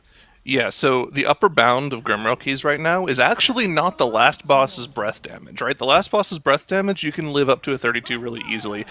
It's the slam damage on the first boss. Every Yes. single time Borka the Brute slams, on a 29 tyrannical key, so roughly equal to a 31 fortified key, the slam hits a cloth character for about 110k damage. So you have to have a shield or a personal or something up for every single slam, or you just get one shot. That is possible for most classes to live through that with no avoidance. Mages can, have barrier or images up for every single one. Your priest can throw a power word shield on you, even though they're holy. It's still going to be, enough to help you live through it. 32 might be difficult. But it's the same for the other 2 keys, right? Junkyard we know is easily pushable to extremely high key levels, probably like even 35 if the teams literally dedicate an entire day to it, if that is the key. Yeah. Gambit's another key that could be pushed up into the low 30s as well. So what the teams are looking at here today is they really need to spend all of today pushing up their key levels to the absolute maximum, which is why I like what Ambition's been doing. Because tomorrow they know that they could, in theory, just literally spend the entire day in one key, just to push the key up as much as possible. Just looking at on screen here, top half of the screen, we're having 2 teams finishing up their runs right here. Donuts and Despair finishing a 28 lower Karazhan. They're going to be one-chesting it with 0 deaths. This dungeon is very, very difficult, and the fact that they were able to get through it with completely deathless, I think is like super good for them. I'm excited to see where they're going to be going next. Notably, I would potentially guess like a 29 lower. they're the quickest out of the teams that have done the 28 lower Karazhan. By like 2 minutes, they beat Holch, who by 10 seconds beat Ambition. So really, really cool to see them go even faster. What are the next potential dungeons for Donuts and Despair? It's probably 31 streets, which is doable. 28 Iron Docks, which I think with their strategy is pretty easily achievable. They had 25-11 in the 27, so they should be good. 29 Lower Kara. Also, with that timer in that 28 seems pretty fine, but they need a relatively clean run, I think. So I think 30 is probably the highest we're going to see in Karazhan. So if they do the 30 in Upper Karazhan, then they're finished with that dungeon, question mark. Every other dungeon, I feel like they can probably go further. I think it's easy to sink a lot of time into Upper Karazhan, though, if you're not careful. Yeah? Yeah, for Well, sure. you're going to have to at some point, right? So it's a matter of what you think is the most efficient for them to do. Upper is definitely, the easiest situation where you're like, okay, +2 chest, go to the 30. It might, but like you said, you might get baited into doing a 30 that's not really possible there. Of course, the timer isn't the issue. It's just that once you get to that 30 key level, the bosses are just like, okay, how do we even live these bosses? On a 30 fortified, or just 30 any key Karazhan, Shade of Medivh is not the block. Mana Devour is not the block. It's how do you kill 5 volatile sparks in between each evocation phase? Those sparks have 700,000 HP on a 30. And you have to kill 4 of them in the first phase and 5 of them in the second phase. Oh, they also zap you for more than half your HP too, by the way. Yeah, and I mean, that's why most teams end up running Fire Mage, Destro, Warlock in there, and then Mage is just like permit and combust, hitting the sparks, which is despair. But you're not gonna leave open the 30 upper, right? Yeah, they are in docks right now, but they have a 2 chest there. So, do you think after 2 chesting the 28, they're really gonna say, "Now we're just doing a 29 at the end, or just leaving the dungeon at that"? I mean, surely at some point throughout today and tomorrow, they're gonna approach that dungeon another time. Well, so like you're down bad if you go 29 upper. Like you're really upset if you 2 chest to the 28 and you zone into the 29. You're like, we're gonna do this as a +1. But at the same point, if they sink 2 hours into upper 30, don't time it. They're even in a worse position. Whereas for something like 29 lower or 28 docks, like we know it's doable, especially with their timers and especially with their play. And it seems like the level of play that you need is a lot lower just to be able to get those dungeons done. And so I think it makes more sense to zone into other keys first. And if they have to, then they can revisit that upper care on. Do you think that's a midnight angle? Like, we pull this key when the timer runs out just to see what it's like? Because I feel like with how Donuts and Despair were approaching the given time that they had yesterday, which was very efficient, they could probably do that. Yeah, no, here's the actual thing. I think you wanted to go there like in the last 30 minutes of the day, right? Because what you're going to, like we said already, the block in that dungeon is going to be the first boss. You poke your head in, you pull the first boss, you see if it's doable. If you can kill that first boss on your first attempt, you can time the rest of the key, guaranteed, because carrot is the block in that key. So, yeah, I don't know. I think at some point you dedicate 15 minutes to poking your head in there, seeing if the 30 is possible. If it's not, you just do the 29, take the L. You had to do 1 extra dungeon. You're still in a good spot. You're tied for first place right now. But remember, I mean, at the end of the competition here, this is just a qualifier. The only difference between first and second is a little more prize money. The real prize here is getting top 2. You want to go to the regional finals, right? The grand finals in a couple weekends. So probably, I like what Tettles is saying, though. Play it safe. Leave that 30 upper for pretty much the last thing you have to do. Maybe at the end of this day, maybe even at the end of tomorrow, if you really need to secure your top 2 position. Do everything else because it seems a lot. I think most of their keys are actually going to be easier than a 30 upper Kara.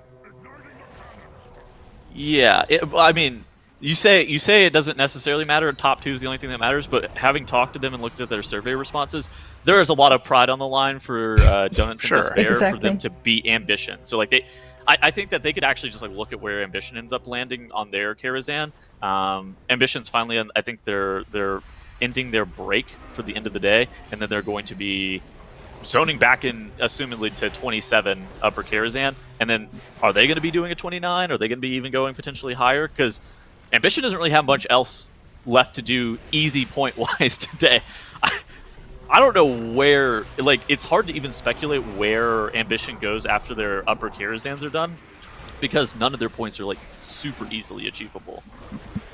Yeah, I mean, they're currently holding 2 world record key, given the fact that they have basically Biscure on the tournament realm.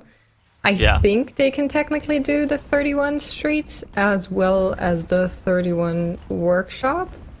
The workshop looked very close, so they did have some deaths, but it looked very close.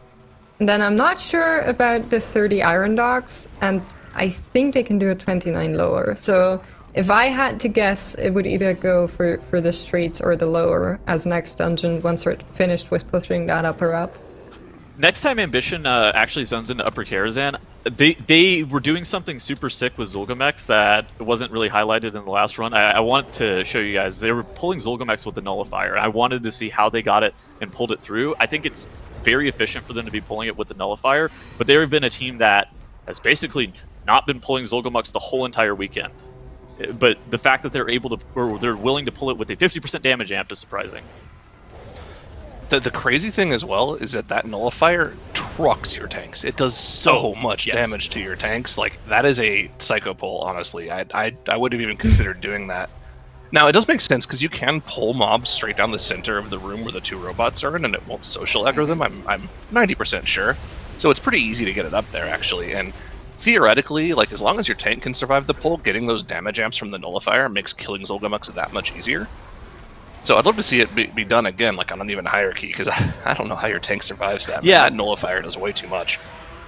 Here's the thing too: Ambition does different strategies depending on the key level that they do. Like that, they've come really prepared in a different way than most of the other teams. I think you guys were talking about that at like the beginning of the day, where they'll run different strats depending on what level the dungeon is, purely based off of the fact that they feel like they can 2 or 3 chest a dungeon that other teams will not be able to, and it's actually kind of held true. Yeah, a lot of the other teams have just been applying their kind of higher key strats to the lower keys, which doesn't always work out. So sometimes you're left with awkward bloodlust timing because you're killing stuff faster than you normally would in a 28 or 29, because you're doing a 24. And that has left teams in sometimes awkward positions. And I feel like Ambition, like you said, has done a really, really good job of trying to avoid that. Oh, this is super sick. Top right-hand corner of the screen, has zoned back in. They've zoned into Lower Karazhan. So whenever they were in here yesterday, you see they have a 26-2 chest, but that was a very hard-fought 26-2 chest. I think it took like 2 or 3 resets to be able to get that. They also claim that this is their dungeon that they have the least experience in. And so if they would be able to even slam that on a 28, I feel like that would be super good for them. Yeah, I mean, they have 7 deaths already. Kermisi dying here during that trash pull as well. Not sure if 5 of those were intentional when they pulled the ghost like Ambition did and just poured it out. Could be. Almost assuredly they are. Yeah, I would think so. Hope so. Well, this is a dungeon that you could time easily with 15 deaths even. We saw Ambition time it yesterday with 13? Maybe it's 12? 22, actually. Deaths can surpass the key level, and you will still time this key. Yeah. It's actually funny. Time, yeah.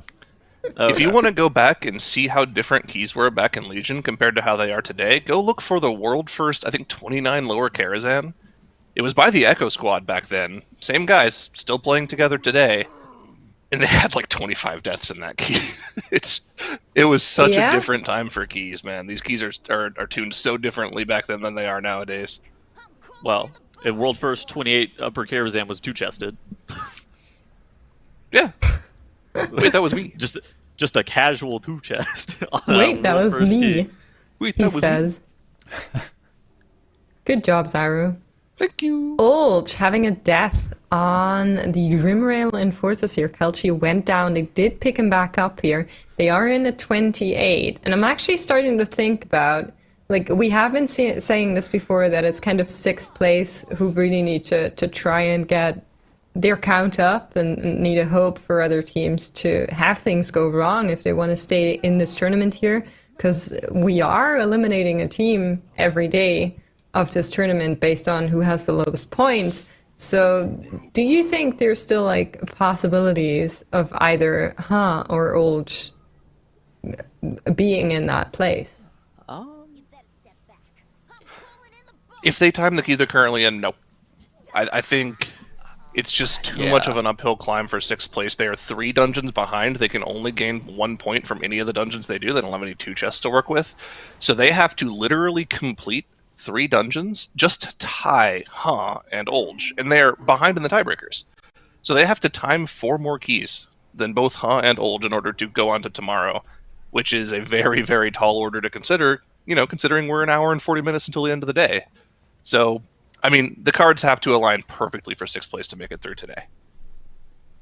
I think that, they would need like almost a monumental collapse from Olge or Like, for them to not time any key in the next 1 hour and 40 minutes, I feel like both of these teams they're not going to stop. It just ended up coming down to like sixth place. I think has played pretty well for this weekend. They're not known as high key pushers on live, and so like with that knowledge, I feel like they've actually played incredibly well. They haven't put in a ton of practice or anything like that. Yeah. The issue for them comes down to the fact that they didn't two chest that many Exactly. dungeons early on, so their dungeons efficiency was a little bit worse than other teams, so they lost time to that. And so that's actually what ended up holding them back more than anything else. But I think that they've individually performed quite well. Yeah, I agree. I mean, I've been saying that they all already exceeded all expectations, as they are named 6th place and are currently 5th. So they're definitely, yeah, they're doing very good. But yeah, I think you guys are right.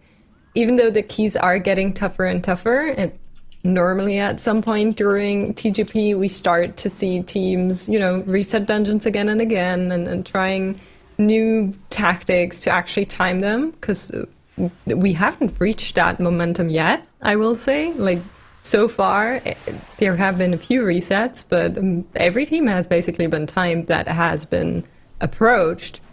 And maybe if we reach that point for and Olge tonight, then there is still a chance of 6th place making it through. But I think that's very unrealistic. I actually really like Olge, what they were doing in the bottom right-hand corner of the screen, pulling these trash mobs, that Wrangler and that Bullhorn with the Grimrail Enforcers, instead of just cleaving that mob down solo, just making sure that Cleft Hoof ended up getting pulled into that pack, and they were just utilizing it as more cleave. I do want to say also, just in general, in the state of the competition, I think it's wild that our eliminations are coming down to whether or not teams two-chested their keys. Yeah, it's pretty crazy how good all these teams are at just the consistency at the start of this competition.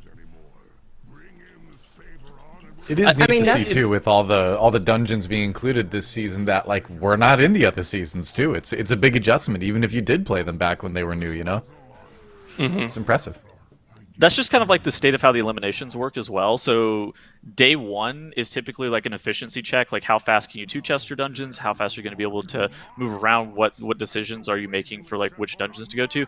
Day two is typically about how high is your cap, but there's also some level of efficiency to avoid getting eliminated as well.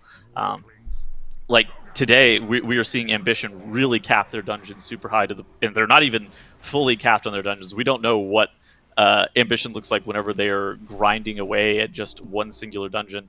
But for 6th place, they took that efficiency hit so early yesterday, and while they didn't get eliminated, it just turned out to be one of those things that they did run into problems due to just like some of their strategies and the fact that they hadn't practiced a ton. I do like what they were doing in the top left of the screen. So they're doing a lot of really good stuff. Like they pulled the Infiltrator into Oshir. I think that's a sick strategy. Yeah, it's very nice, because you don't need that much healing on Oshir until he first unleashes something with how the teams are set up. So Ploki actually running off and grabbing that Infiltrator, also using that Warlock Gate to kind of stay safe, not get hit, and so on, and then come back to help the team here, was really, really nice tech from them. Oh, Volz actually goes down here. Ouch. Unfortunate. Wait, it was... Okay, He did? interesting. Is that just a frontal that he ate? I didn't quite see. No, he was in the time to feed. Oh, okay. Unfortunate. And he used his Vanish for DPS. These rogue players, man. It's respectable. Don't talk trash. That's respectable. Strike first, strike hard, Man. Sadness. It's respectable to use your Vanish for damage, and you just hope that it doesn't go on you. I mean, we don't know. Maybe the time to feed went on Volts while Ploki was running away, and he used Vanish for that. And then he got targeted a second time. I think that was the first time to feed in the fight. Yeah, I was trying to save him, okay? It is what it Vanish is. off CD. Is he saving it? He is saving it. It's on the Warlock, unfortunately. He doesn't have any tools to get out of that unless he, just walling it and hope his team does 5% of the boss's HP. Oh, he's got. I mean, he's a Warlock. He doesn't need to be worried. Something, tank, warlock, something. Yes, exactly. Just redirect 10% of your damage taken to your pets. Why not? Wait, that's demonology only right now. I'm already thinking about Dragonflight. Everyone gets Soul Link. Pyro can't wait. See, that's the danger of looking at the preview stuff while Everyone, you're still use playing your the health existing thing. stones. The warlock needs healing. Oh yeah. Yeah. Oh my god, that is so... I'm so happy that's back. Yo, Healthstone for me? Thank you. Taught me really quick. Dude, Binding Shot is Insane. the best tool for these wolves, by the way. It is so insane how strong that is. Because remember, the way these wolves work is if they're together, they do more damage. So you Binding Shot them, you let them spread out, they get stunned. Easily, they're still in AoE range, so nobody's really in any danger. The biggest danger by far with those wolves is if you're a melee player and you are the only person in front of the cage, because those wolves will instantly melee you before you get fixated. You need to move away from them. I learned that the hard way. They are not kind, and there's nothing anyone else can do. Yeah, I've been there. They also enrage whenever they're nearby other wolves, right? Yeah. Yeah. They hit harder whenever they're nearby other wolves. So like, if you're gonna Once you're stack them let up out. with things like Ring of Peace or Binding Shot or whatever, really make sure that you're not about to get hit by two of them after they come out. Otherwise, you can potentially die.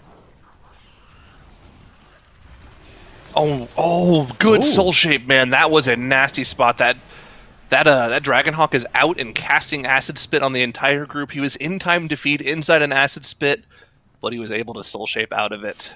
Good usage of that. And I like how he's still in the time to feed animation. You can see he's not running. He's good now. Say, Perfect. it's floating. All right. Wait, was that Floating his in time the to feed air. animation, or was that the Antumbra effect? I actually I was couldn't tell. Antumbra, actually. It might have been both. It was really weird. There's a lot of things that make you he float was not these days. moving in soul shape too. He was sliding. Yeah. Yeah, he was Just hovering. Yeah, 5 minutes for this boss, though, should be plenty of time. They have the Bloodlust. I don't know why they didn't pop it right away. Maybe no cooldowns available. Maybe they'll do it next time around. But plenty of time to deal with this boss. Just have to make sure they're properly spread out so the cannon shots don't cleave onto all their members. That should be a 28 Iron Docks for 6th place. Keep an eye on them. But let's check out what other teams are doing. Donuts Despair. Is Ironic lagging? Also in their 28. No, there's no lags. No, I don't think so. Everything's good. But here You good? comes You good, the Tunnels? first cannon barrage for 6th place. Actually Are taking a little bit lagging? of damage here. We missed Ambition snapping Maybe it's me. Zul'Kamuks. Oh, Oh, we did. Or not? It wasn't. I don't think it's. I don't think they're snapping it. I think they're just walking it through. Yeah, Yeah, they don't play. They don't play Zul'Kamuks like ever, except for with the Nullifier, which gives them the damage bonus. I think that's so sick. Oh, they're playing Nelf in here too. Nerf, JPC, and Asuna are all playing Night Elf in this dungeon. It's actually really good for this boss in particular, just because you're able to utilize it as like additional interrupts. uh-oh. That is true. Which Yeah, I so said on, we don't really right talk now. about. Yeah, we don't really talk about Shadow Medieval a lot because, like, it is pretty annoying to properly deal with all of the interrupts. But essentially, if you're playing with a normal group comp, which means no prop paladin, you don't ever interrupt piercing missiles. You just let your tank eat those. Yeah. You really don't want to kick Inferno bolts if somebody has a dodge up for them. So you can blink them, you can portal them, you can soul shape them. Your warriors, your hunter can jump out and then disengage to dodge it. Even a max range with a movement speed, you can dodge it as well. So you really only ever want to interrupt the frostbites. But if you ever are out of kicks and there's something going off on you, you can use a combat drop to cancel the cast. So Shadow Meld works, Vanish works, Feign works, Invis, if you pre-Invis a cast works. There's a lot of different tools that you can do that. So yeah, opting into the Shadow Meld here, I really like that. Notably because there's really no big dwarfable abilities in this dungeon. It looks like top right hand corner of the screen. Has had more dabs that I suspect they wiped somewhere else that we didn't see. This part of the dungeon, Atumen's area, it's so easy to have either tank deaths to the spectral chargers. Like if you're a dancing rune weapon, like you drop it for 1 second, you can almost die immediately to the chargers.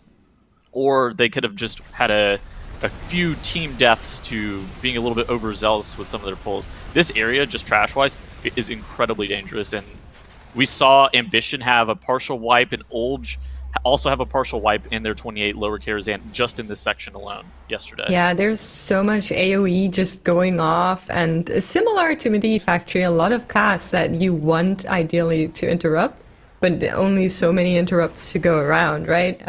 So not unusual to see player deaths here in this era. We did see Jack go down just a little while ago, but I think there was some more partial wiping that was going on between Morose and this part of the dungeon. But they are finishing up on that now, moving towards the 80% trash count, and will pull Ataman, I think, after this pack. Have any of these DK players actually gotten a guardsman? Have they control undeaded any guardsmen? They're normally grabbing the hands, Yeah. because the hands do like an AOE armor reduction, and they just kind of pop that on the CDs. That's generally what the meta has been. I don't think I've seen anybody pull that upstairs trash yet. That upstairs trash, it gives a decent amount of count, but the downside is that it has 1.5 to 2x the amount of HP as other mobs that give similar count, and there's a lot of low-hanging fruit count in Lower Karazhan. And so we haven't seen anybody go upstairs in this Atuman area yet. I don't know if we're going to, but there is potential and precedence for teams to actually do that. We did just see 6th place finishing their 28 Iron Docks, so that will help them continue to recover some points, but it's not perfect for them. Top right-hand corner of the screen, Old just prepping to pull the final boss. I think they're just waiting for a couple CDs. They do have Lust available, so they should be kind of chilling here, assuming they don't have too many deaths. Yeah. Yeah, they are in the 28. Oh no! Showed him. No. Happens to the best of us. Jack is dead too. There's an players angel on the down. board. 2 players down. They only have one battle rest, though. They got That's dead gonna be zoned by the painful. Midnight Horses, man. All right, They quick have to little rest Jack. Legion tip, so that doesn't happen to your squad on Midnight here. There is a dead zone in between about 15 to 30 yards on this boss, where a row of horses can spawn directly on top of you. If you are inside the 15-yard mark, they won't spawn on you. If you are outside of the 30-yard mark, they won't spawn on you. But if you are in that zone, they can spawn right on top of you and insta-kill you. So make sure you are never within 15 to 30 yards of the boss whenever the horses are spawning. The problem is, Rangers will stay outside and try to outrange it, but then if the melee group with the tank is dodging the spectral horses, sometimes they move closer towards the Rangers, and then there can be some unlucky spots. Yeah, if Just that be happens, you diligent just about have your to movement. instantly run in You melee. have to go to melee, yeah. Yeah. Okay, it's also very scary if you move into melee once you start to getting at high levels, because whenever Atuman remounts Midnight, the first or the second time or whatever, Atuman will be meleeing on top of the horse, so your tank needs to make sure that they are the closest person to the boss. Otherwise, your melee or potentially rangers that have to move into melee can get hit by the boss.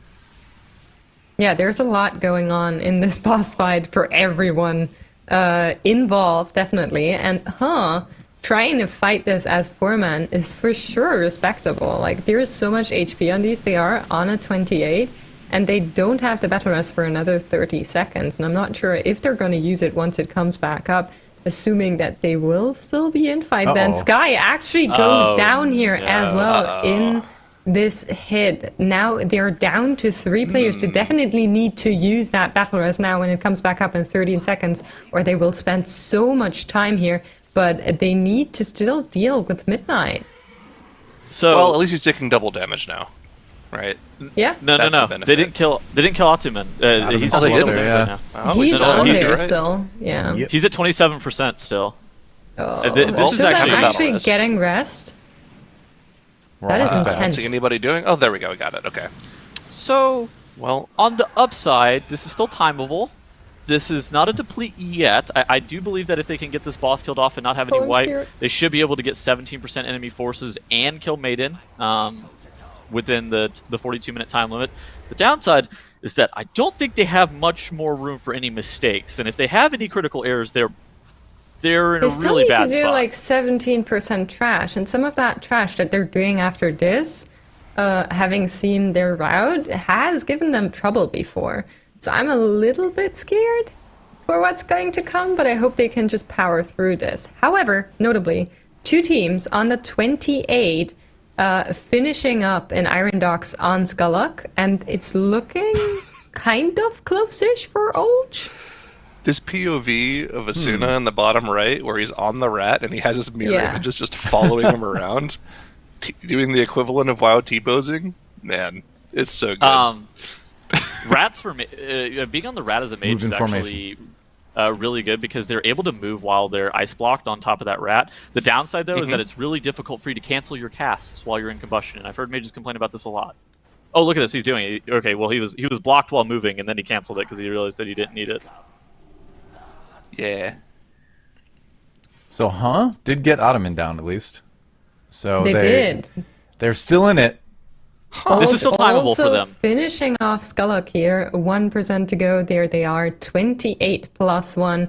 And Donuts and Despair should follow suit in just a little while. They are still somewhat behind where Olge was. They need to finish off Koromar and then I actually forgot Cannon Man's name. Here he is, Sagash.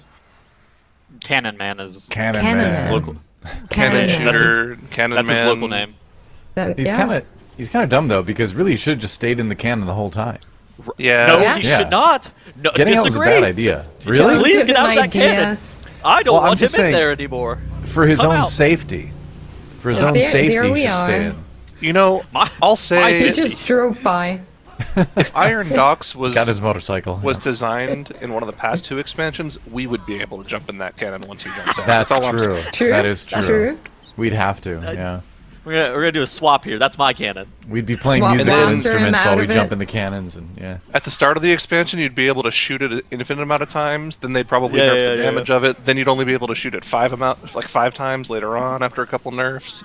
Well, all I gotta I'm say, not referencing anything, by the way. all I And then gotta one say patch- is that it's if we go through Dragonflight without, without a dungeon where we're all riding dragons at the end during the fight, I'm gonna be very disappointed. Because how can you have that in previous fights, but not in the expansion called Dragonflight? Well, I got good news for you. There is a dungeon that's like that. Oh, is there? I haven't. All right, I haven't done all the Dragonflight ones on the dungeon. alpha yet, so Came out this week, so you should go check it out. It's pretty cool. Spoiler. there you go. That original- explains it. Yeah. What Wow. an original idea, Doa. I got Man, great you news for you, guys. actually. I mean, original idea for Wrath of the Lich King, but Shame on you. No spoiler tags. Just leaking what's on the alpha. do you know you can be dragon people? Did you know, Max, Dragonflight? there is a new class in Dragonflight? It's called Evoker. Man, you guys. New You're race just and ruining class. all of the fun for me. Did you know the stone guy at I in the really love cinematic? It Evoker. looks like he's gonna die, but at the end he doesn't die. Okay, now you're Alex actually Strauss leaking. saves him. Yeah. You are, actually. I was crying when I saw that. The So. opening cinematic. You thought he was gonna die? Now you're Yeah, actually I got really emotional watching this. I miss Stone Bro, dude. Little Stony. Anyway, Ambition are on their way in the 27. Now, the way that they have in front of them is not super easy. I very much dislike this, as there is a lot going on what should be just a normal pathway.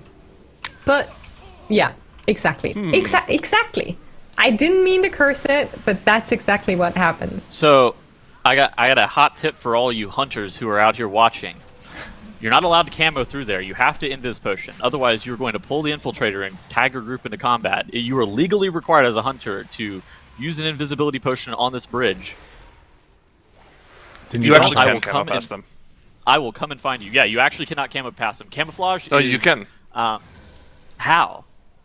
You have to jump to the right across the little patch. It's very difficult to do, but And it's you, doable. You have to Oh. hope that you're not accidentally going to pull the infiltrator at that point. Correct. secret tech.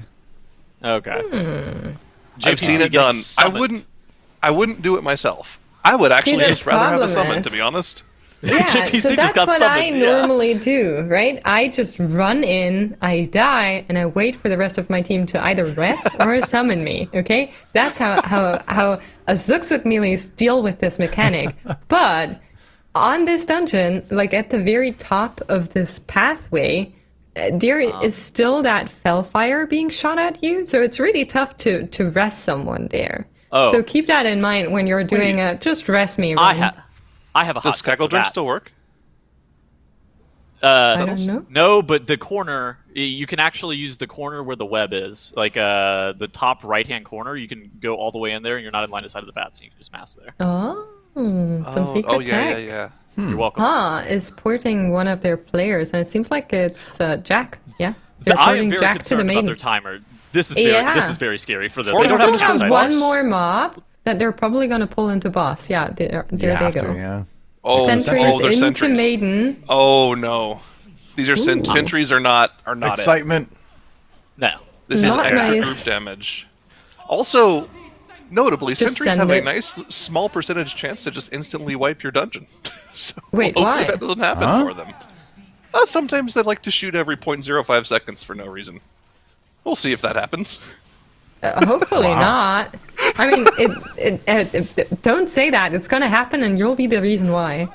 I'm Well, scared. we'll dying know when pretty it fast, at happens least. because if it does happen, you'll notice because their entire observer feed will completely freeze because it just lags the game out. Fortunately for them, it's not happening here. The sentries are dying at 1%. Yep. Beautiful. They'll even die before the mass repentance phase. So, very good. Didn't happen to them here. Hasn't happened all weekend, because mostly teams just don't pull those mobs. They are Here very comes dangerous the in general. repentance. Take damage. And do damage. Bloodlust. Shodem doesn't need to go into the repentance. He's wearing No scars. bloodlust. They said You're bloodlust for the second refusing one. to bloodlust. Gonna do Kermizi's also second wearing one. scars. This guy is from what taking I so much remember. damage. Is he? Yeah. I don't see the scars buff on him. He had it on him earlier. So he's also wearing the cheat death trinket. It may be something like buff priority. He had Okay, the sure. scars debuff on him earlier. Gotcha. In addition to yeah. that, you can also wear Soul Igniter in this dungeon, and it breaks you out. I didn't know that yesterday. So I had not works. Okay, that's good to know. I had not considered that. You can do that on every other one, I think. Alternatively, you could they could time those sentries to die and use bursting to break them out. True. Not sure if I'd Gigabrain. actually recommend that, but you could. Oh, look at Kermit. Well- He's got the stacks. Okay, here comes another Yeah, okay. mass repentance. Timer is starting to get really close, but this time they're gonna use that bloodlust to burn this shield, and that they need to do really quickly and then interrupt. Here they go. Now they Not even should be close. able to finish off this boss. The only thing that could still cause problems are some nasty bolts, but I think they're safely set up to not die to those. Well, they could potentially chain lightning all the way through their group and wipe them. Please no. They should not be stacking this close That's- together yet. I was gonna say, that Shoda should not keeps be the edging case. forward there. I was He's making trying me to nervous. loot the bud. chest. He's trying to get in that. He's trying to get to the chest as fast as possible. Show me the There's loot! to be had. Yeah. Exactly. They're getting so pretty close to important. the third mass repentance, actually. Like, really close. Very concerning. Please Like, no. They'll it's get the it. next They'll cast. get it. Kill it. Kill it. Let's go. Okay, they got it. Well done. Huh? Whew. Moves up to third. For the moment. Yeah. Yeah. Their lower Karazhan is still so sketchy to me. It's The timer on that looked very, very long in comparison to the other 28s, just looking at them right now. well, they had quite a few deaths. They did have some is trouble, part of yes, yes, also. there was a 6-minute horse boss. Which All may have right. contributed a little bit. Ambition in the 27 on a good track to make a two They're chest smashing time. this +2. What I meant to say. Yeah, looking pretty good. Gonna get one port, do some damage, get a second port, so that is going to cost them a little bit of time, but I think they're still very good on that timer. It's like, what, 27 or something? I don't know off the top of my head. I don't have it I written can pull down. it up. Hold on. One moment. 28. You see, oh yeah, there you go. So they have like 430 left on their two chest. That shouldn't be a problem. They have 3 battle verses. Very I think safe. They it's one don't of those need it, things and they don't that- need any of them either. Exactly, After they this- shouldn't need them. After this, I think Ambition's probably going to go into the 29, but then after that, I don't know where they're supposed to go. Because 31 streets is probably as easy as 30... Oh, actually, no, 31 streets I think sounds easier to me than 31 upper, or 30 upper. But, because they should, What about 31 workshop? you know... I mean, After they're the 29, Time trials. after the They're 29, timing there's this the- really cool dungeon they can do. It's called Lapse and Orbos. Oh. Oh, thank you for You've for kind telling of us that. secured your spot in the final day at least, but you Yeah. you Oh, yeah, might as sure. well use the time, right? I mean, you're To gonna be- run laps on Oribos? Yeah, for sure. What else would you do? Johnson Despair running some laps as they're taking their final break time, which is, I believe, the final break time of the day for all of our teams. Should be. Should be. Last break Well of the rested, day. coming into the last hour. So important. Yep. So, just looking at our leaderboard, Ambition, of course we see them. Then we have Donuts and Despair, who are in break. Just finished your lower and are in Iron Docks, judging by that little green circle, and Ulch in 6th place we also see. So the 28 Iron Docks for will actually be very interesting to me. We do know it can be done on a 29. I feel, just by looking at what Ambition did, it could also be done on a 30. They move on, get a 2 chest out of that 27 upper here. I actually think what Ambition could definitely do a 31 workshop. Remember, they already did one in time trials. Now, of course, it's probably a little more annoying with the Quaking affix, but it's still definitely doable. 6th place here, yes, they are wiping. This is on purpose. This is on purpose. Going back to the start of the dungeon on purpose. That always gets me. So it's just the 6 death timers. We have seen teams kill those. Yeah, we have seen teams kill those and then do the audience, but there are different ways to pull trash in this dungeon. There's not only just the one. Remember, this is the most trash dense dungeon in the game. If you pull everything in the dungeon, you can get over 250% count. So you can very easily find count elsewhere to top off your timer. Something I haven't seen a lot of teams do yet for count, which is something that was done a lot back in Legion, is pull the kitchen. There's a lot of count in there. It gives you 2 extra taps for Moros. I think it's pretty solid now. And a lot of the biggest danger, which was the frontals that those trash mobs do, the Dragon's Breath that one-shot your group, that was removed. You don't have to worry about it anymore. So that's actually a pretty efficient way to get trash count. This death, however, not intended. I think that was that a frontal that killed him there? Because I don't think there were any debuffs out. Looked like it. Unfortunate. It's very unfortunate. It could have been Arcane Warden circle, but it's difficult to tell. Did you know those Warden circles actually hit mobs? They don't hit them like super hard. I didn't realize that it did friendly fire damage to the mobs. So it's a hot tip for you people at home. You can like Venn diagram the Arcane Warden debuffs and make like the guests or the other mobs in here take damage from them. So we're just stealing content from WHUD now? Okay.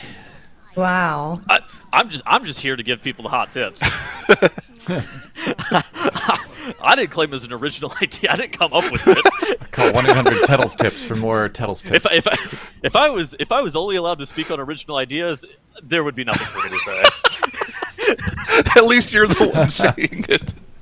There would be nothing for me to say here. It's like you're saying it now because you know Dranos will say it later. Unbelievable. Wait, is Ambition? Oh no! They're back in. Are they in Lower Kara? They are. Yeah, they're in a. That's a Lower Karazhan. I'm pretty sure. That's not. That's upper, the only dungeon that. Wait, no. That's upper. That's upper. Yeah, that's upper. Oh, it is upper. Okay, it's tough because the corridors are pretty similar. The same. It is the same dungeon. Yeah. It did all used to be the same dungeon, only it was a raid. Oh, hey, look! They're not moving Zul'Kamux into the nullifier. They're actually just playing it solo here. Again, no, they have an infiltrator on it, I think. Well, they have an infiltrator on it, but the reason that this is notable is because like they have been the team that has been skipping Zul'Kamux the most, where most teams have been playing Zul'Kamux in almost every single dungeon, and so it's still not super clear whether or not Zul'Kamux is time / damage efficient. So you do get 3 stacks to your buff, which is nice. You do get like full heal and full mana from killing Zul'Kamux, but the downside is that you end up having to normally commit massive amounts of offensive CDs and potentially even Lust to be able to get through it without having it heal just an infinite amount.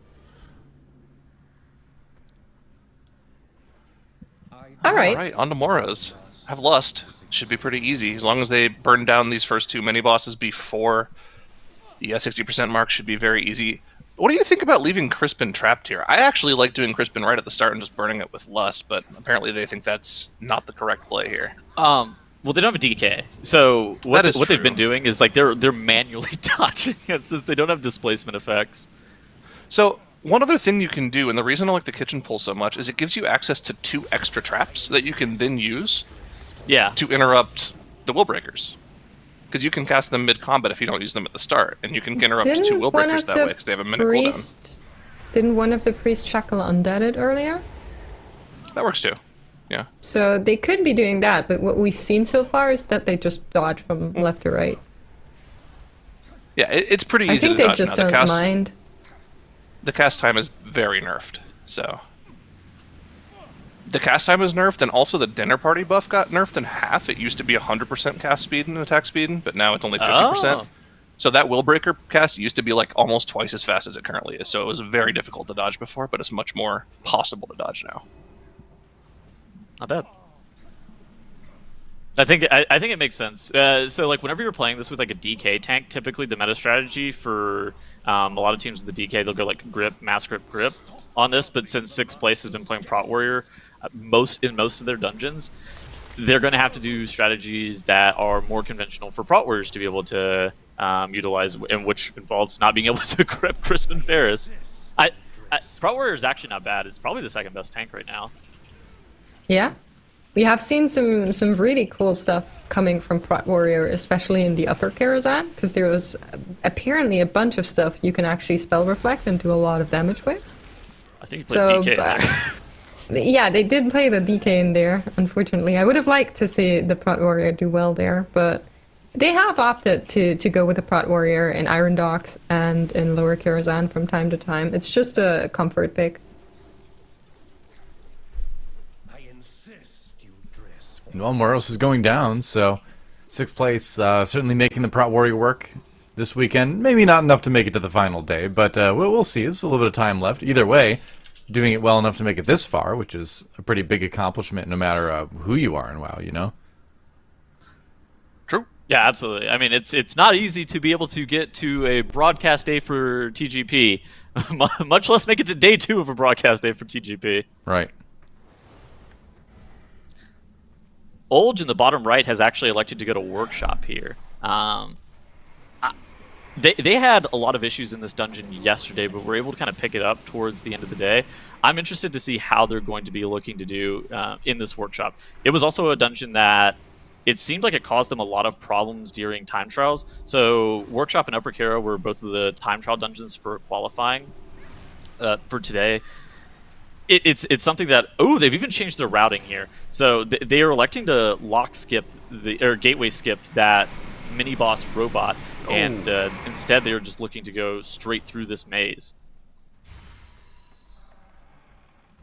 That was that a wipe from Sixth Place? Is that what just happened there? I think so. Yeah, everyone went down. That was a real one. Quick. Yeah, I don't think that one was intended. Okay, but Ambition is in the 29 Upper Karazhan. And I'm really curious how they're dealing with Curator, because we've been talking about how this boss might be a real breaker. Okay. Yeah. A little scary there. They had a mana confluence still alive there, which spawned an explosive out there, but we saw a little shot from the hunter to deal with it. Yeah, the main thing to focus on here is these volatile energies. Remember, on 29, these are going to have about 650,000 HP each, which means you need to do a lot of focused damage to them, and you'll probably have 2 alive the entire time you're in this encounter. You'll get 4 of them in this first phase, and then every phase after them, you'll have to kill 5 of them in between evocates. So you really have to make sure you almost always have some sort of cooldown running. After the second evocate, you're pretty much in a scenario where, okay, everyone pops every cooldown on cooldown just to make sure you deal with those energies. They have everything available for this first evocate, though. We'll probably see the boss get to about 50% would be a good burn here. They might even get it lower, though, because that 50% is like a live metric that I use, but remember, they're like all 308 item level, perfect gear, perfect stats, bloodlust active, cooldowns active. It's easily going to be sub 50, maybe even closer to 40. Probably will have to do a third phase still on this key level. Yeah, 41. Their comp is probably the best comp for being able to deal with Curator, Survival Hunter, Fire Mage, Destruction Warlock. Just the amount of cleave that you're able to get on these volatile energies makes a lot of sense. So like the Mage, just like the combustion damage into the volatile energies is very strong. Survival Hunter, it actually has a lot of cleave on the volatile energies and onto the boss, and so that will allow you to be able to push this boss. They're probably going to get this in 2 evocates. This is the scariest moment.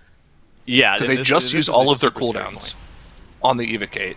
Look at this: 2 volatile energies alive, 1 still at half HP. You just have to wait, hope and pray that somebody's cooldown comes back up here. Asuna has the combustion again, but he's saving it for the evocate here.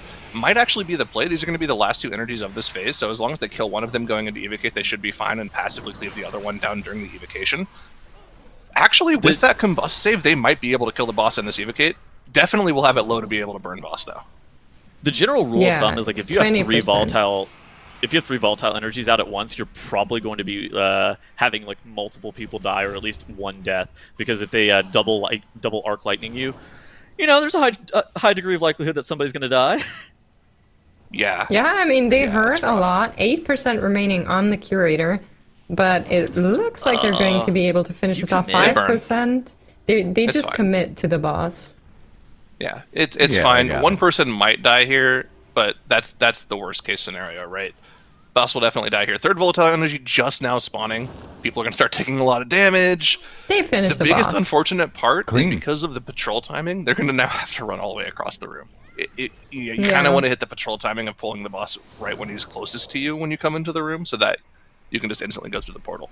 Okay, But, but question. Now that we've seen the 29 curator, how do you Okay. feel about the 30?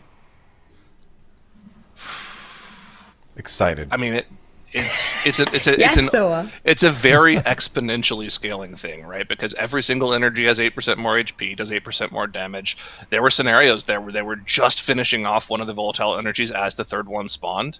On 30, there might be little overlaps where they actually are having to kill off one energy as the third one spawns.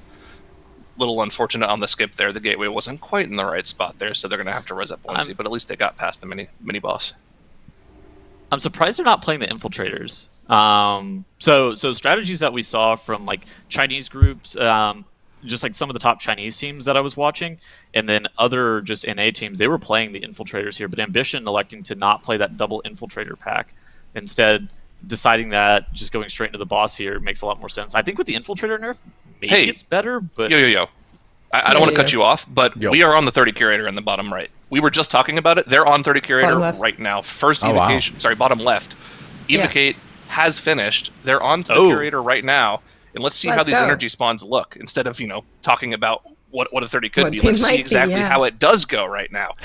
they have a I think the Rog. curator's mana is bugged right now, probably because that arcane, that mana add is still alive, but 30% on the curator already. This is the second evocation phase that they're in right now.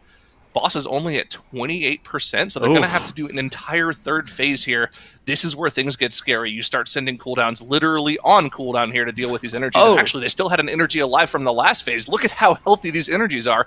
You have to get that low one down right Timber. now before the next one spawns. Timber Solo able to soul shape out of Guardian that lightning Angel field. is on Very him, scary. trying to keep him alive. It's not going to proc though, so in a minute he'll have that again, but hopefully the boss is dead before that happens. Volatile energies keep spawning here and proving to be problematic for the group as everybody's taking a bunch of damage in this boss fight. Yip now also under fire from these arc lights. Everything just hurts so much. There aren't any personal defensives available anymore, and neither More space in the is room. space. Here is the have all their bombs evocation. up. They have waited for this, and now they Evocate's up. need Burn to boss. nuke this boss. Keep If everyone the- alive, Timber. The Cauterize is active. They are able to kill the boss, though. This boss will die in this evacation phase. Oh my gosh. That just shows you Wow. how dangerous this 30 Wow. upper is, but it's doable. If Curator dies, the dungeon's doable. This is a very easily timeable key. That is the hardest boss in this dungeon, and they were able to one-shot it on their first attempt, so there you go. 30 upper is on the table for score here. I don't know about 31, though. This is probably the upper bound of this dungeon. Need a bigger room for that. Oh, Dorky! Dorky, Burning purgatory and dying here. Oh, Turns out the Dorky. curator Dude. wasn't actually the final Don't boss res him in up this there. dungeon. What? Yeah, Don't res that's, him. He races there. I, Well, no, I no. also don't understand this res, but okay. Well, All Timber right. can't res him down below because he's going to be Moral spat on support. by bats. Yeah, but he could have True. just released, no? Anyway. Well, I'm not Nobody going to remembers argue where and they- say that. Yeah. Oh, okay. They're doing infiltrators. To be That's why fair, they're doing yeah. this. Okay, this Okay. makes sense. They're doing infiltrators. Sometimes if you just don't die in dungeons, you kind of forget where you're released sometimes too. Maybe he Alright. just didn't know. Man, they that looked full YOLO from them, by the way. They did not leave themselves any room to drop pools there. They were out of space. So Yeah, there was Yeah. nowhere they could have gone. if you play a little cleaner there, I could actually see living past that third evocate and having to This do is- like maybe okay. 5% of the boss, but it comes down to the sparks, man. top right there in the second bird phase, Ambition is this second guardian image phase is incredibly dangerous. They do have again a very strong composition for being able to deal with this. They group up inside of this anti-magic zone, and so they're trying to take as little damage as possible. You see Azuna like very offensively committing that block there to be able to get all of those stacks from the shimmer debuff off of him, just to make sure that he's not going to be taking too much damage, and then they'll be able to throw a lot of kicks into these birds as well, because since they're running 3 people with that Night Elf buff, having infrequent amounts of kicks is not something that's super dangerous, and you can use that meld to be able to drop casts on you.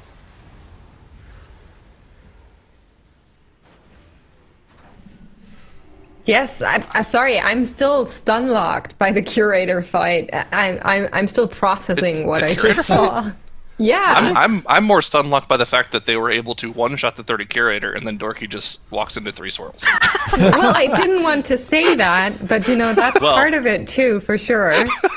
Everybody knows you get one value. good play and one bad play per run. Yeah. True, balance, all things equal. All right. Let's check out Olge about to finish their 28 workshop, it looks like, and maybe, do you think they can 2-chess this? Oh, they need more percentage afterwards, so probably They not, need right? 2 minutes. Nah, plus Yeah. percentage. Yeah, not gonna happen. Ambition issues on the 29 Shade of Medivh. It was the second Flame Wraith that killed them just now. It was so close to being dead. They can still time the key though. Right? That's the thing, right? That is a They 3.5 minute time loss. They can still time. Oh, that's close. Oh, they pulled the wire 10%, against her. Okay, that's I a was gonna reset. That's a time for. Yep. It's yep. actually a question of can you even time it, because once you start to get to like the 28, 29, 30 level, chess starts taking some in the order of like 4 minutes, and so like a lot of the time saved by the timer being super lenient in there kind of gets reduced, because like in like the mid 20s you're afforded 1 full wipe, but at like 29 I don't even know if you are, because of chess being so long and healing so much. Let's look at the 30 in Guardian image phase and see just how much damage these teams take in the bottom right here. Already popping AMZ at the start here. They're cleaving damage on the front left and the back middle mobs, it looks like. So one of them's already dead. That's most of the danger already gone. And when the second one dies, they're pretty much completely safe. This is actually so fast. Wow. They only have 12 stacks. That is incredible. And it looks like they pretty much saved everything for that phase too, so it makes sense. I just watched back what happened for Ambition, because I wasn't able to see it when it happened. They actually had Medivh down to 2%, and then they died in the Flame Wreath. Like, JPC it held on for so long. I'm not sure you can live this, to be honest. Maybe the Curator wasn't the big wall after all. I'm not sure how you're going to heal the Flame Wreath on a plus 30. Donuts and Despair are on it right now. And I mean, I'm so impressed by what I just saw. So There we go. Well, no, we in the industry like to call this a timber diff. Donuts and Despair already have actually 2 more stacks than Ambition had. It's ticking for about, let's see, 40% of their HP, so that's definitely doable. I imagine what might have happened to Ambition, you can confirm you were watching, I didn't go back and watch it. Did they let an Inferno Bolt off on one of the players? Because that would definitely just straight up kill them. Yeah. it didn't look like it from the HP bars, but it could have been. Like, I couldn't see JPC, I only saw his player frame because of how the camera was. So maybe that's what happened, yeah. I didn't pay attention to that, to be honest. The big issue is, like, isn't the first set of flame wreaths, it's always like that second set of flame wreaths. The second one, one, that come after the birds, because you commit so many like healing cooldowns and defensive CDs to get through the second phase of birds, it becomes a problem. I want to watch the end of this Shade of Medivh and then down to swap to the last hour. I want to see just how safe this is. Of course, at about 10 seconds, they're going to go into their second Guardian Image phase. Notably, Donuts and Despair have the boss at the same HP as Ambition had on their Guardian Image phase, on one key level higher. So let's see how this goes. Again, same strategy, AMZ at the start. Ooh, yep. Look at the damage here. They don't have the same damage allocation here they had the first time around, so they're going to definitely get more stacks. Last time they had 12 stacks heading into the last image. They're already at 10 now with only one of them down, so the damage output here is going to be much, much higher, and Timbermaw's going to have to expend a lot of his mana and cooldowns to keep people alive. Look at that spin getting targeted by 2 of the bursts, instantly going down to 1, but able to top himself off, using probably both the Hellstone and Health Pot there. And now that they're on the last image, they're probably going to be safe, but it's going to come down to that next Flame Wreath, which is going to be 30 seconds from now. Yeah. That's big. It's a lot of help. That is a big defensive, and they would have probably liked to have that now. So this has also gone out, and like I said, Ambition did get down to 2% on Medivh before they died to the Flame Wraith. So it was a it or us situation where unfortunately Here it comes. won. It's 15 seconds. So they don't have any cloak, they don't have any unending resolve, they don't have a guardian spirit, they do have an ice block available, and they don't have an anti-magic zone. So they are actually very, very dry on defensive cooldowns. So Yeah. Flame Wreath is coming out. Oh, Timber pre-casting the Divine Hymn. This is so That's smart, but so it goes good. onto him. Him and Yip. Gonna give Oh, him a these are the healing worst buff. He targets. has Desperate Oh, no. Prayer, though. So the Desperate Prayer, one of the only defensives that they still had, not a major 6%. defensive, but will help a little bit to keep Timber alive here while 5 they seconds try and to the Wraith DPS just it stay down. alive. Timber just needs to cast some stuff, and you Oh, they can got see this. those heals They're through. coming through. Wow. They did it. Wow. He even had time for a Holy Fire in there. Well, of Wow. course, he has to do damage. He's not just gonna sit there and do nothing. I don't know, it's pretty different from the healers in my pugs. Now people understand what Growl means whenever he says Timbermaw could have healed that. Well, Timber's was the impressive. first. Timber's the first Night Fae Holy Priest to ever have gone by the way. I That is mean, true. that- He was dry. at If the end there of that fight. is a situation where you go then it's probably this. That was super, super Most close. likely. Yeah. Like, I don't know where else you'd get a healing requirement as high in a key as this. Maybe on like a 35 junkyard final boss. I don't know. Well, we'll mull it over as we do our final caster swap of the day. Goodbye, Zyronic. We'll see you tomorrow. Hello, Dratnos. Welcome back. Hello. Welcome Hello. yourself. Thank I guess you. you've already been here, but I've been here all welcome day. to having me here with you. Welcome, Dratnos. How did you feel about that Medivh? Do you think 31 is a possibility, or 30 is the hard cap now after seeing that last fight? I mean, okay, so it was a Flame Wreath. What was going to be after that Flame Wreath if they got another Winter. intermission? It's A winter. Winter, right? So Yeah. they had ages until the next Guardian's Image phases, right? Yeah, it's So- just living the Suppose. flame wraith that I think Yeah. is the problem. Like, that's what wiped Ambition. Right. So one key level higher, it's not like you're going to see an extra mechanic. It's just you have to do the same mechanics, doing a little bit more damage. I think the 31 is possible, at least mechanically on Medivh, from the way those Did you health see bars the were looking. curator? Yeah, okay, I'm not talking about the cure. I'm talking about the Medivh. Is, like, Okay, is so the 31 dungeon Medivh is possible? Thank you. doable if you don't have to play the first boss. Thank I'm you, not sure Dratnos. about the rest of the dungeon or the timer. I'm just saying, from looking at the Medivh fight, I Yeah. think that is a possibility. Yeah. The timer actually gets really sketchy at Yeah. 30 to 31 level because chess is Oh. so long. I think chess can be upwards of 5 minutes if you're not playing it like perfectly. Yeah, chess has like the pieces self heal over time, right? So that Yes. scaling with the key level is really brutal. Old's trying to All finish right, this well we have Mechagon. Olge here. This is indeed Got it. a timer, and a timer by 2 minutes under the plus 28 timer here for them. So well done by Olge, putting a 28 workshop on the board. The 29 and the 30 though potentially that they could look to do. They would need to do a little bit cleaner than that one, based on how the timer was looking. So where are you going if you're old from this position? Are you going to Lower Kara? Are you going to Streets 31? I think so. Lower Kara 29 and Streets 31, I think, seem to be like their easiest points. Yeah. The upper 29 is No, also no. a possibility, but that's also fairly tough. Oh no, for Huh in the bottom right. Aw. A full wipe coming out here for Aw. them on Oshir on this plus 28. And actually, that... I guess there's still kind of no way for 6th place to come back into this one. Yeah, 6th place are just hard out 4 of this, points even down. if Yeah. fail to get anything more done. That 142 that they're sitting on is looking pretty insurmountable. But still, that's bad news for Huh's hopes of winning the tournament, because going into today, they actually were looking fairly strong.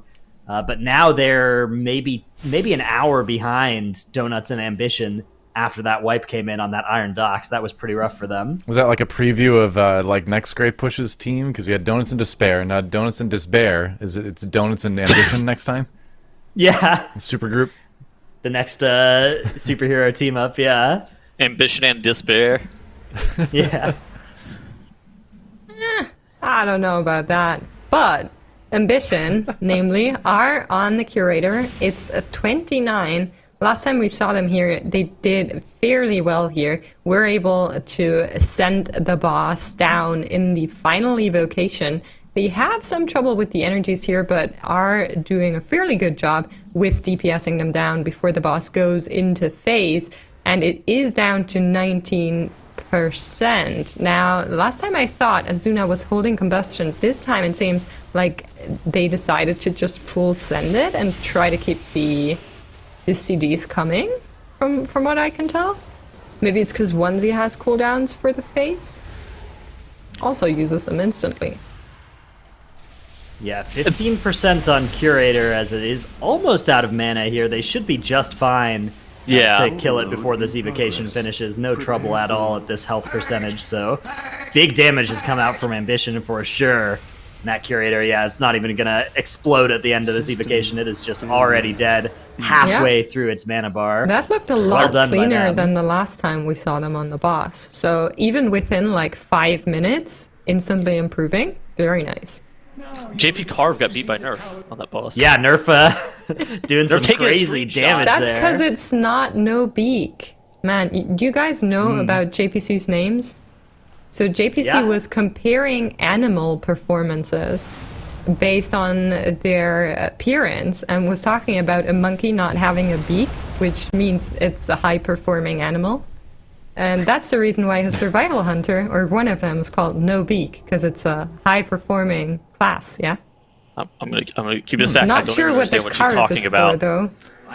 Well, Yeah, because you play a Moonkin, they do have a beak. I feel like the beak thing isn't effective across the entire animal kingdom, though, because like fish with beaks seem to have an advantage over other fish.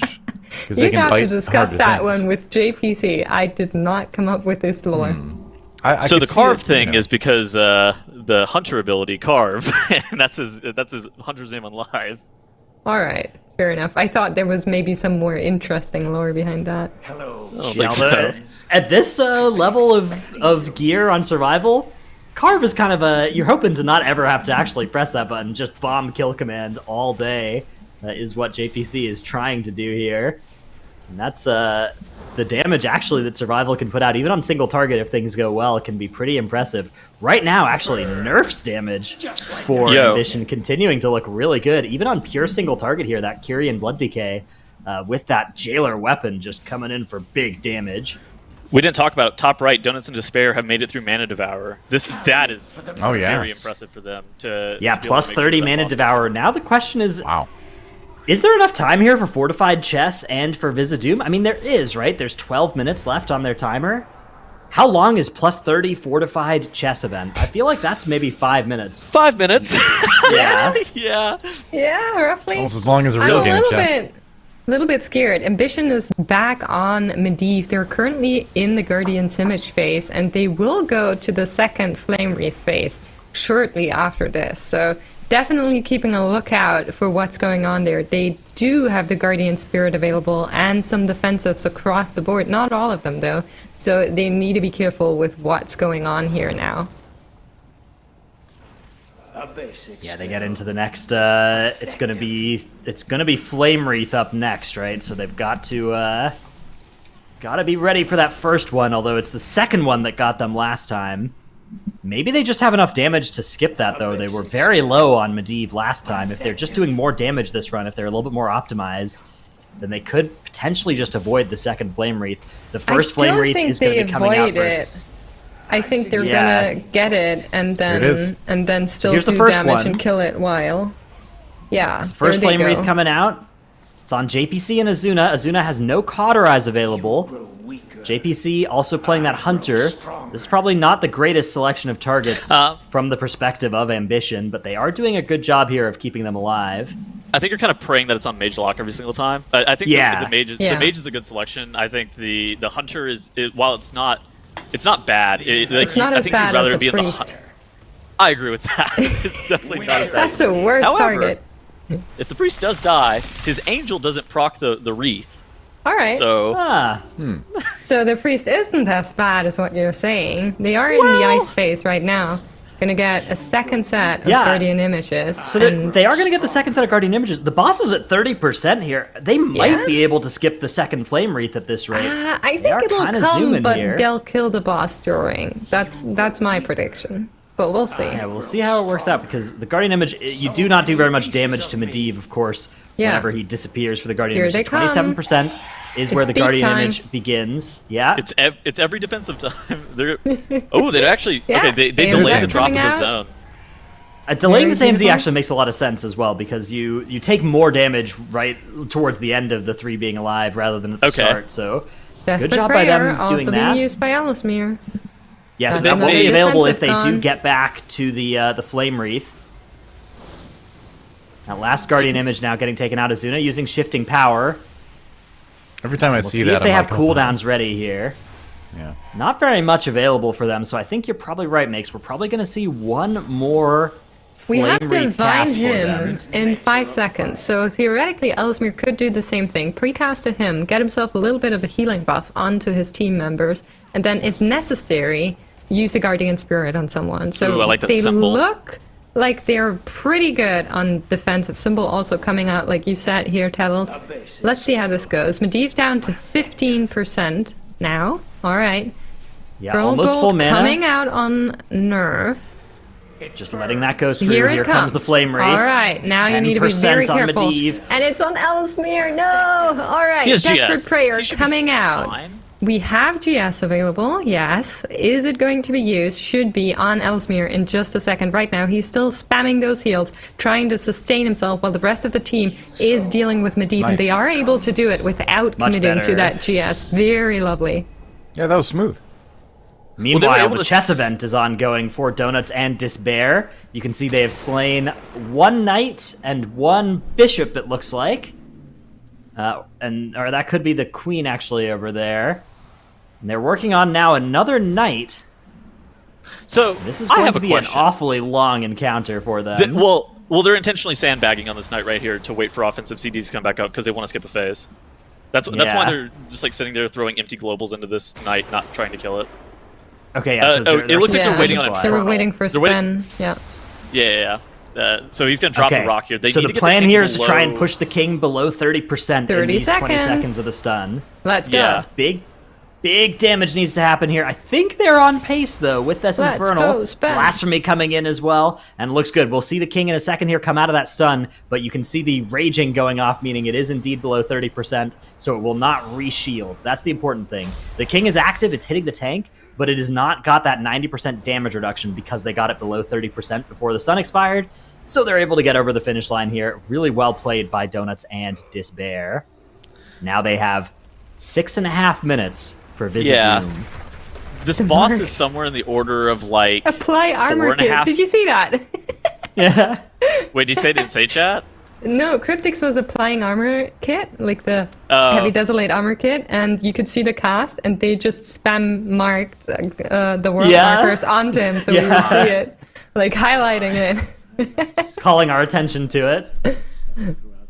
It probably just ran out a couple of seconds earlier, right? Yeah, I mean, it Right. actually doesn't hurt at all to reapply right now, right? This is Yeah, some there's full enough RP time. Get a nice little feast buff as well, even though only 1 player has died. May as well, as you wait for this door to open. 6 minutes left on the clock here for Donuts and Despair. How long do you think this fight takes on plus 30 fortified Tettles? Like 4.5, I think. At the, All right, the- so- if they really want to play it safe, they can do this strat where they don't push the boss out of phase 2 at all, and they could probably make it take like 5 minutes. That's like the safer strat where and then they'll just lust the third platform, and it's almost 0 risk. So I don't think that there's any reason that they should wipe to Visit Doom from this point with the amount of time that they have left available for them. Yeah, I would agree. So let's see how this goes. They are on the boss now. They need to be very careful with these spheres going around to not get hit, but obviously they do a fantastic job of that and try to push the boss into the first phase where they actually can unlock that roleplay. That roleplay is going to take a substantial amount of time from the remaining 5 minutes, but I think they are well within that timer unless tragedy ensues. Timber taking a bunch of damage here, but should be fine. Disintegrate comes out one more time. It's not going to hit anyone. The boss should go into the portal phase for players to follow. Let's go, let's go. Yeah, 67% is where we will see that push. They really takes want to a move long the boss time. away. They want to move the boss away from this green puddle because Yeah, because it could put the portal in the green puddle, right? Yeah, and on this level, it may actually one-tick them if they're not careful. I'm not, Ooh, good not push. entirely sure how much. Yeah, it's gonna that's a do, very but- good push. During the 'Cause they- disintegrate, always good. Free damage. Exactly, Here they comes can that use next that. portal. Oh, And it's high in a roll. good place. Very good. It is in a good spot, although Timber and Spen have put themselves in a position to do an Yeah. adventure to get over there. Well, done sometimes it. you just need to go on a little walk, right? With your best friend, holding hands. Yeah. I have a question. Why is Dorky High Mountain? For fun? Or is he RPing? Like, Sometimes you just need to be strong. Yeah, so High Like Mountain some has moose the antlers. charge racial, right? Yeah, there he goes. He uses the High Mountain charge. There it goes. So maybe it's for that in particular. Maybe it's just generally good. The versatility, the damage reduction, being good against stuff like the Mana Devourer pull. I'm not sure. so look at this. They're doing the strategy. Yeah. So what's going on here is if you don't walk inside that circle, Vizdoom will actually during P2 never come out of this like disintegrate chain cast, and then you can just push him to like 33%, and then he'll go into the next phase. And this is what I was talking about. It's super safe. You're never going to get the Fell Bombardment on this platform. You're never going to get the Fell Orbs that are casting onto you. You never have to kick the Blazing Burn. And so things like that, it just makes this phase trivial. It's a lot slower because Yips and Dorky Look can't- at Yips. I mean, they're just standing here. He's pistol shotting. He's literally just like spamming pistol shot on CD here. So they're not able to do any He's damage, doing which his is kinda part, you know? sad. But on the upside too, you're able to save all offensive cooldowns, and then that in conjunction with Lust on the third platform allows you to just kind of kill the boss inside of the Bloodlust window. You're not going to get the 3 sets of orbs on the last platform, and it's a lot safer to do it this way, assuming that you have the time. Yeah, that is what's going to be the thing here. But they have so much extra time, actually. They have 2.5 minutes here as they now enter the platform. They're just going to nuke down the last little bit of the boss's health by themselves here. 38% on Vizdoom. 33 will be where the push happens. But because they have started this phase so close to its death, they're actually not going to get any of the Shadows debuffs here. The boss at 34 now. Is it going to start one more cast? Nope, it's going to go straight into the Demonic Portal. So 33%. They're going to have to nuke it all the way from here down to 0 on the last platform. Bloodlust Be is scared. available.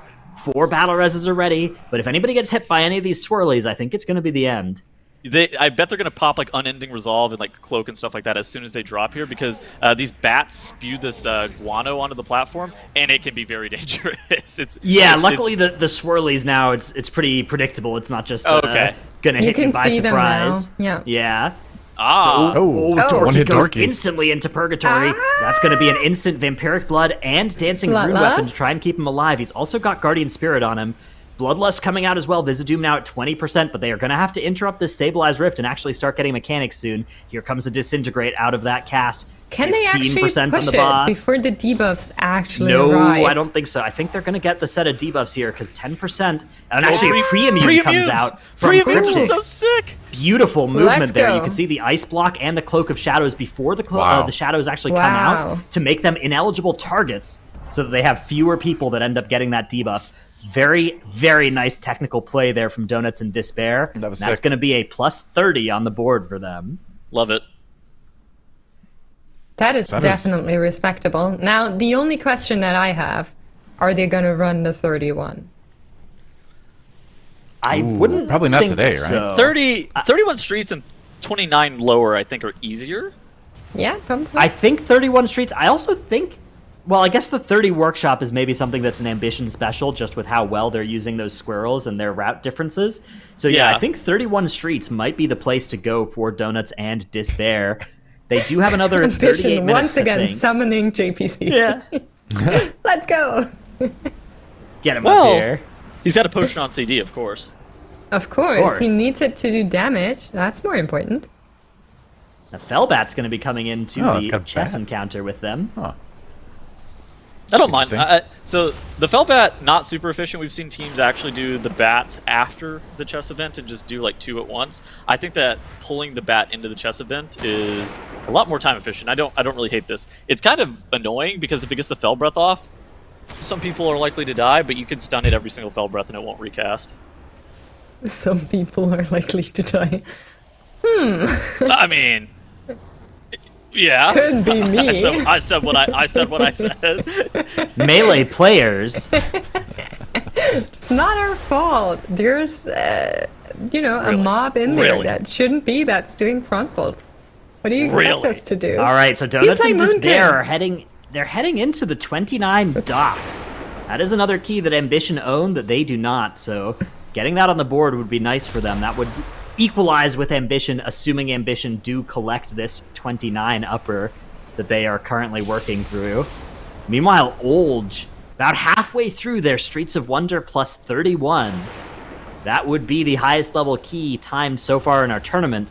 It would give Olge tiebreaker advantage, but they are still a few points behind the tiebreaker mattering. Yeah.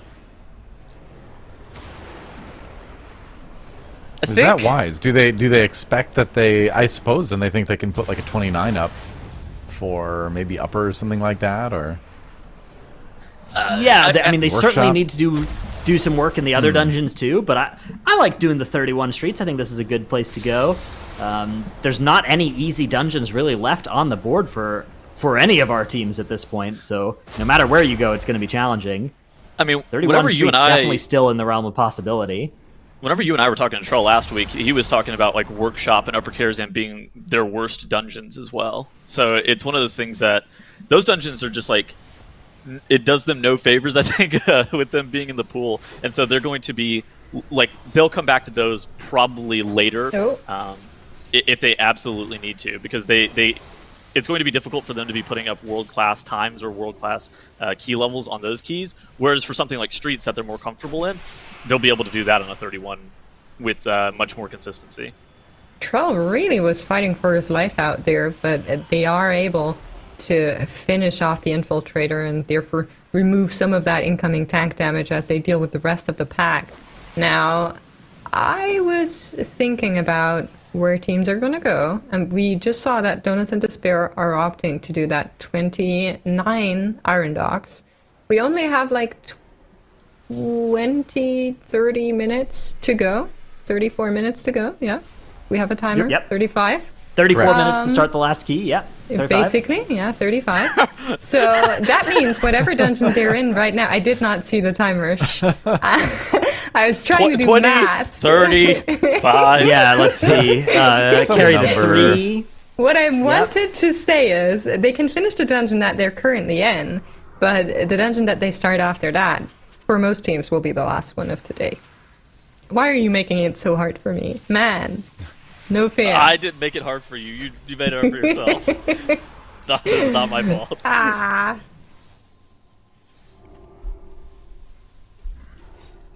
All right, so we're seeing I, one dungeon near the end here for Ambition. That'll be the Yeah. dungeon that finishes next up in the top right. And we have two dungeons about midway through for Olge and Ha over on our left two screens. And it is Donuts and Despair that have just started one down in the bottom right, that 29 Iron Docks. Definitely all of these teams need these points if they're interested in winning the tournament, especially Olge and Ha. They are starting to fall further and further behind. They really need to make sure that they get these points on the board that they are working on right now. I think Despair's strategy for Iron Docks is actually really good with the Eyes of the Beast tech and just how they're doing the first part of their dungeon. I was in an Iron Docks last night, and just the ability to be able to pull those foot soldiers and not have them charge players and bleed them is super, super smart. And so that allows them to get a lot. It's like they're front loading their count a ton by just the strategy that they're doing. And Now- I really think that their strat for this dungeon scales super well into like the 30 range. Now, I, of course, know how they're getting those foot soldiers not to do the bleeds and what the Eyes of the Beast tech is, but I know some of our listeners and viewers may be just joining us, and so for those people, how does that work? Just So for there's those people, though. Yeah. Yeah, So we for the all know, foot of soldiers course. not to charge, there's like a cart at the very beginning, and you can like stand behind it. You have to like stand flush against the wall, and then the foot soldiers won't charge if the pack is tanked in a specific spot because there's like an invisible wall that's going to prevent them from charging. Kind of similar to like Juggernauts and Ataldazar. Correct. But the Eyes of the Beast tech, Spin for Donuts and Despair will cast Eyes of the Beast on his pet and like run the pet through the arrow maze and like use it to tag packs. The the Hunter pet can die, but the Hunter will remain in combat, and then the mobs will kind of all filter run back on to the out start? of the yeah, exactly. They'll just like run all the way back to the start, and so then you Iron Star everything there. I think it's like both of those things are super good for Donuts in Despair. Yes, correct answer. You passed my test. So We all knew that, but thank you you're for welcome, explaining, Ratnos Kettles. test. Yeah. You're welcome, viewers. all right, well, this fan mail on +31, even +31 tyrannical. Oh my God. Money Huge order. That's damage. gonna be Cry immunity. Does I have like this. turtle. Turtle Yeah, it. goodness, this is So very low. important that targeted Cry and not somebody who would not have been able to immune that, because if that targeted anybody else, I don't know if they would have been able to be topped in time for it. They may have had to go for a sacrifice play. So I Yeah, have an they inquiry. didn't How have do you guys Guardian Spirit either. How do you guys feel about the rogues almost universally wearing that cheat death trinket across this whole entire weekend? Yep. Sounds Yep. good to me. I mean, cheat death trinkets are a great way to, especially in the Great Push, right? When you look at these keys when they're timed, they're usually timed by a couple of minutes, right? Until you start getting to like the super duper high keys, they're usually timed by at least a couple of minutes to spare, so you don't necessarily need the little bit more DPS that a DPS trinket brings. If you're playing a melee class, which realistically, like Rogue, because Hunter doesn't have to stay in melee, right? Hunter can just walk out during scary moments. But Rogue can't really do that without losing a lot of damage, so Ooh. I think it makes a lot of sense. I think it's also a fact that for most of the dungeons, especially in Season 4, it's not so much the dungeon timer that poses the problems, and much more the can you live the boss, especially on tyrannical dungeons. So even though they have the cheat death, going with the cheat death trinket, I feel is a very, very kind of smart choice to make sure that you will be able to survive whenever your healer is busy trying to keep everyone else alive, and therefore do the damage that's needed. So it's really similar to back in BFA when people would go for like very high versatility stats in order to be able to live. And speaking of This living, is a sacrifice for sure. Olge is Terrasant getting is just going to so take much the L damage on this here. one. Tulu Yep. lives. Down he goes. Could have Guardian Spirited that one. Tulu was was in seated. the pot. He was in the pot, but it came back before it went off. Yeah, However, you're going to get they're fine. overkilled by too much for Guardian They're Spirit fine. to work against they that. have if you're 2%. solo They're soaking. just gonna kill it with 4-man. It's all right. One less person have to heal during fan mail. That's nice. Yeah, think- that was rough. Meanwhile, we have Ambition looking to put this 29 on the board. This will retake the lead for them, but only by 1 point over Donuts and Despair if they're able to finish this one off. And wow, look at the damage. Vizdoom was at 8% when they interrupted Stabilized Rift. I've never seen it that low before. JP Carve, though, down instantly as soon as that interrupt does come out. Everybody else, though, able to keep it going. That's another 2 points for Ambition as 30 minutes are left in our day. If they are really quick... I want them to go back into the 30. Yeah, I actually don't think they have time to start 2 keys anyways. So Okay. I want Yeah. them to do the 30. Just by I want it. Okay, you see Spin on the horse over there? He's going to be casting Eyes they're of the Beast relogging. on his pet Yeah. here in just a second. there goes so for he, Donuts and Despair. he tagged Spin. he tagged the pack already and was making sure that they were like dropping out of combat. Where's he going? Looks like maybe they're He's doing going something on an Gotta adventure. go fast. different here. Yeah, the rest of the group. Okay, Spen's coming back now. Uses Cheetah. Oh, okay. He's so back they're in the actually, party. They're not using Eyes of the Beast anymore. It looks like he was just tagging the pack. Oh, are they doing this trash by hand? That's what it looks like. They're actually doing this trash by Doing hand. So this they'll, trash hand. by hand. Not by Alright. wheel. Indeed it does, yeah. Yeah. yeah, by hand. Looks like it. Hand Would've killed preferred trash is the finest artisan killed trash. Doing Well, these are the deckhands. These are trash free. themselves. There you go. They are hand. Yeah, they haven't even started by really hand. with the trash in the area. Oh, Oh, there he is. He's Eyes the Beasting now. There he goes. Yeah, there you go. I heard that. So his pet is running ahead. Spen's pet is running ahead right now and grabbing all of the packs in the forward area. So funny story. I heard that he got knocked up by Volcanic yesterday while he was doing Yeah. this. It looked like that just happened right there, actually. Because he's just restarted Yeah, his channel he on had it. That's to rough. restart it. Yeah. So now his pet is running ahead and grabbing as many mobs as they can. Dorky's waiting for them to come here so that he can get threat on them and group them up. Spen and finishes then, his Eyes of the Beast cast. Then Cryptix Now he's got to is- revive his pet because it got killed by the last pack at the end there. Exactly. He's going Cryptix to is keep already that in the aggro, star, though. So he's really far. Yeah, he maintains aggro. Yeah. Um, Dorky getting in position. Spen behind him as these mobs start coming. Here they come. Yeah, now they're going to get them in position because these mobs, of course, are much nastier than the deckhands that you otherwise would kill with the Iron Stars. Exactly. Getting threat this way means they can horde take care of is some running. really, really harsh mobs. This is That looks slightly so intimidating. cool. I love that. It's my favorite part of this dungeon. Just like Yeah, with a the last small Iron bloody Star. cave running and everything behind him. Oh, Bang. okay. So, So so cool. top right in the picture, Ambition's gone into 29 lower Kara. Oh, interesting. Oh. Could be a good place to spend some time. As, yeah, this is, I mean, looking at their scorecard, not too much else that they could really go to, except maybe that 31 streets as well, but that could be a tomorrow possibility. Meanwhile, yeah, Sedona's now they've just cleared this area out, and they can just walk through all those mobs that they already killed with the Eyes of the Beast for the most part. A little bit, one more pack here. Cryptics. It's actually at about half health. That Looks like this puzzle one might was have reset. so obvious. Come on. Yeah. Was probably looking at Skullock, seeing if the cannon barrage was coming soon, and therefore didn't see the puddle, but it looked really funny. Speaking of Skullock, are on to Skullock. 100% trash. Sogosh already down to 60%, looking really good on the timer here. Probably gonna get one more knockback if I had to guess, but that should be it. Gonna get a 29 out of this. Yeah, they have 5 minutes left on the timer here, and with Koromar already dead, this fight shouldn't be too lethal for them. Yeah. The question for them then is like, where do you go after this? Do you think that they should try a 29? Their timer looks. They'll be pressed up against the timer to the point where if they have any major mistakes, it would end up costing them. But I think that 29 seems relatively doable for their 29 strategy. This one has 3 deaths on the board for it as well. I feel like Han are actually really fast in here because if you take those 3 deaths out, that saves probably quite a bit of time. Yeah. So I think they definitely have the damage and the strategy that will work in a plus 29. But yeah, if one of the other dungeons they're also feeling comfortable in, again, maybe that workshop, workshop plus 29. 31 could streets. also be a good place to go to. 31 streets. Yeah, that's another good option. So they got to pick something. I think you actually don't want to pick the easiest thing as well, because looking at the timer, right, there's 25 minutes to start your next key. Sure. You're not going to be able to finish it and start another one afterwards, so you actually kind of want to do something where you might have to reset a couple times anyways in order to get some value out of that, last key of the day rule. Lower Kara is their worst dungeon, and it is also very long, so 42 That's minute true. timer. Could be a great place to go.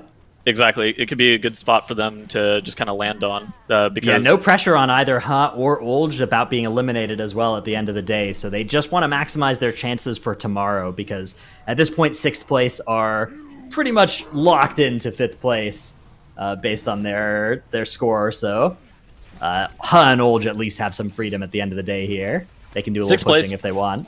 6th place for a team that doesn't do like live keys together very often. They didn't practice a ton. I feel like they played really well this weekend. Absolutely.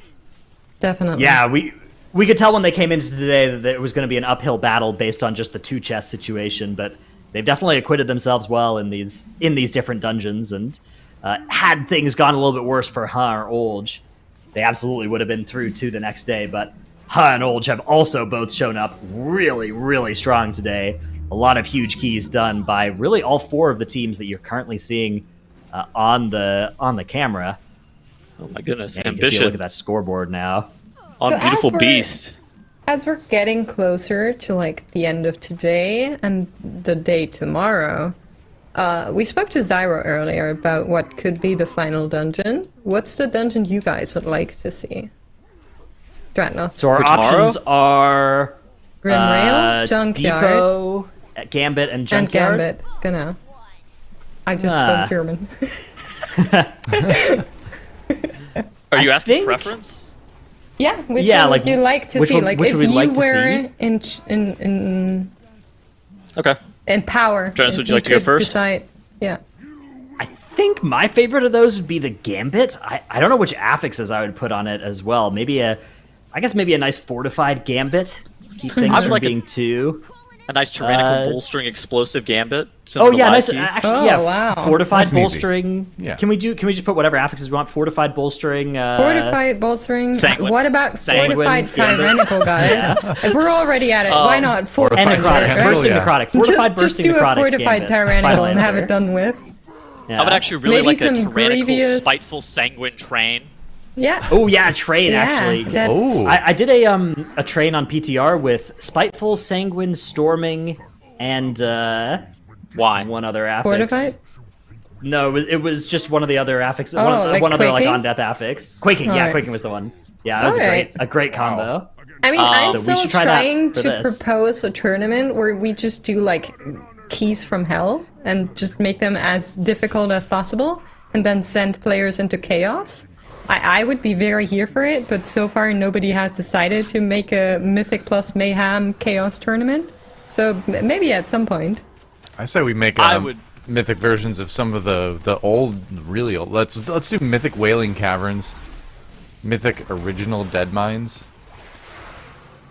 You want real I would actually suffering? like to see Mythic Grim See, the Reaper. I'm a Oculus? WoW zoomer. I don't know what any of that means. The Mythic, Oculus Dragon Riding version 1.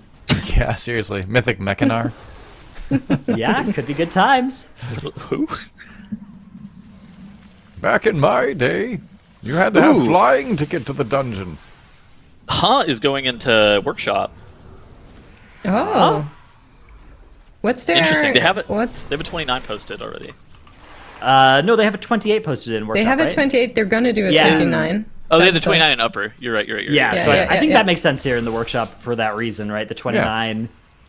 I mean, the thing is, looking at their 28 timer, the 28 timer is not good enough that they can just do the same thing and time a 29. They need to play better, do more damage, have less deaths, some combination of those things to time the 29, given that they were so close on the 28 timer. There are only 20 minutes 21 until the minutes. last run. Yeah. Yeah. Olge is going to be really up against the timer here in Streets. They do have 9 minutes left to be able to get this boss down, the commander, and then Soasmi killed off. Soasmi is, especially in Streets, is generally a very fast boss because you get so many stacks of the Shrouded buff in here. Like you can see on their in the bottom right hand corner of your screen, they have 15 stacks of that, and so Soasmi is normally like a 2.5, maybe even like 3 minute boss.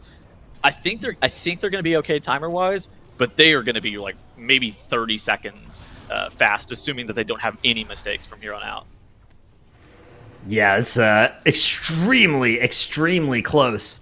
You see that 2 chest threshold passed over by Olge, so 20% of the dungeon's timer is left for them now, and they do still have a boss fight and a half and a mini boss. It is definitely getting pretty sketchy for them. 20 minutes left in our day. The good news for Olge is, even if they deplete, they could just give this one another go. They have 3 deaths on the board. I think if they deplete, it will be by a small enough amount that they should be confident they can get it. So for Olge, I want to see them time this 31, and then I want to see them immediately start their lower Karazhan. I think that is like, I think those are big things for them. They ran that 28 lower Karazhan yesterday, like right at the end of the day, right at the end of the timer. And so if they're able to maximize their dungeon efficiency just again at the end of day 2, that will help them be in a really good position coming into the final day.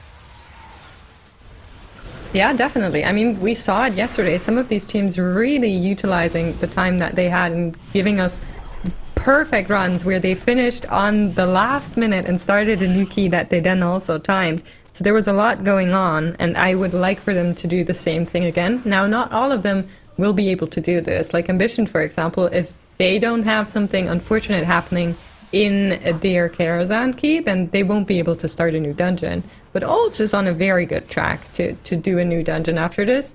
Donuts and Despair? I don't think so. Maybe they can do it. Yeah, maybe. They can probably start a new one. I don't do math. Why do I keep bringing these up? I think they can do it, right? The curse. Yes. Curse of the caster. Huh? Yes, they Can't really start a new one after this if they really commit to this So- workshop. Be tough. Yeah, Donuts and Despair and Olge definitely can start a new one, and Ambition and Yeah. Ha definitely can't, I think, is Yeah. like the looking Ambition that and way. Ha are in the position where it's like, hey, we can wipe and reset, but we definitely can't complete this dungeon and then do another one afterwards. I agree. It's kind of unfortunate for him because issues that happen in Workshop normally aren't Yeah. within like the first half of the dungeon. Normally they're on like Machinist Garden or King Mechagon, which are like over 20 minutes into the key, and so that's pretty tough. For Ambition, I feel like starting this lower Karazhan is actually great news for them. They're going to be doing this patron pull. They're going to be intentionally sacking themselves to this patron pull like we've seen them do a couple of times, just dying off to the bursting. They're already through the hardest part of this dungeon, in my opinion. Just this first 10 minutes of lower is the most technically difficult, getting through Beautiful Beast and the Opera event, and just dealing with those patrons in the Firelands portals. I think that Ambition is in a great spot in this lower. Yeah, it is a very long dungeon, but they're kind of at the point now where they get to farm up some Shrouded buff for the rest of the dungeon. Oh, JPC going down for them. Oh yeah, this is the intentional part. They all die to the million bursting stacks here so that they can go back to the start of the dungeon and skip those ushers entirely by turning left here. Yeah, those ushers... We talked about them a little bit before, but you're basically never going to see these teams pulling any of the skeletal ushers, right? That flashlight cast they do just makes it impossible to pull too many of them at once, and that makes it too inefficient in terms of how much count you're getting. So they're instead going to drop down. Looks like Ellesmere putting down a feast here on the stairs. Of course, everybody died, so getting their food buff back, especially the people who got here early. You might see Nerf and Azuna skip out on that food buff as soon as they arrive. Yep, Nerf. Oh... Backpedals? Nope, yeah, he's not getting a food buff. He is just picking up the next trash pull. Olge, I think, is going to be fine here. Look at this. They're going to be they have 5 minutes, basically, to get Soasmi pulled. Well, that's probably 4 minutes, right? Oh, they have 4 minutes to get Soasmi pulled. I think they're going to be okay. This is normally like a 3.5 minute boss, assuming that somebody started the RP. If they have to wait for the RP, then they're maybe in a little bit of trouble, but just getting this Peacekeeper killed off. Terrazan. Yeah, they should have started the RP, so they should be good on that. Terrazan, as soon as he comes out of this pod, he's going to go and join them, so that's going to be another couple seconds to start this. But yeah, they are ready to pull the boss now.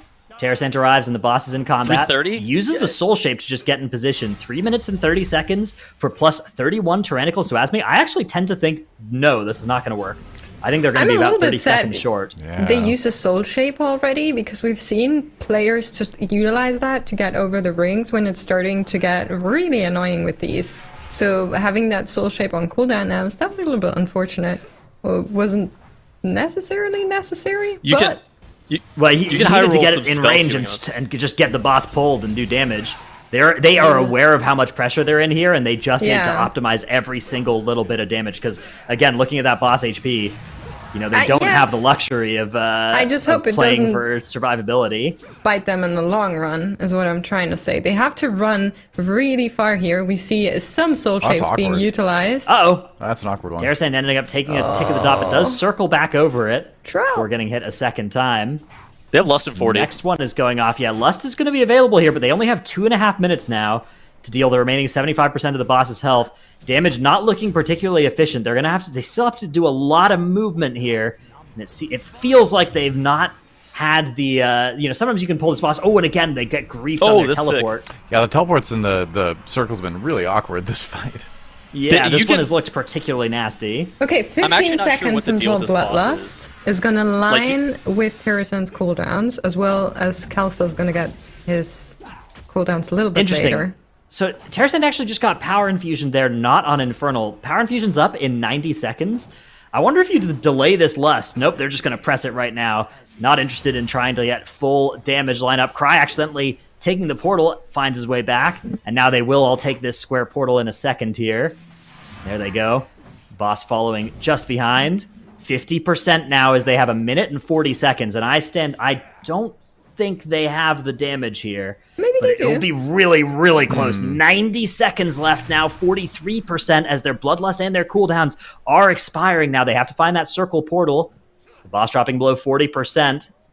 They take the circle. Do that. Everybody goes over. Notably, the pets will have a little bit of a hard time. The divide coming in a very good way, but they need to portal over. Do need to take a double here from the circle into the triangle, but are able to finish this off. 33% remaining on this boss, and there is only 1 more minute to finish this dungeon. It's going to get really down for the wire. Oh, wow. Nice. That helps. So sometimes if you push the boss in specific points, you can actually get it to cast double technique over and over again, and that's going to save them a lot of movement on this fight. Yeah, that's that huge may for be them. able to something. Oh Yeah, no, but that's the It cast. went off. Double technique Oh. cast finishes, and so Oh, that is going to be the no. group Way. dying here. I think the timer was still going to be off. It was going to be real close, but unfortunately, they failed to land that second interrupt on the second double technique, and Olge are going to be depleting this plus 31 as a result. They do have time to start one more key, but they were really hoping to put that 31 on the board. I bet they will just restart this one and go back in there and get this 31 as the last thing they do today. Wow. So the question is, did they looked use doable, all but- the interrupts when the double technique happened first and they were on cooldown for some reason? Because that's No, what that- I would suspect, No. but I didn't feel You No, always that have it. enough to get, because the melee kick will be back up for the second one as well, always. But Yeah. I'm so upset right now. Somebody had interrupt up. I don't know who it was. It's rough to see. either multiple people kicked the same thing like the first time or Yeah, that's something, what I'm thinking. or somebody had an interrupt up and was just trying to get the last second of it and it didn't quite work. All purgatory for Dorky, like, instantly at the start of this fight. That's what it's for. Yeah, Purgatory is Yeah. the Blood Death Knight defensive on pull when you don't have Rune Weapon. Oh, They are going to get Koromar almost dead here. Donuts in despair. You can see that Koromar leap doing so much damage, but most of the damage actually coming from those cannon shots. Spen being gunned down there, nearly taken out, is going to survive that barrage. The next shot's going in. And they're still okay for now. Oh, look at all those cannon shots coming at them, though. So much extra damage. Yip's going to cast some Vivifies on himself. The rest of the group all healing as well. Koromar's going to be going down here in just a second, though. So they're actually Donuts they're and good Despair here. are in a great spot. Yeah, like from this point on, the boss is mostly just like a patchwork encounter. Once you get Koromar killed off, you were really chilling. Yeah, they have 3.5 minutes to deal 73% of the boss's health, so they're going to finish this with about a minute to spare. Pretty good for Despair. Meanwhile, Ambition are getting ready to pull Morose up in the top right there. You can see throwing their traps, and they are getting started on one of the nastier encounters in Lower Karazhan. Yeah, Olge going to Lower Karazhan, so... Oh, interesting. So Yeah. Olge are not going to retry their 31 Streets of Wonder, going to lower last second because, I hate it. hey, it's the longest Leave it timer. for tomorrow, you know? Yeah, that makes sense. Yeah, you've already made it through to day 2. It looks like 6th place has not started another dungeon, so they have bowed out, but still an impressive performance to get this far this weekend. Absolutely, yeah. They are they were locked out of this tournament for the last hour or so, but Yeah. they've definitely showed up this weekend. But they unfortunately sure. will not be making it through to Big Sunday. shout out for bringing us that Prot Warrior. Yeah, keeping the Prot Warrior flame alive. I love it. I love to see it. Way to go, Sense. 10 more minutes to start another key. So where will Donuts and Despair go after this? Well, let me take a look at the options. There you go, Lower here. Care again. The Yeah? Lower Care earlier, they had 0 deaths, and they were able to put up a 28, so I suspect 29 is doable by them. I think the Lower Karazhan makes a lot of sense as well. Again, because like, hey, last key of the day, let's get the longest timer so we get the most value out of the overtime rule. So yeah, I agree. It's the one that makes the most sense for them. They are, in addition to, like, they're putting up some of the highest level keys, and they're in a really good spot to be able to take second place right here. They're at 145 points, and Ambition's at 146. Donuts and Despair, they really, really want to beat Ambition, though. That's something that they've talked about a ton, is just wanting to be able to beat this Ambition team. And I think that if they're able to get this Iron Docks finished off, they're able to get into Lower Care and time that, they would tie up the score, assuming that both of these keys get timed for them, and that would be massive. It looks like they definitely can get that start at the next dungeon, at least, before the time ends.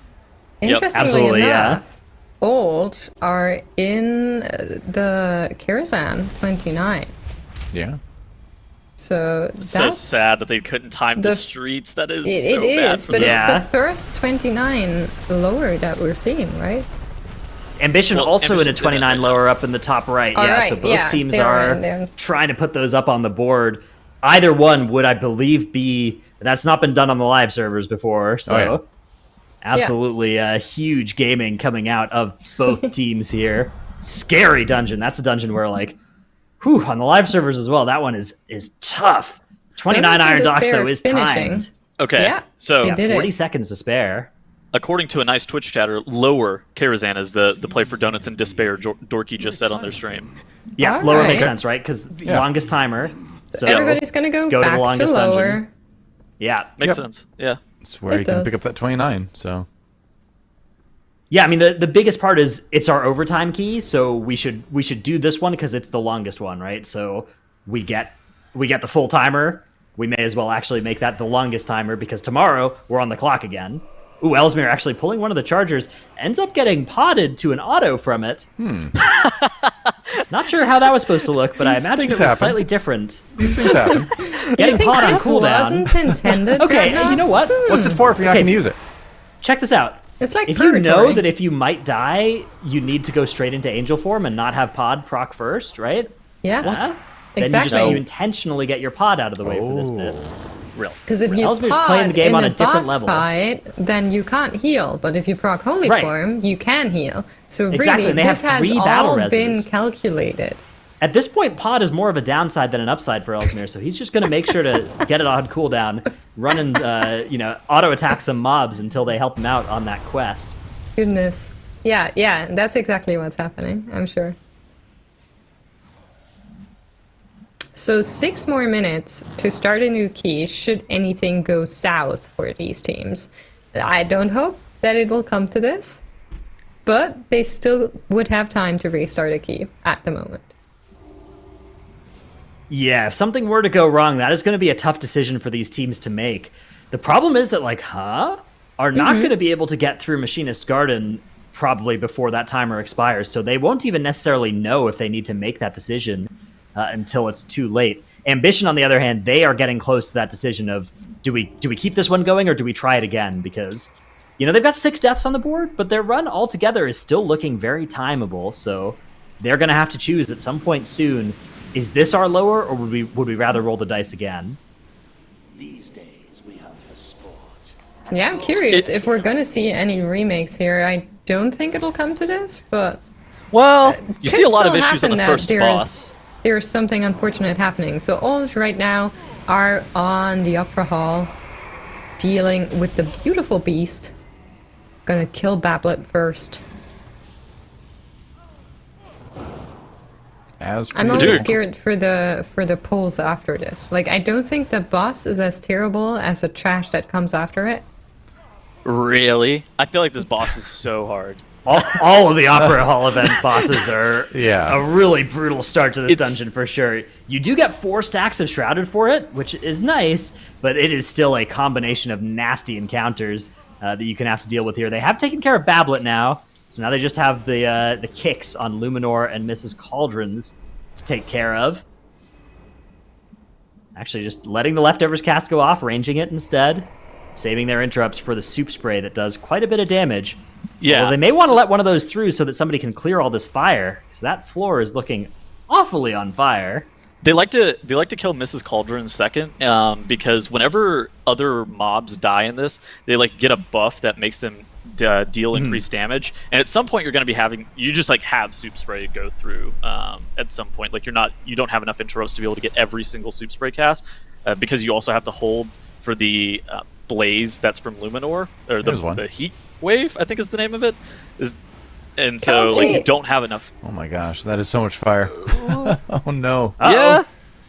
Yeah, things getting scary here for Olge. They are going to Okay. use that battle res, and they're going to keep this going, although it's worth noting they do have 2 more minutes to hearth out and try again if things get too sketchy on this boss. I think they're vibing.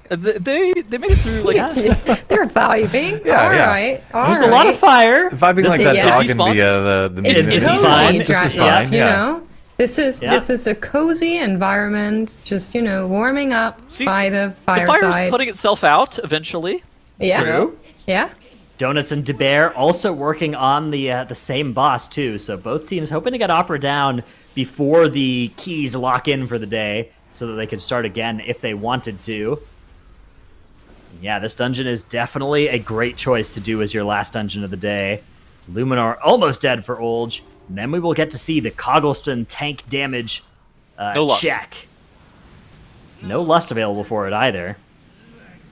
It's so a lot of groups actually end up saving Bloodlust on live for Coggleston because it was doing a large amount of tank damage. But I think with like the nerfs to it, now teams are looking like they don't feel like they absolutely have to save it. But once you have 4 to 6 forks up, if you ever get to that point, your tank still can die. Well, Yeah, especially with the storming. If you ever get storming and you're just getting hit in the back and you can't death strike for Yeah. a sec, Yeah. that can absolutely be the end there. So they're trying to mitigate that.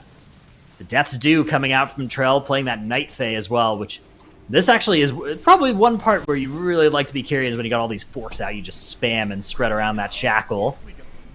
They're doing a good job here. Here comes the Dent Armor. You can see Trell actually parries. Good big parry on the Dent Armor. Huge. Ooh, nice No damage. debuff. Weapon up time. Let's go. Calculated. Yeah.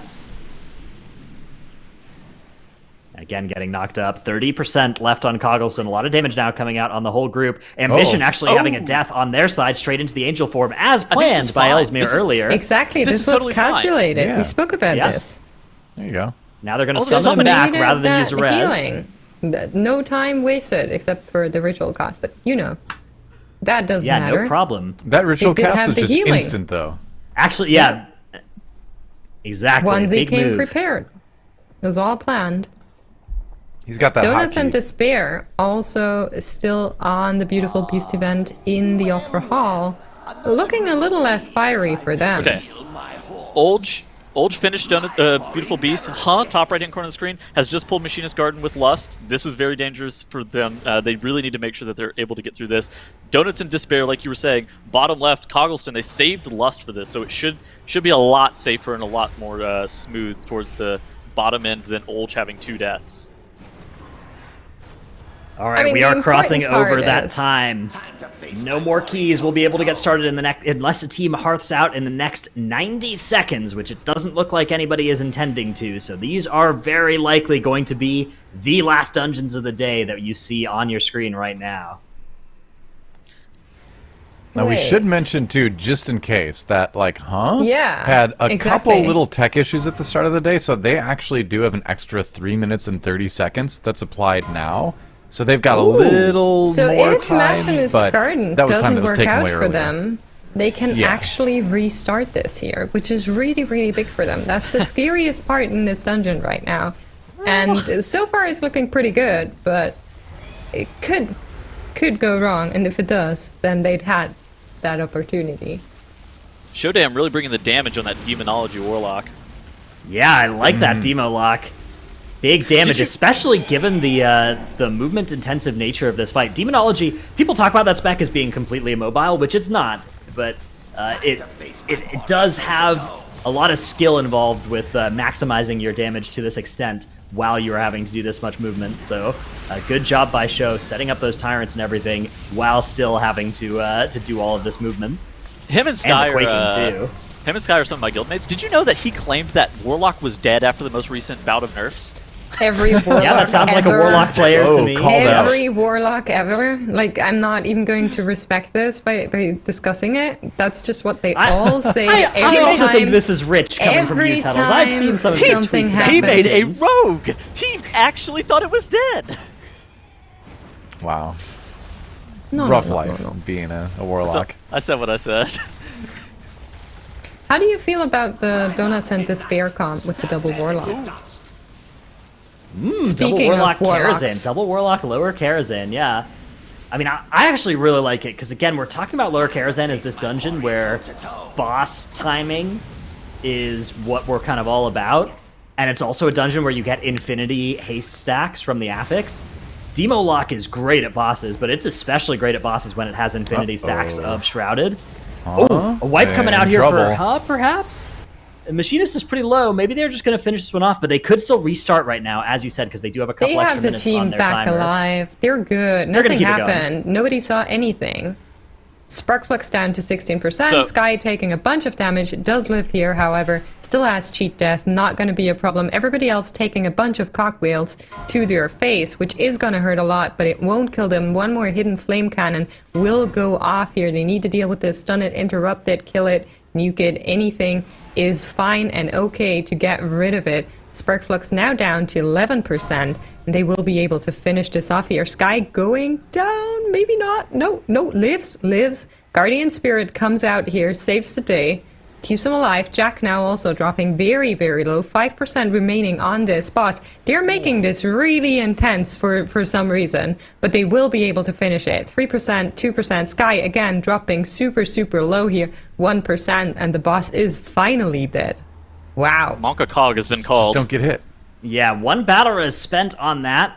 That's okay. They are going to go back onto this trash pull. They have 10 minutes left in this dungeon, so they have to make a decision right now. Do we go or do we hearth and try again? Okay. I think this is good enough that they should just keep this run going, even though they have lost that 1 battle res. I think they have time. Top left, Ambition has killed Atuman. They're looking like they're going to be able to time this. Oh my goodness, yeah, this is close to 2-chest time on Ambition. Obviously, it's not actually going to 2-chest, but they still need some they trash. They are vibing on time. Yeah, they are going to be good here. It makes you wonder. Start some of these easy guest pulls. Is a 30 possible? Look bottom right. Yes, I love absolutely. this. I love this next pull from Olge. How they set this pull up is they actually use the Hunter and Turtle, so all of the casters like group up and then they bloodlust this 4 pack. It's very difficult to be able to deal with without just utilizing like this. Look at it. He's running in with turtles. Everything's going to be stacked, and so you're able to get threat super easy as a tank as well because everything is just sitting here. Yeah. In addition to that, the master. You don't have to use it on pull, so you get to use it to interrupt a bunch of Firelands portals, which is really, really big. And they've changed how the patrons work to where they'll try to cast Purify. Purify has a higher priority than Firelands portal. So if you slam like an interrupt and then you have like a bunch of debuffs out on the targets or like immolates or whatever, then they'll try to dispel the dots off of the patrons. So you can actually get them to not cast Firelands portal over and over again. That was very well done. They actually didn't lose that.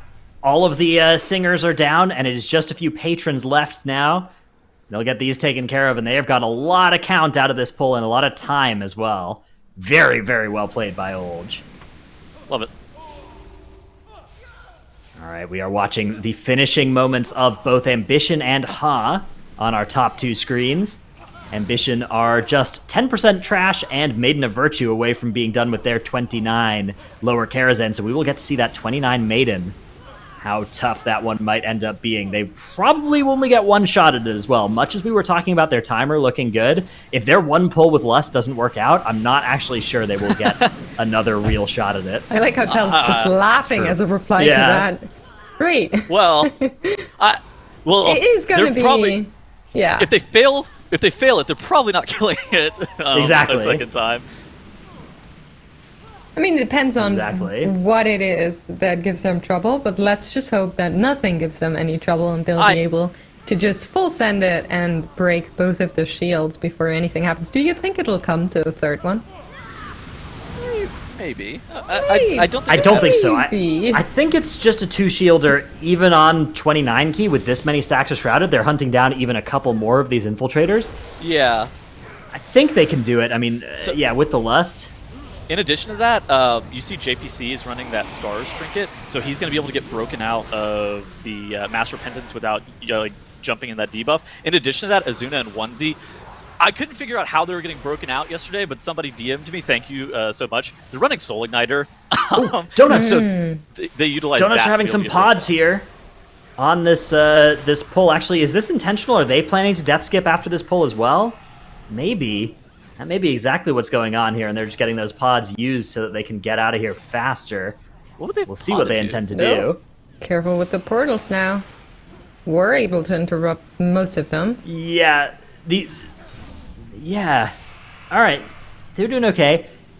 Remakes are now offline. There you go. These are the final runs. We have passed over the full extra time for Ha as well. So our graphic has full bars. That's good. Thank you for that. That's right. Summoning people to get over here. Connectivity online. Ha! Now going for the final boss in that 29. How do you feel about the timer? I feel like this boss takes so long because the aerial unit is in front of it, but they should still be super fine here, right? Yeah, should be they have fine, 6.5 minutes, so they are good on time. Like, the only way they would wipe the time is if they had a DPS player down without a res for a long time. Say that. Something like that. Yeah, Don't say that. Legend They have happen. 2 battle wrestles. They'll be fine. Yeah. Hopefully. Everything will Otherwise, go like perfectly. they'll lose this dungeon if they wipe, but I don't think they will lose it to the timer because they have 6 minutes here. That is more than enough for this, even on 29 Tyrannical. Yeah, Legend has this on this level with this gear. It's like 5.5 minutes. So Legend, huh? they should be fine. Legend. Wow. Well, Legend being The legend I watched Of course, of the things can go 29 wrong with some Read this. gigazaps King pretty Mechagon. quick, so we'll see how that works out. Ambition also Drafthouse, getting set up here for It their feels like last you boss. want things to go wrong for some reason. I'm just I don't explaining know what where could I'm happen. Getting that I see idea, the futures, but the possible is futures. that a mathnos statement? I don't know. We'll see what they decide to do. I don't know. What Does look like Ambition are about to get their last little bit of count here as well, so they are just about ready for their last boss too. what I'm This just one is going to wondering be really, really nasty. is, did King Mechagon name himself after the city, or did he name his city after him? I think it was just a coincidence. The latter. Just a coincidence? Okay. Yeah, it's like, you find 2 people named John or whatever. It's like, oh, Yeah, Mechagon Yeah. is a very And common he name happens to these live in the days. city, John. right, exactly. All right, You Ambition see, you get it. on the Got it. Maiden. Yes. They are working their way. First sacred grounds coming out here, and soon enough, the first mass repentance will come. There she is. We see the nameplate, and that will do for us.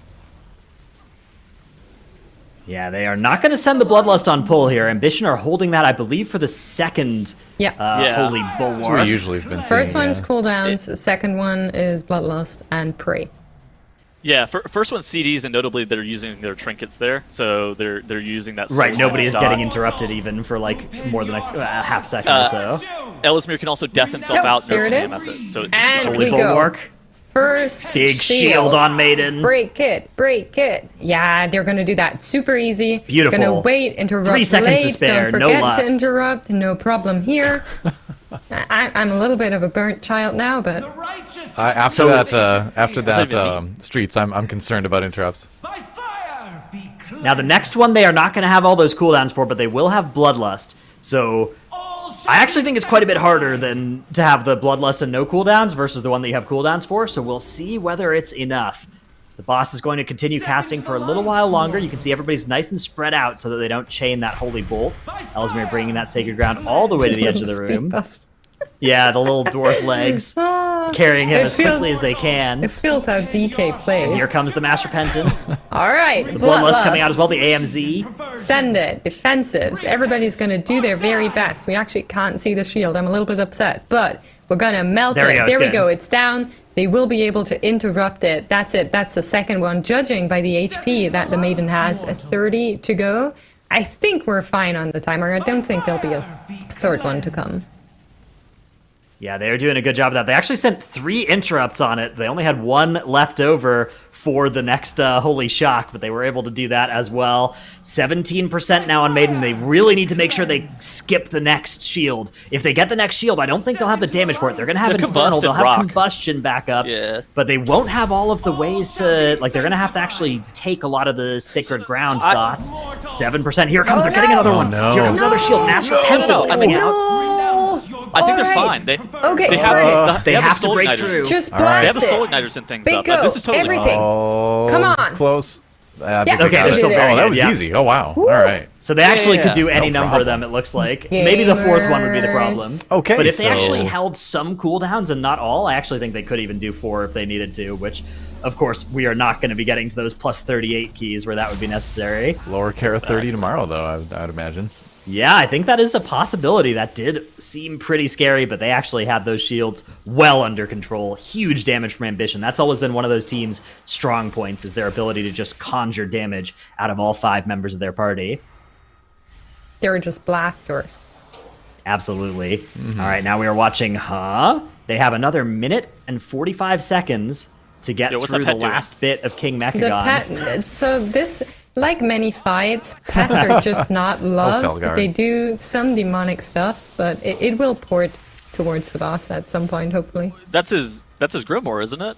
That's probably the Grimoire Felguard, yes. That one is just hanging You hate out. that. You hate It's okay. that. it's fed into the Tyrant. That's what's important. Yeah, you can see it over there on the right-hand side of the screen, just kind of vibing. He's just Yeah, they're It's okay. alright. he's taking some time to meditate. 12%, Not a problem. 10%. They're gonna send it. It 1 minute didn't stop left. them. Yeah, they are good here. This should be another keystone timed Oh. for Dodge it. A little bit less than a minute left now on the clock, but they They're just have to deal fine. with 3 more %, and then of course King Mechagon himself. That's true. That's the big thing. You can't forget that King Mechagon actually Yeah. comes out of this. But they Yeah, of it's course really don't. unfortunate whenever you deplete this key, but you killed the actual boss before the timer is up, it feels Yeah. really bad. Exactly. Really bad.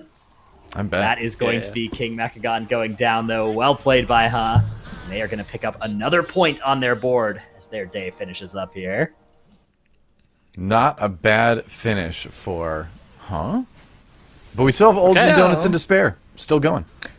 For Donuts and Despair, there was a little bit of, chaos going on, but they were able to bring everything back together.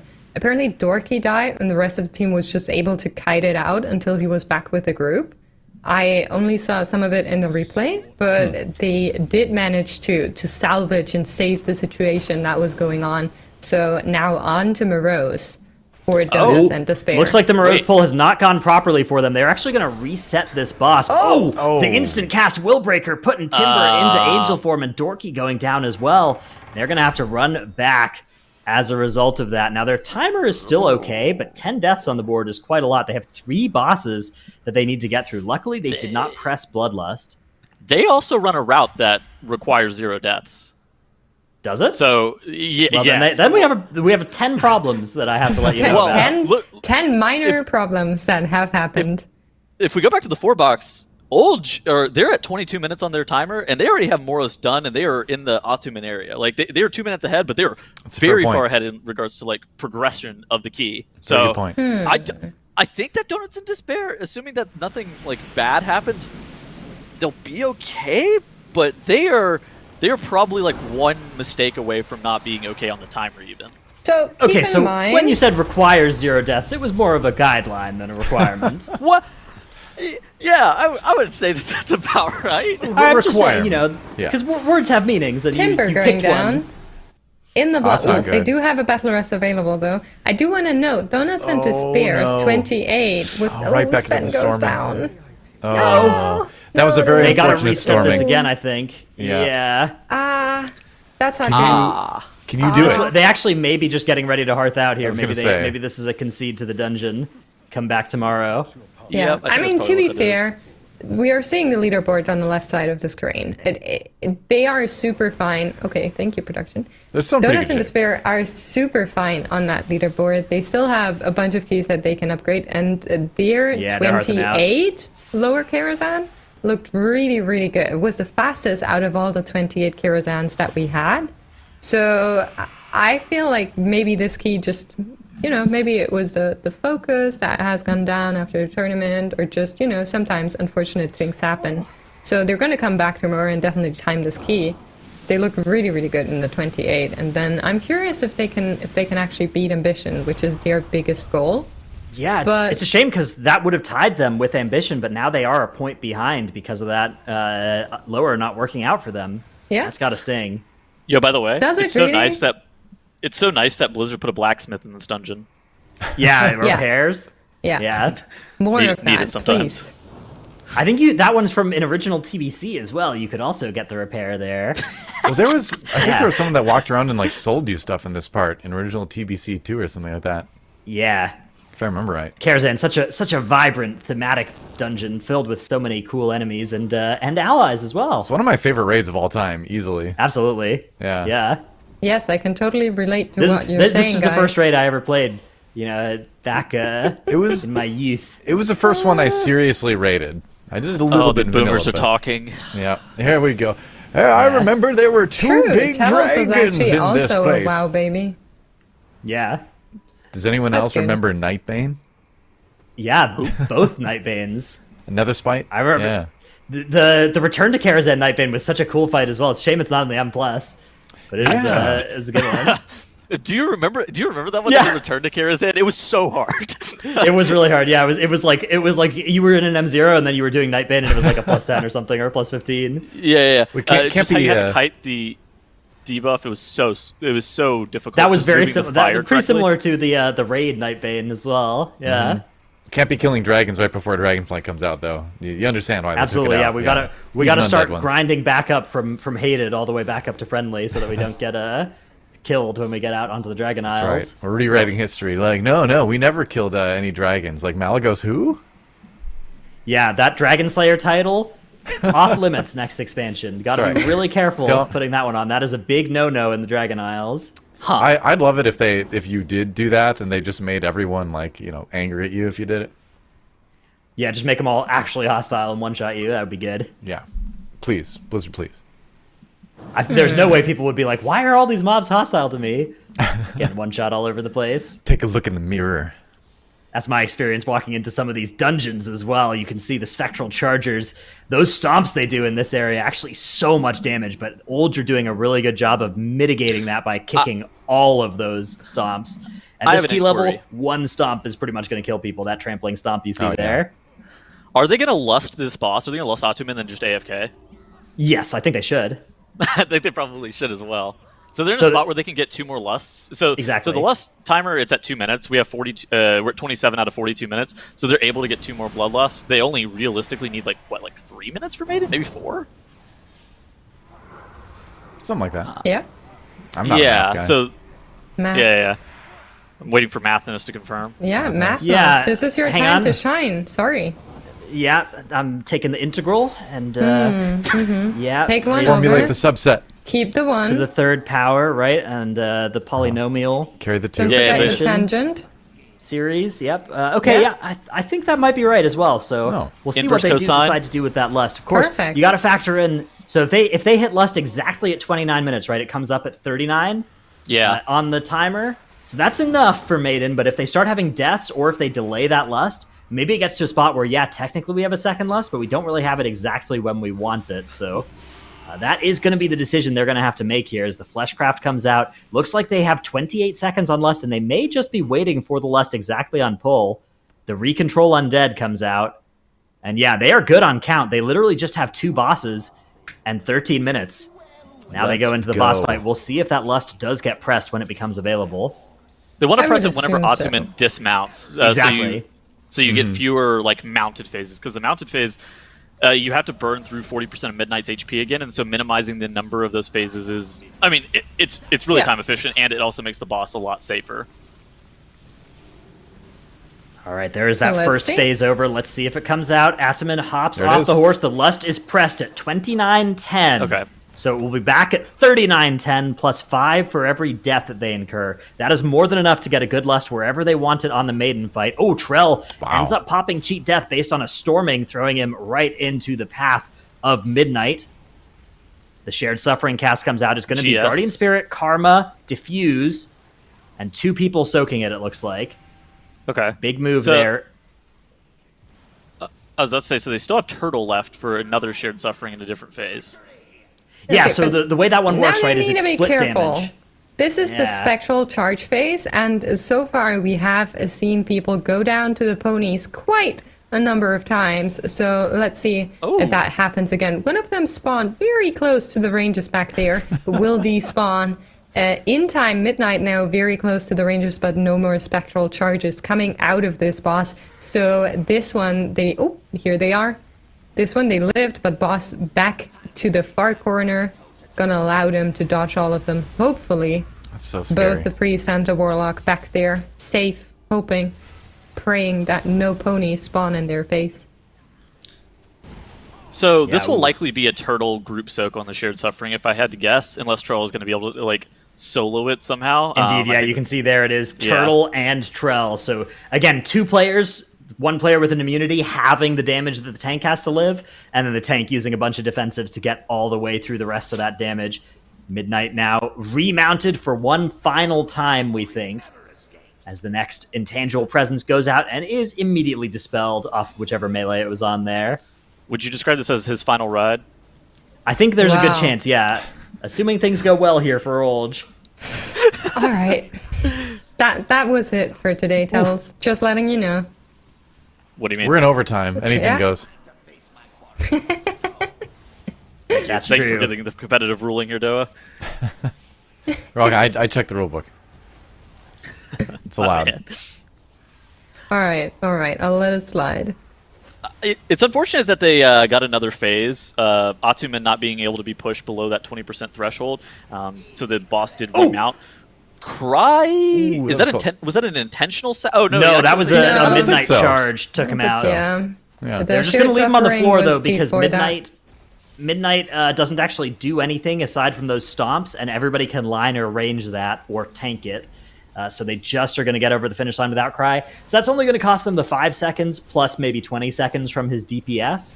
Yeah. But the 5 seconds are going to further offset where their lust will come back up, right? So they are actually going to need a little bit more precision now. 5 more seconds worth. Not the end of the world, but 39:15 is when their lust will now be available. I think you're fine because you're lusting the second master penance anyways. So it doesn't, which happens I think it's like a minute and a half into the boss. So they're able to pull it before their lust even comes up and still have that bloodlust button for whenever they need it. All right, Trell getting ready to pull some of the guests here. Avoiding the attendant pull, just taking the servant into these guests and the hound. Bunch of mobs that don't do all that much. They don't give all that much count either, though. These guests give 1 count each. 0.24% each, so not very much at all. But a nice and easy pull.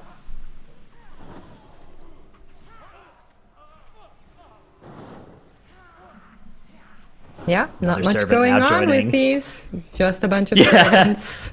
They're gonna get through these easily and And nicely. I suspect what we're going to do is we're going to see them get to Maiden, probably with a couple of minutes left on Lust, and they'll probably actually Wait just for it. Yeah. AFK until that Lust is ready. No Probably reason not to at actually. this point. Probably They only have one actually, shot. Probably definitely. Actually, one for opportunity realsies. No fooling. to Mom seize the spaghetti. moment. Yeah. Exactly. 94% on trash. They only need a tiny bit more. Basically, one more guest pull will get them over the top here. They're going to go and start that last one, and then they will be skipping to the Maiden room. I wonder, actually, if you pull the 2 Dreadlords before Maiden, since you have this free time anyways, you may as well get those stacky stacks.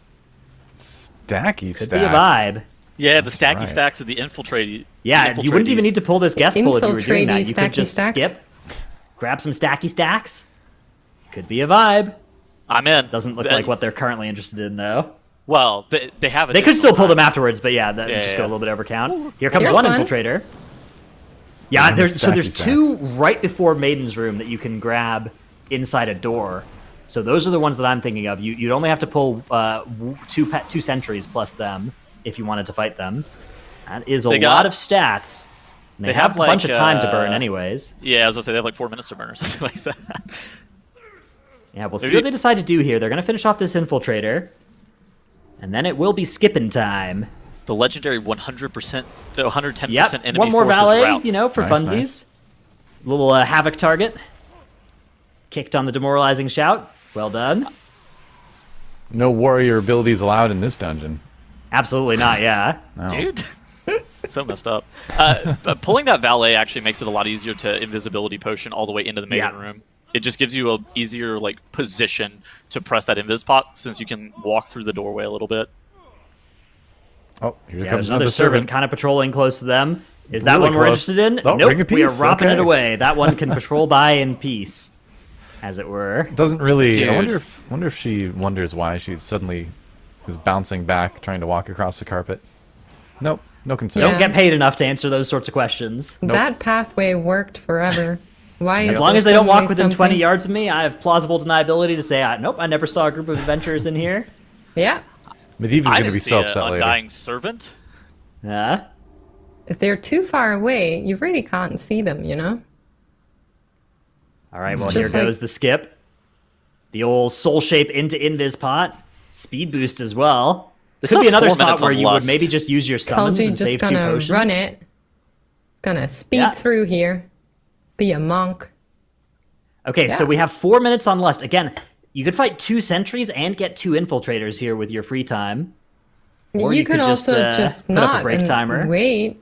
I mean, 4 minutes. assumedly, they will use the Bloodlust for the second shield as well. Yep. So That's they'll likely to be the plan. probably So they could start pull in about pulling- 2.5 minutes. Yeah. Exactly, when it's on like half the cooldown. Yeah, the feasts come out. 2 different feasts of gluttonous hedonism available. Everybody taking their time. And this will be the vibe for the next 2 minutes as we take a brief break from the action while we wait for the bloodlust to cool down. What are you This is talking about? a part that we don't remember about Legion Dungeons was this bit, sitting around waiting for lust, because that was the way the dungeons worked. So maybe They look for like a humans, little party of adventurers, though. All those dwarves. this is the time to Very RP. nice. You know, Yeah. You can see, actually, you can tell a lot about a player by what they do during this AFK break, right? You can see this hunter activity, just spam strafing looks and like jumping. a hunter.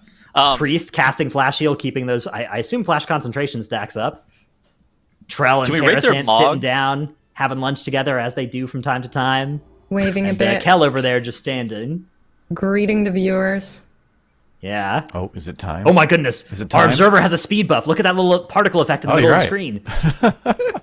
That's probably the one from the Windwalker Oh, moving with the Emony Oh. speed buff when you were standing still for a while. That affected our observer. No, Pretty cool. you see the huh? arrow? virtue That's- is That's like a hunter's mark.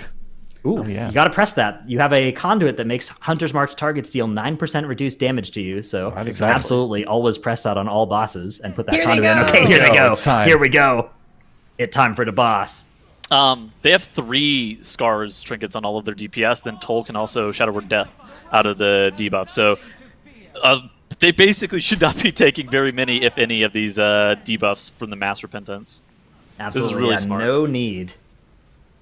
shouldn't be So too bad. keep in mind, currently there was only one team that timed the 29, which is Ambition, and they timed it with 38 minutes 59, and they had a third shield. Now, Ulch waited a little bit longer to really get that Bloodlust timing in time. I'm curious if they can make it without the third shield. Maybe, yeah. I mean, both little bit teams scary. will have had Bloodlust, so the Bloodlust won't be a difference, but they will have all of their cooldowns exactly how they want them. You could see Terrasant we actually go. sent the Infernal on pull. This is just Juen. No other cooldowns here. No Coordinated Assault, no Infernal. Those will all be available for Gonna the be second one. enough. They still nuke through this so quickly. Incredible Right. damage, and the kick comes out. And I actually think with the Lust, when it comes up, they may well be able to skip that third shield. It'll be really close. We'll see. It was at about 5% for Ambition, but I think Olge are actually going to have another Infernal, another Power Infusion, and another Coordinated Assault relative to what Ambition had. I think that's probably enough to get them over the finish line in time. All right, Yeah, here we go. we'll see. Second one coming up. 43%. Just Yeah, the a Lust little is going bit. to come out soon. Lust We're going to have is that Power ready. Infusion on the next Infernal as well. So it's going to be Getting Lust, popped. Power Infusion, Infernal. Lust is already blasting. Mass Repentance coming out now. We see most of the team are ready to just skip it, and now they're going to full send cooldowns into this, trying to burst this shield, and it's actually dropping really Easy. low, but they are Nicely able done. to make it end on 27 after the shield. Okay. Bloodlust still running, allowing them a little bit more uptime to nuke her down and try to avoid getting a third shield here. That's hopefully going to be enough, but I'm not convinced. 15% remaining, gonna drop down to 11, 10, 9. Yeah, there we go. Come on, you can do it. It's gonna be So good, really yeah, this- close. They got the Yeah, dam. that's I actually was worried about that second shield, but I don't, or the third shield. They're not going to get it here. Wow. They are going to kill that Nice. boss with just 2 shields. 40 minutes is the timer, and they made great use of all of that, sitting around, eating their feasts, and that is +1 for Olge, keeping them in the running here on our leaderboard. They are still in 4th place, but they are absolutely still in this tournament. I mean, that's one So- point That you is don't need the- to worry about getting tomorrow. So that's good at least. One of the 2 teams to have that Yeah. 29 and lower. Two very important things happened towards the end of the day. I think Olge not timing that 31 streets due to that missed kick was very unfortunate, and Donuts and Despair actually not being able to get that 29 lower posted. They talked about a bunch of times how bad they wanted to beat Ambition. Now they are going to be just 1 point behind Ambition coming into tomorrow. That's not like a great look for them, I will admit. So I'm really interested to see what's going to happen. Is Donuts and Despair going to be able to topple Ambition? Is something interesting going to happen? There's going to be a shakeup between either maybe Huh or Olge able to overtake and somehow get into second place. But for me, Ambition looked like the best team basically the whole entire day. I don't even think they had any mistakes, really. See this interesting tidbit we have here? Yeah, look at that. Prize pet is named Tettles. That's probably another coincidence, right? Just randomly has the same name as you. Yeah, What are the chances exactly. of These that? naming things happen sometimes. No one can predict Yeah. that. I'd like to Yeah. know what the pet is, though. It's a wasp. I would imagine a rat. The Actually, wasp? those aren't good pets, but I would still imagine a rat. It's What a about wasp. Optimo, the mechanical I Mechanostrider you can get in Fitting. Ellen Forest. A wasp is pretty appropriate, actually. Yeah, Yeah, I agree. that lines up roughly with the voice. That's what I would think when I think of It's Tettles. so harsh. I'm sorry, Tettles. I don't know what to do. I can't defend you against all Why this. not? I Why not? choose not to. Well, I you guess could, at the end yeah. of the day, it's yeah. If I had to say the real reason, that yeah. Well, speaking of days, it is the end of the day today, and it's been a great day. It's still a very tight race. Props to sixth place, who did not come sixth place. They ended up coming fifth place. And once again, our standings almost the same as the time trials. Just third and fourth flipped around, but both Olge and Huh were able to make it through to the final day. But remember, tomorrow only 2 teams make it through to the global finals in a couple weeks from now. So it's going to be pretty epic, as you can see. And again, we still have one more mystery dungeon that we do not know quite yet. We're going to find that out tomorrow. But 2 days down, before we close the show, I want to go around and get everybody's thoughts to see kind of like, what are you thinking primarily coming out of this second day, having seen everything that we've seen? Makes what's stood out to you the most as far as like teams? If you want to make predictions for tomorrow, want to be bold, go ahead and do that. What's on your mind? So I have to say that I've really underestimated probably everybody except for Ambition, and even Ambition really surprised me with the level of skill that they brought out and the play that they did. I did not think we're going to see like a 30 upper Kirazan, even though the timer is pretty lenient. I thought those dungeons were going to be really difficult to do for sure. And I'm just super impressed with everyone, including the teams that got eliminated. Just very, very good show of play. Absolutely. Well, Dratnos, what are you thinking here after 2 days of the Great Push? Yeah, I mean, it feels like every team has some dungeons that they're kind of specialists in, right? Like, you have Ambition, obviously, you can see the world record next to their ones, right? Workshop and Docks, these kind of unbelievably finely tuned dungeons. Then you have the dungeons like Lower, where Olge actually have come in with a huge strategy that has worked so well for them in that dungeon, equaling what Ambition have made happen in there.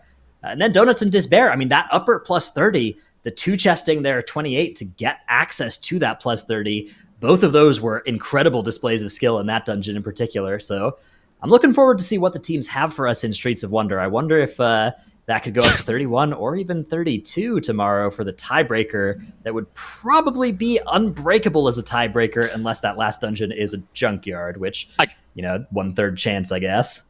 I kind of expect to see a lot more wipes and a lot more resets tomorrow. Oh, for sure. Yeah. I've been waiting for that. The mystery dungeons normally end up taking like somewhere in the order of 2 to 3 hours, depending on how long you have to push that key. And then at that point, you're able to revisit these dungeons that you have already pushed up to a fairly high level. Like, we have a bunch of world records already even. And so I do expect that we're going to see some wipes and some really late depletes and potential keys.